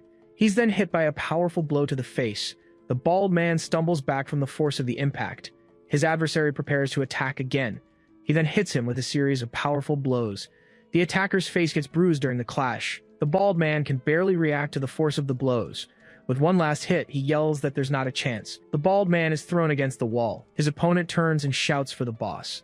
The man approaches and asks if he's okay, and the boss replies that yes, he's fine. He comments that their opponent is a brute with simple techniques, but with unbelievable strength and endurance. The bald man retorts that he's also a brute who's all muscle. Then he shouts for the Yongmu division, questioning the delay. A voice replies that the containment barrier has them confined there. On the communicator, Wit calls for Guangsu. In the control room, a woman reports that they've just taken the location. She adds that they also lowered barriers to block armed forces coming down from the 8th floor. Gui says that's a relief, but the situation there is still tense, and asks where the young master is. The woman asks for a second to check and asks her colleague about Taya's location. We wonders why he would be fighting an old, white-haired man on the 11th floor. Ledger questions what it means that the young master is fighting Junsu alone. The woman in the control room asks who the captain is and tells them to calm down as he went out to rescue the young master. The woman in the control room tries to describe the captain, mentioning his mustache. Then she looks at the security monitors in front of her. On one of the screens, a woman is restrained and suspended in the air. The operator can barely believe what she's seeing. She then calls her by name, Lady Heron. Over the communicator, a voice asks if Heron can hear her. In response, the woman in the control room hears the prisoner ask who she is. The operator introduces herself as Suri, explaining she saw her from the control room, but isn't sure if Heron remembers her. Heron then questions how she dares to pretend she's part of her house to pass as one of them, without even knowing who Suri is. Suri quickly denies it, explaining that they met a long time ago. She continues, revealing she was in training to be the successor to Chief Gaexian before she ran away. Suddenly, Wui interrupts the conversation. He remembers her as the girl who broke the persimmon tree and fled under difficult circumstances. He then assumes that's why she knows Taya, since he was previously in the Jiangxiu district. Heron thanks her for trying to help, but states that Suri isn't strong enough for this situation. She then reveals that the creature Junsu prepared as his special trump card is already on its way. The operator concludes that there's nothing they can do, but Heron asks for a favor, to take a message to the head of the main house as quickly as possible. In another hallway, Ledger and his men fire their weapons, wondering what's happening. Ledger complains to Gui, outraged that the young master is fighting Junsu alone, which was the whole point of their efforts. Gui just stares down the hallway in front of him. Gui states this isn't about victory or defeat, but a long-awaited settling of scores, and he hadn't expected the young master to actually face Junsu alone. Suddenly, one of his men is hit. Another warns of an attack from behind. Then, Wui moves forward and neutralizes the attackers with his blade. He walks through the hall, filled with defeated adversaries holding one of the fallen men. Ledger and Gui gather around their wounded captain on the floor. He asks about the situation, but the man replies they are outnumbered and won't last much longer. An older man approaches Guangsu, thanking him for his service so far. Gui turns to the newcomer and says their patience has finally paid off. Ledger then asks him what happened and if the young master is really with Junsu. He confirms it, saying he would handle it in 10 minutes. But Vui interferes, ordering a retreat if he doesn't return in 5 minutes. The order leaves Ledger speechless. More men are taken down by gunfire. Gui and Ledger watch the scene. Guangsu appears and questions why they took so long to arrive. One of the newcomers approaches, explaining they were delayed by barrier walls that suddenly appeared. Then, the Yongmu Corps, the unofficial armed unit of the Cheonsu group, advances with orders to stop all targets. Ledger recognizes them and questions if using full tactical gear isn't a direct violation of the committee's protocols. Vui orders Asura to escort the vice president to the main entrance, but Ledger asks about the young master upstairs. Vui reassures him, stating that he is the new master to whom they have sworn loyalty, and he adds that, of course, the young master will return victorious. Meanwhile, in a simple office upstairs, there's a map and a calendar on the wall. Taya observes the place, mentioning this is the president's office on the 36th floor, where only he and Junsu were allowed. He looks around, disappointed by the room's simplicity. The space contains only a small kitchenette and old furniture. A dispatch schedule is pinned to the wall. He wonders if it has to do with never forgetting his humble beginnings in construction. Sitting at the desk, he reflects that his grandfather was one thing, but knowing his father also used this place makes him conclude that eliminating them was the right decision. His companion suggests that now that he's seen the place, it's best for them to evacuate. Taya states the situation is too dangerous, as the black team has joined the loyalists. His companion warns him that he won't be able to protect him alone if he manages to get up there. Elsewhere, Junsu questions how Taya could possibly get up to him.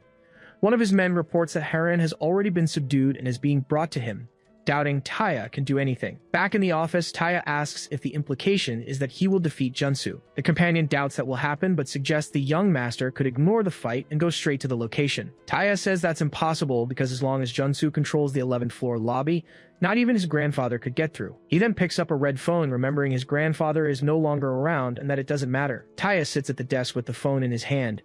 He asks his companion if he's ever seen a phone like that, and the man says he hasn't. Taya explains that it's a rotary phone that old-timers used back in the day, and he reveals that this specific one puts him in direct contact with the 4 remaining emperors on the council. The companion watches him. Then he asks what Taya's intentions are now that he has become president. Taya tells him to think about it, explaining that his father eliminated his grandfather, and then he eliminated his own father. Taya places the phone on the desk and asks what has changed now that he's the president. He answers his own question, saying nothing has. At best, they will just continue to divide the country with the other 4 council members. The companion then questions if this means he won't join the council, but will do something else instead. He explains that to rule a country, you need wealth, knowledge, and power, and for the initial negotiations, he needs 2 key pieces. The 2 pieces are Huimin, the son of Ozong's former second-in-command, and Junsu, the man who won the faction's trust by facing their chief directly. Taya states that once he secures the loyalty of Ozong, which is pure power, the rest of the council will become irrelevant. His plan is to merge with Ozong, dismantle the council, and take full control of the country as its sole emperor. In a past scene, a young Taya appears wounded with a knife in his hand. Junsu then declares that this is the pact between him and the boy. His companion asks if the plan is to join the Ozong faction and abolish the council. She doubts they would agree, since they were the ones who removed the president from power to start the new era. On the phone, Taya states that they're a group that follows whoever shows the most strength. He then dials, suggesting that to lead them, one would have to overcome the group's chief. His companion stares at him, beginning to realize his true intention. Taya explains that Junsu never left the shadows and questions why he would use special operations to create a successor. In a past fight, damage to a pillar causes the structure around them to collapse. The young Taya advances on Junsu, both armed. They face off, ready for combat. Junsu unleashes a sequence of moves, overpowering the young man. Taya falls as his opponent watches him standing. In the present, Junsu recalls the confrontation. He acknowledges that in technique, strength, and stamina, the young master falls short, but he states that in one specific aspect, the boy consistently surpasses him. The young Taya then shoots forward in an instantaneous advance, or as Junsu prefers to call it, an extraordinary speed. He admits it's an innate talent, the one thing he can neither see nor block. Taya's weapon closes in on his opponent, but Junsu intercepts him, stating that even if his eyes can't follow the movement, he throws him over his shoulder. He then adds that he can definitely anticipate the action. The young man is slammed to the ground. Standing, Junsu declares that the legacy of martial arts is as old as human history itself. He continues, explaining that countless combat techniques were created and refined for survival and conquest, and he claims to have trained in and mastered every existing discipline, devouring the history of mankind. Taya attacks again with a kick. Junsu admits that despite everything, he still hasn't managed to gain a clear advantage over the boy. Taya ducks to the ground to dodge a swift attack. He glares at Junsu after dodging. Taya then reacts to a swift movement that passes very close to him. Taya states that luckily his hands can still move. He then prepares to attack again. Junsu stops him with a direct move. Even after all the attacks, the young master continues to advance relentlessly against him. Junsu alternates between his techniques, making sure to never use the same one twice to surprise him, and he overpowers him with another move. The young man turns on the ground after the fall. Junsu reveals he has been fighting with all his strength. He then wonders why. The young man's eyes still stare at him with such intensity.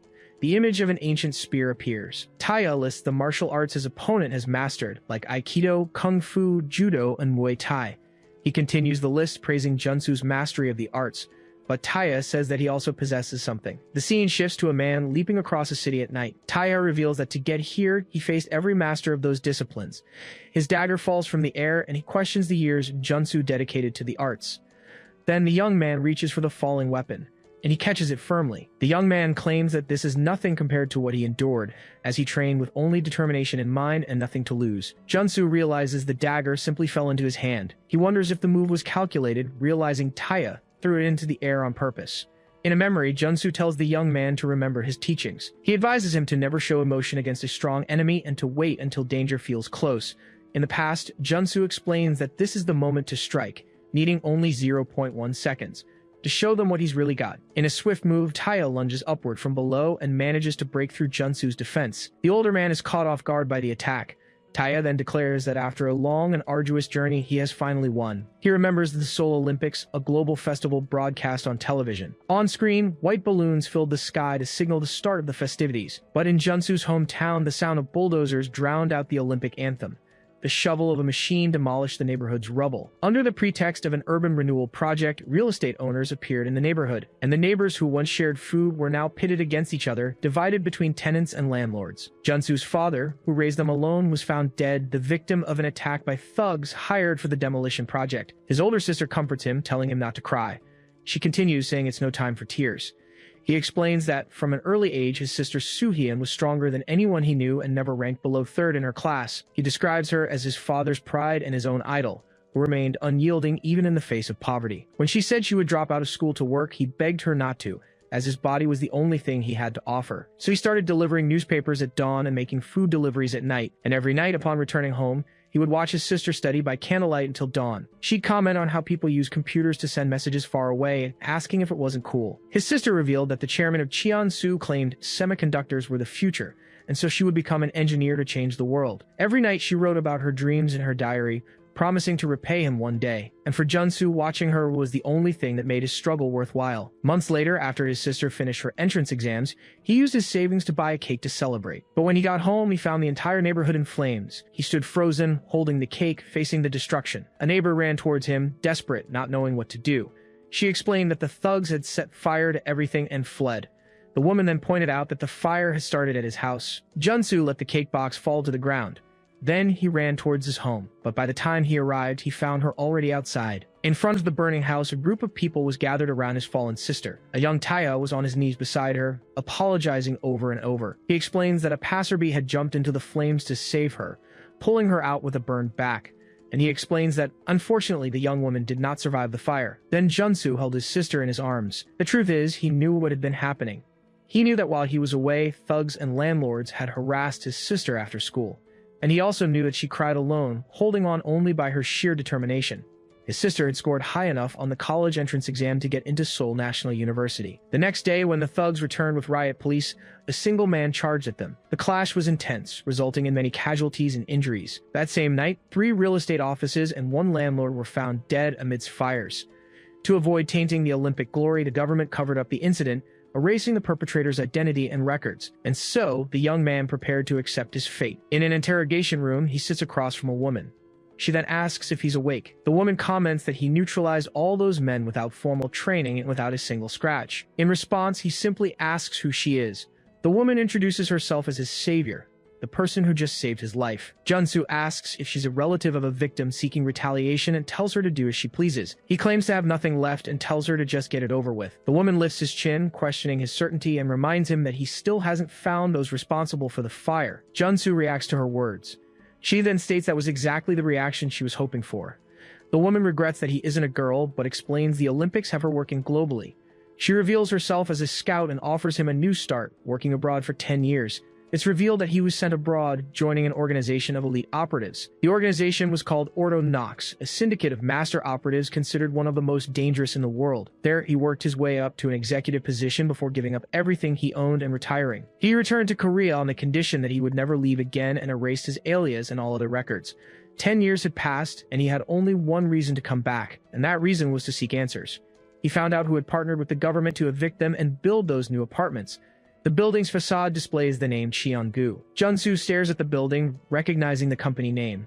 He remembers his sister telling him that the chairman of Cheonsu saw semiconductors as the future. That same night, the moon hung in the sky. He then entered the chairman's office, which was just an old, rusty container. The place was Cheongu's old construction office from its early days. Inside, he surprises a young man and calls him Taya. He tells the young man it's time to settle the score for what happened 10 years ago. But the moment the young man saw his reflection in the glass, he just expressed his relief that Junsu was alive. The young man recognizes him and begins to cry. As he turns to apologize, Junsu grabs the back of his shirt. He then discovers the burned scar on the young man's back. The memory of the boy apologizing at the fire returns. Young Taya confesses he hasn't slept peacefully since that day. He apologizes for not returning the fountain pen sooner, hoping that confronting him might bring some peace to Junsu's sister. Junsu stares at the pen. He explains that Taya told him Cheongu was negotiating the remodeling terms with the government at the time, and he continues, saying that when he visited the area, he saw the fire and was the one who pulled Junsu's sister from the flames. Taya knows that nothing he says can change what happened. He apologizes, admitting his ambition to change the world is what caused it all. The memory of his sister's words about becoming an engineer who changes the world comes to mind. Junsu grips the pen tightly. He then tells Taya to prove with that pen that he still intends to change the world, and it ends with Junsu in the past, stating that it's no time for tears. Taya accepts the pen as a sign of trust and promises he will build a company for the people. Junsu watches the scene in silence. With Taya's promise hanging in the air, he simply leaves the place. The pen was the only remaining memento of his sister, but he couldn't bring himself to take it back. The weight of his actions over the last 10 years was too deep to ignore. He knew that the moment he wrapped his fingers around that pen, his sister would reach out in his dreams and question him. In a restaurant, Junsu confirms with two men if they are Chilman and Hansik from the Insang group. Before one of them can finish asking who he is, Junsu quickly neutralizes him. The man falls to the floor as others around wonder what's happening.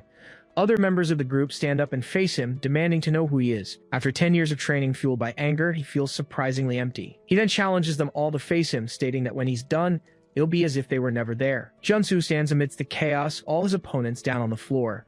One of the men lies defeated beside an overturned table. He then turns his face to the side. A man enters the room, explaining he stopped by because of all the commotion. He turns to Junsu and remarks that it's a surprise to find someone who can fight. The newcomer turns completely to face him. Junsu watches him in silence. The head of the Ozong faction, Dukyeol Park, asks for his name. Junsu then asks if he is their boss.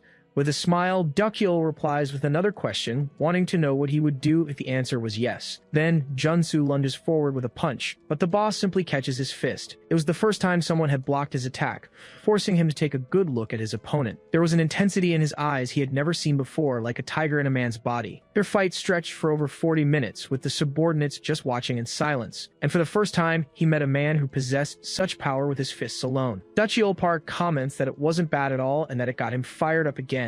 Defeated on the floor, Junsu admits he lost and tells him to end it. Before anything else, Dukyeol Park says he'd love to hear his reason.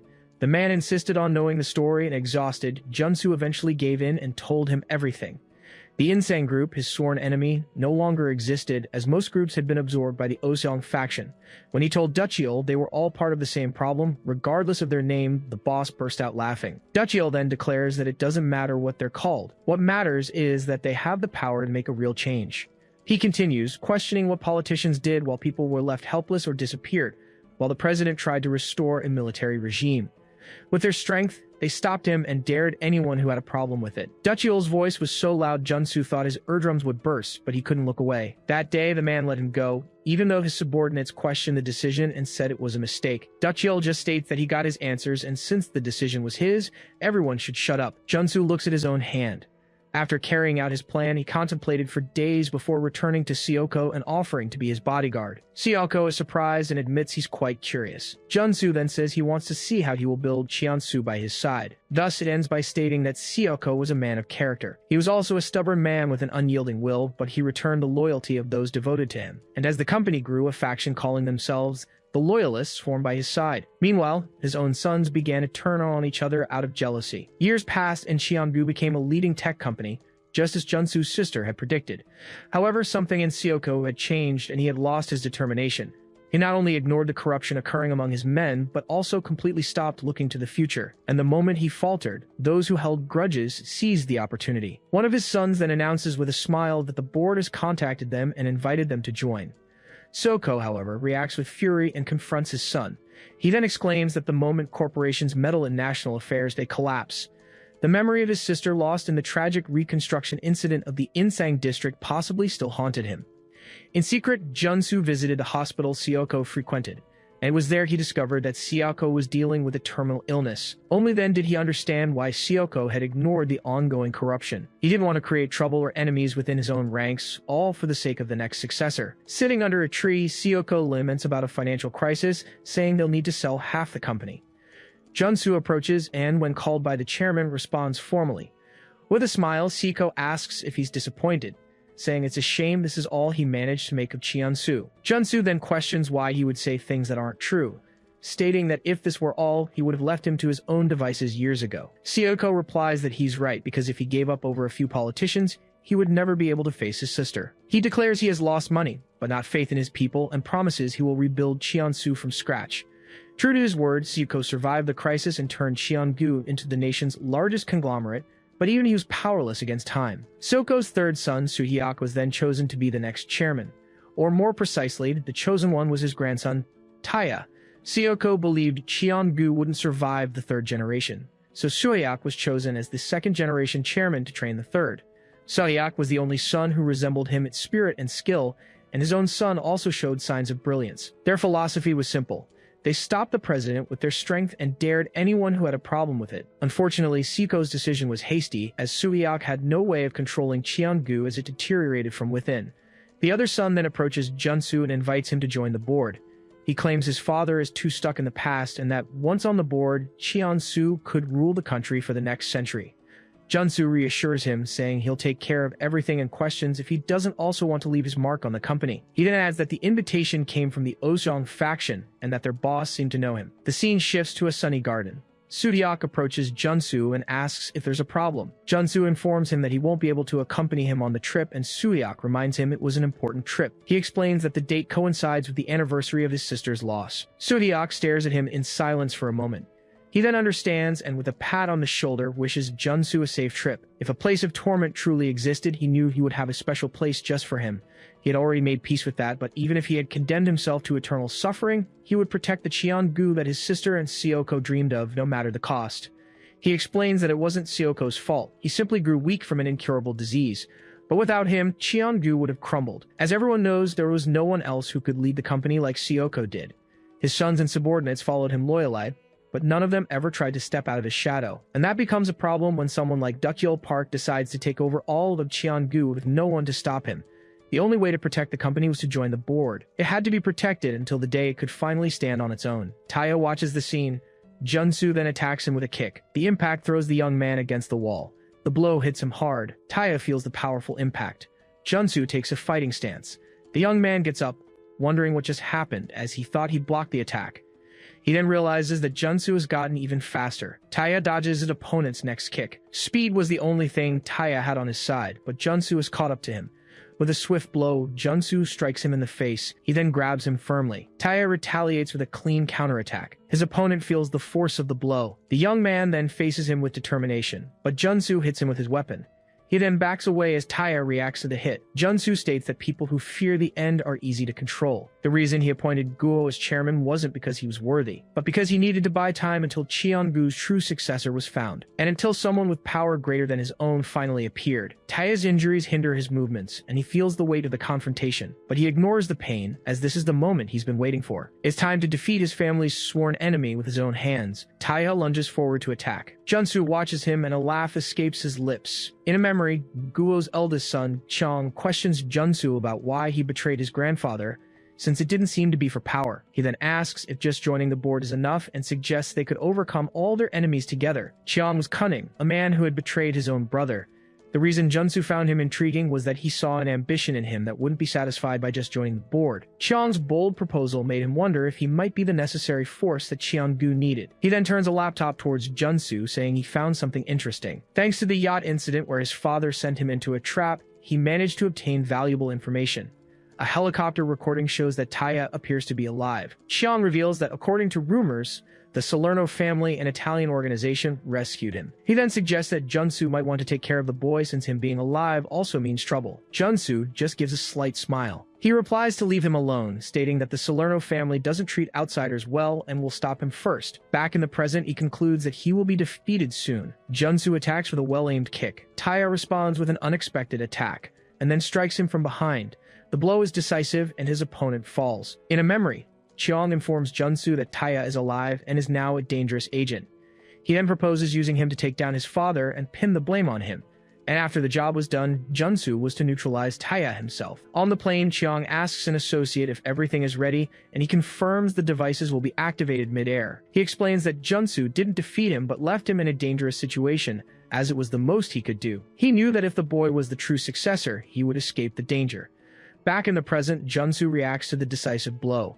He looks at his opponent. Taya's face shows the signs of battle. He soon explains that he doesn't fear the end as his life has not been in vain. He finishes by saying that it seems Syoko's relative has inherited all of his brilliance. With a determination for justice far greater than his own, he endured great hardship in a distant land before finding his way back. Now no force in this world can stop him as he moves forward without fear. Junsu then tells Syoko that he has won.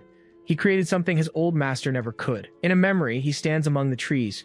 He then looks up and smiles faintly. A child carrying Syoko's brilliance has walked a path similar to his own, and with the end for them both, Cheon-gu is finally complete. The confrontation comes to its end on the ground, concluding that his time has come to finally face his destiny and seek redemption. It's revealed that Junsu finally understood Syoko in his final moment. The day his sister was lost in a fire marked a turning point for them both.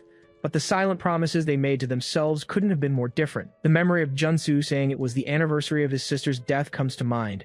He then questions whether Subiak knew about the lie back then, or if he was truly deceived. If he knew, his weakness is to blame, but if he was caught off guard, the fault is his alone for becoming complacent. At a meeting, Taya holds up a fountain pen and asks if anyone recognizes it.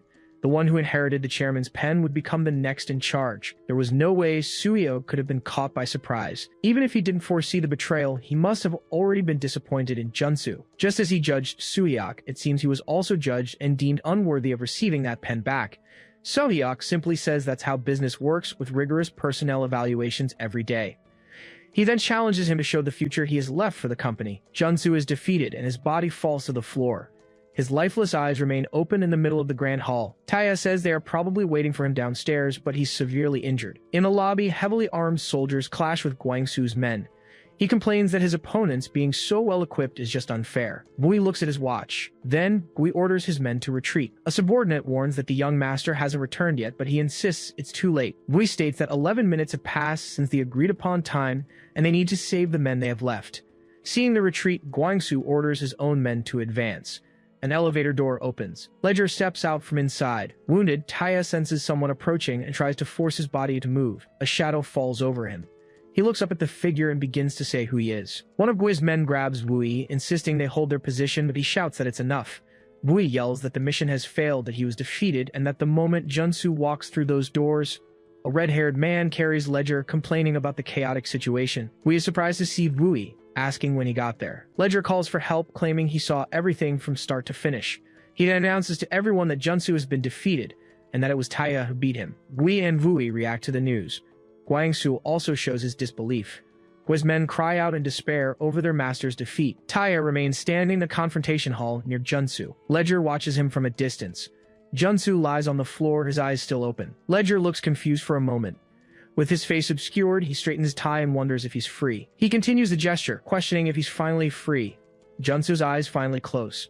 Ledger then approaches Junsu and looks down at him with contempt. He then bites his thumb and smiles. In the lobby, Suri gathers with the others near a van and tells them to go. She asks if the man being carried was defeated, and her companion confirms he's still breathing, but that they need to get out of there. Gui then tells them to go on ahead, stating he will stay behind to hold off the enemies. He explains that since he doubted the young master, he will do this himself to buy them some time, but Gui pulls him back, telling him to stop with the heroics and just go. He then slams the van door, stating that Gui needs to stay and serve the young master. Gui turns to face the danger and yells for them to leave, entrusting Chiansu to them all. Suri and the red-haired man call out his name.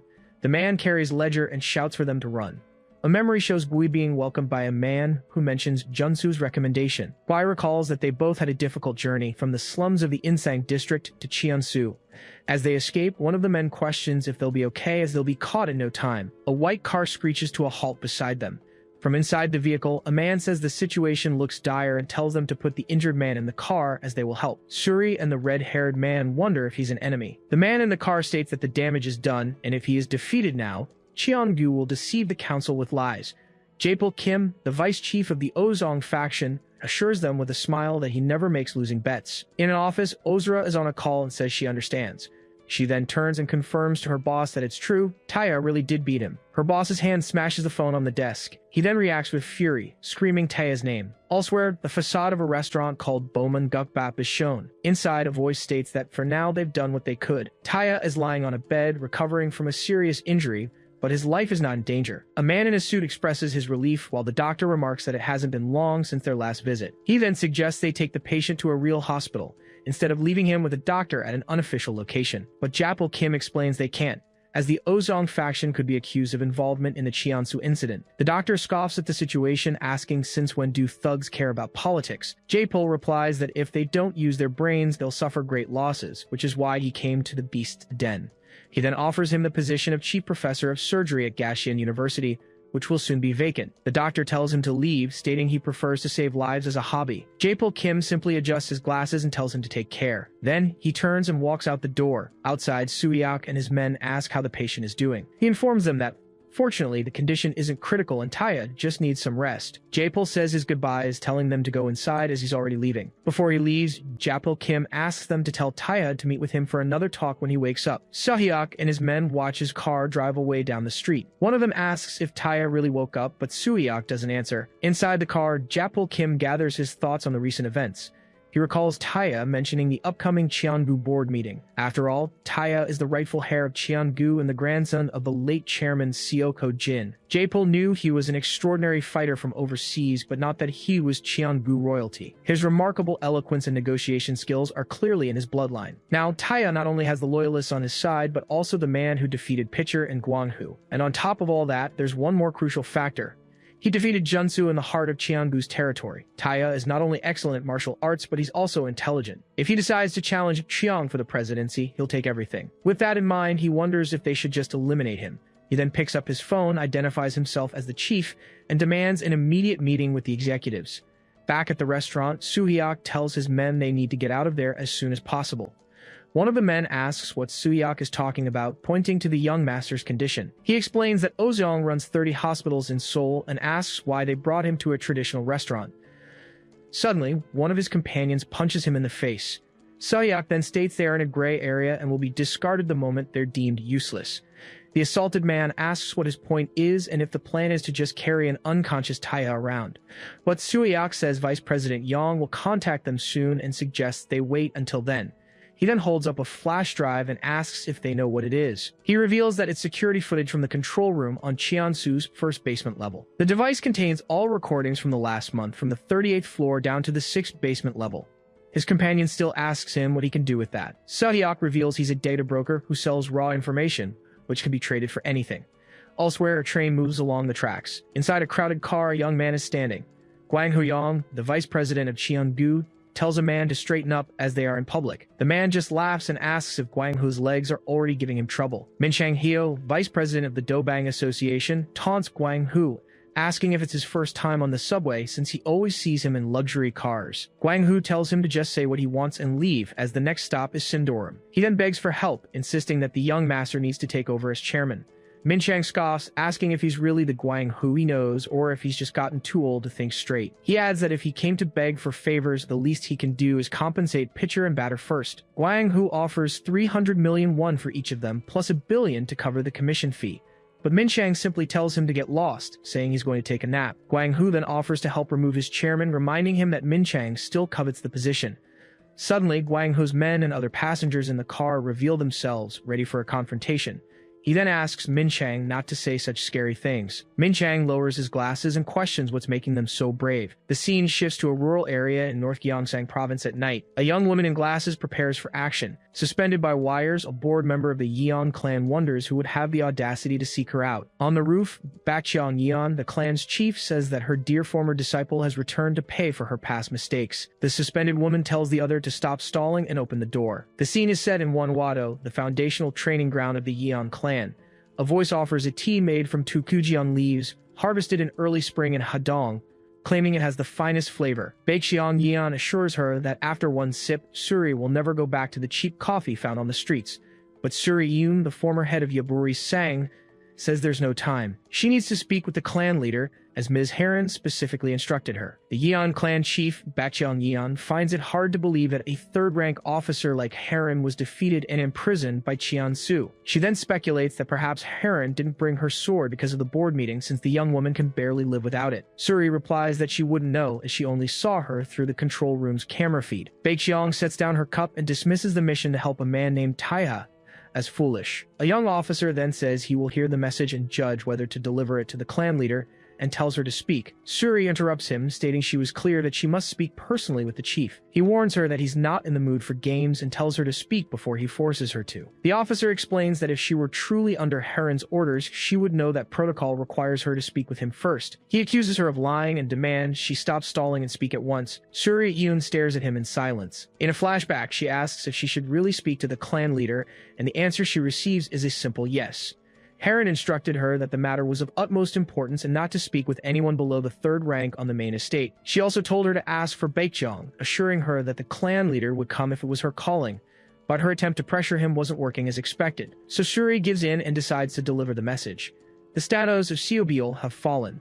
The officer questions her if Heron really said those words. Suri confirms, asking how she could possibly mistake something so short and direct. He then understands that the message means there has been a coup. The officer says he will inform the clan leader and dismisses her so she can rest. Suri remains silent, watching him. She then realizes he never intended to let her leave. He confirms this, asking if she really believed she had left that house forever. For over 1,000 years, only Yeon clan members could enter this place. He reveals that he just waited, tolerating her youthful rebellion as it was the only reason to keep a defector alive. The officer tells her to come inside and reminds her that the formal address begins the next day. Suri then agrees, but states she has some conditions in return. The officer questions if she is kidding. She demands permission to visit her father twice a week and that when the time comes, he helped Taya at least once. And she clarifies that the request is not for a Yeon clan member, but for her master. He decides to ignore the absurdity of the situation for now, but asks why she is so insistent on helping him. She replies that Taya saved her father and her hometown, and she's not shameless enough to not repay a debt. He calls her unbearably smug and asks why he would help with her personal matters, since she's not even a 5th-rank officer. Suri just smiles and tells him not to be so difficult, as she knows he'll help her anyway. He then questions why he would do that. She states that it's because he needs her, and then she looks him in the eye and asks if that isn't true. After a moment of silence, he stands up and tells her to come with him. The full moon shines in the night sky. As they walk through the courtyard, he comments that it's been a while. In the training yard, 2 clan members are sparring with staves. 2 young clan members greet the chief enthusiastically. Baekjeong approaches and remarks that it's quite late, asking if they are all right. She then dismisses them to get back to what they were doing, and they promptly obey. Suri watches the interaction in silence. Baekjeong explains that scouts find children with exceptional potential and bring them to the Yeon clan. They are raised in Wonwado, and if their combat skills stand out, they join the Western Division. But if their intellect prevails, they start as 5th-rank officers in the Eastern Division and serve in administration or diplomacy. Only those who possess the trinity of beauty, strength, and intellect can join the clan, which is why they are trained from a young age. She reveals that, however, she joined that house at 17, and that the clan leader herself came to get her personally, something that hadn't happened in 50 years.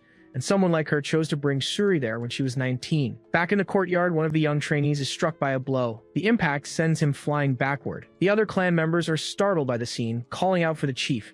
Suri yells Baekjeong's name, questioning what she thinks she's doing. The clan chief simply states that talent is a gift from the heavens, and that one blessed soul is capable of leading millions. Baekjeong reminds her that she questioned whether she was wanted, and reveals that to have her, she would give up all those children without a second thought. She then tells Suri to get her gear as she remembers this exercise. Suri understands the task. There are 8 knots in total. If a knot comes undone or if she hesitates, the children will be in grave danger. Baekjeong states that if her talent hasn't faded, she might consider her conditions. Suri defies her, calling her an evil woman. A few days later, the scene returns to the MangaCapped restaurant. Soo-hyuk presents a new menu item made with Panama geisha beans, featuring a strong jasmine aroma and subtle acidity. He and the doctor then reveal that it's an iced Americano served in a hot bowl, topped with ice cubes. Taya reacts with wide eyes. Lying in bed, he wakes up wondering what that was. On television, a news report announces that the newly appointed chairman of Cheonsu, Cheongjin, is about to give his inaugural address. Now at the table with the others, Soo-hyuk asks Taya how he's feeling. He replies that he's not well at all, and just like that, Taya is back. Cheongjin begins his speech to the 110,000 members of the Cheonsu family. He declares that today they stand on the brink of a major transformation within the organization. Following in the footsteps of the great founder, he states that carrying the weight of his predecessors is not a task he takes lightly. And just as they stood firm against adversity to build Cheongju, so will he. With his youthful vigor, he promises to lead the company into a new era. Until Cheonsu becomes a leading company on the global stage, he and his family will never falter in the face of threats and acts of terrorism. For no matter how deep the darkness becomes, the light of Cheongu will never be extinguished. Back at the restaurant, one of the men comments that it sounds more like a war speech than a corporate address. Wui explains that Cheong is trying to unite them, since the top executives are gone and Junsu is dead. Taya then asks about Guangsu. He wants to know if there are any updates on him. Soo-hyuk reports they are still searching, but his whereabouts are unknown. Taya requests that at the very least they find his body. Soo-hyuk then reveals that while he was recovering, Vice Chairman Yang issued a directive. The order was clear. To make the young master chairman, they need the board's support. Without the backing of those who control the country, taking the chairmanship means nothing. The vice chairman went personally to ask for help from the Dobang Association, with whom he had personal ties. And Suri went to the Yeon clan of Changju to seek support. Taya asks if Suri really went to the Yeon clan, and Soo-hyuk confirms that's where she learned her string techniques. He explains she's on a dual mission, informing them that Cheonsu has one of their own captive and asking for help. Wui then adds that Japil from the Ozong faction asked them to pass on a message. He would like to share a cigar with Taya again. Taya ponders the Dobang Association, the Yeon family of Changju, and the Ozong faction, hoping everything goes smoothly. But he knows it won't be easy, especially with the Ozong faction, considering how Cheong tried to frame them. He then stands up and decides he will meet the Ozong faction personally, leaving Soo-hyuk surprised by his urgency. The doctor appears and asks if he's ever going to rest, warning that even a small fall could be fatal in his condition. Wui also warns him, saying there's a good chance it's a trap, as the Ozong faction gains nothing by helping them. Taya simply turns and starts to walk away, saying that during his time in that organization, he learned that having confidence and courage is half the battle when facing an opponent. And more importantly, you must always believe in yourself. Already dressed to leave, Taya says that if they've decided to support him, then they must have faith in him. At night, the facade of the Solvier Cigar Lounge is shown. Taya and Wui arrive in an alley where 2 men are already waiting for them. One of them approaches and confirms Taya's identity. Mansu Kang, number 12 of the Ozong faction, introduces himself and asks them to follow him, but Taya states he was supposed to meet someone there. Suddenly, several men surround them, and Mansu informs them there's been a change of location. He then suggests Taya listen while they're still being nice, as he'd hate to force him to cooperate in his condition. Jinggu Yang, the faction's number 19, warns that if they resist, the order is to take them down permanently. Taya just observes that the two are strong opponents. Through the lounge doors, cigar smoke is visible. He then comments that someone is already inside, and he asks Wui to wait a moment, as he'd like to have a brief discussion with them. He flexes his gloved hand and says he seriously hates people who don't respect others. Mansu stretches and asks if he heard what was said. Mansu reacts in surprise as someone rushes past him. Suddenly, one of Taya's men quickly restrains him and warns him not to move. He warns him that any resistance will bring serious consequences. Mansu wonders when he got there. Meanwhile, Wui drags his feet on the ground, getting ready. Jinggu Yang says if that's his choice, so be it, and charges forward to attack. but one of Wu's bodyguards intercepts the blow. He then hurls Jing Yang away with the impact. The bodyguard shouts that he warned the young master it was a trap. Wu remembers Taya's words. If they decided to support him, they should have faith in him. He then recognizes that this man is his true master. His men take care of the remaining faction members while Wu says his goodbyes, saying he'll see them after their meetings. Taya then turns and opens the lounge door. He enters the establishment. Inside, he faces the one waiting for him. Taya blinks and asks if he hadn't warned him. He says there was no reason to test him, as he couldn't have defeated Junsu if he weren't the real deal. Inside, Duckyeol Park invites him to sit down. He then introduces himself as the head of the Ozong faction. The attendant greets him and says he has prepared the same cigar as last time. But Taya points to another and says he'll have that one today. He then walks toward the sofa. Jae-pil Kim apologizes, explaining the little commotion was necessary to make the meeting look like a coincidence. Taya simply tells him to cut the crap. He then lights his cigar and suggests Jae-pil go for a walk. Duckyeol Park lets out a laugh. Now seated Taya, the official heir of Cheonsu, says the adults would like to talk for a bit.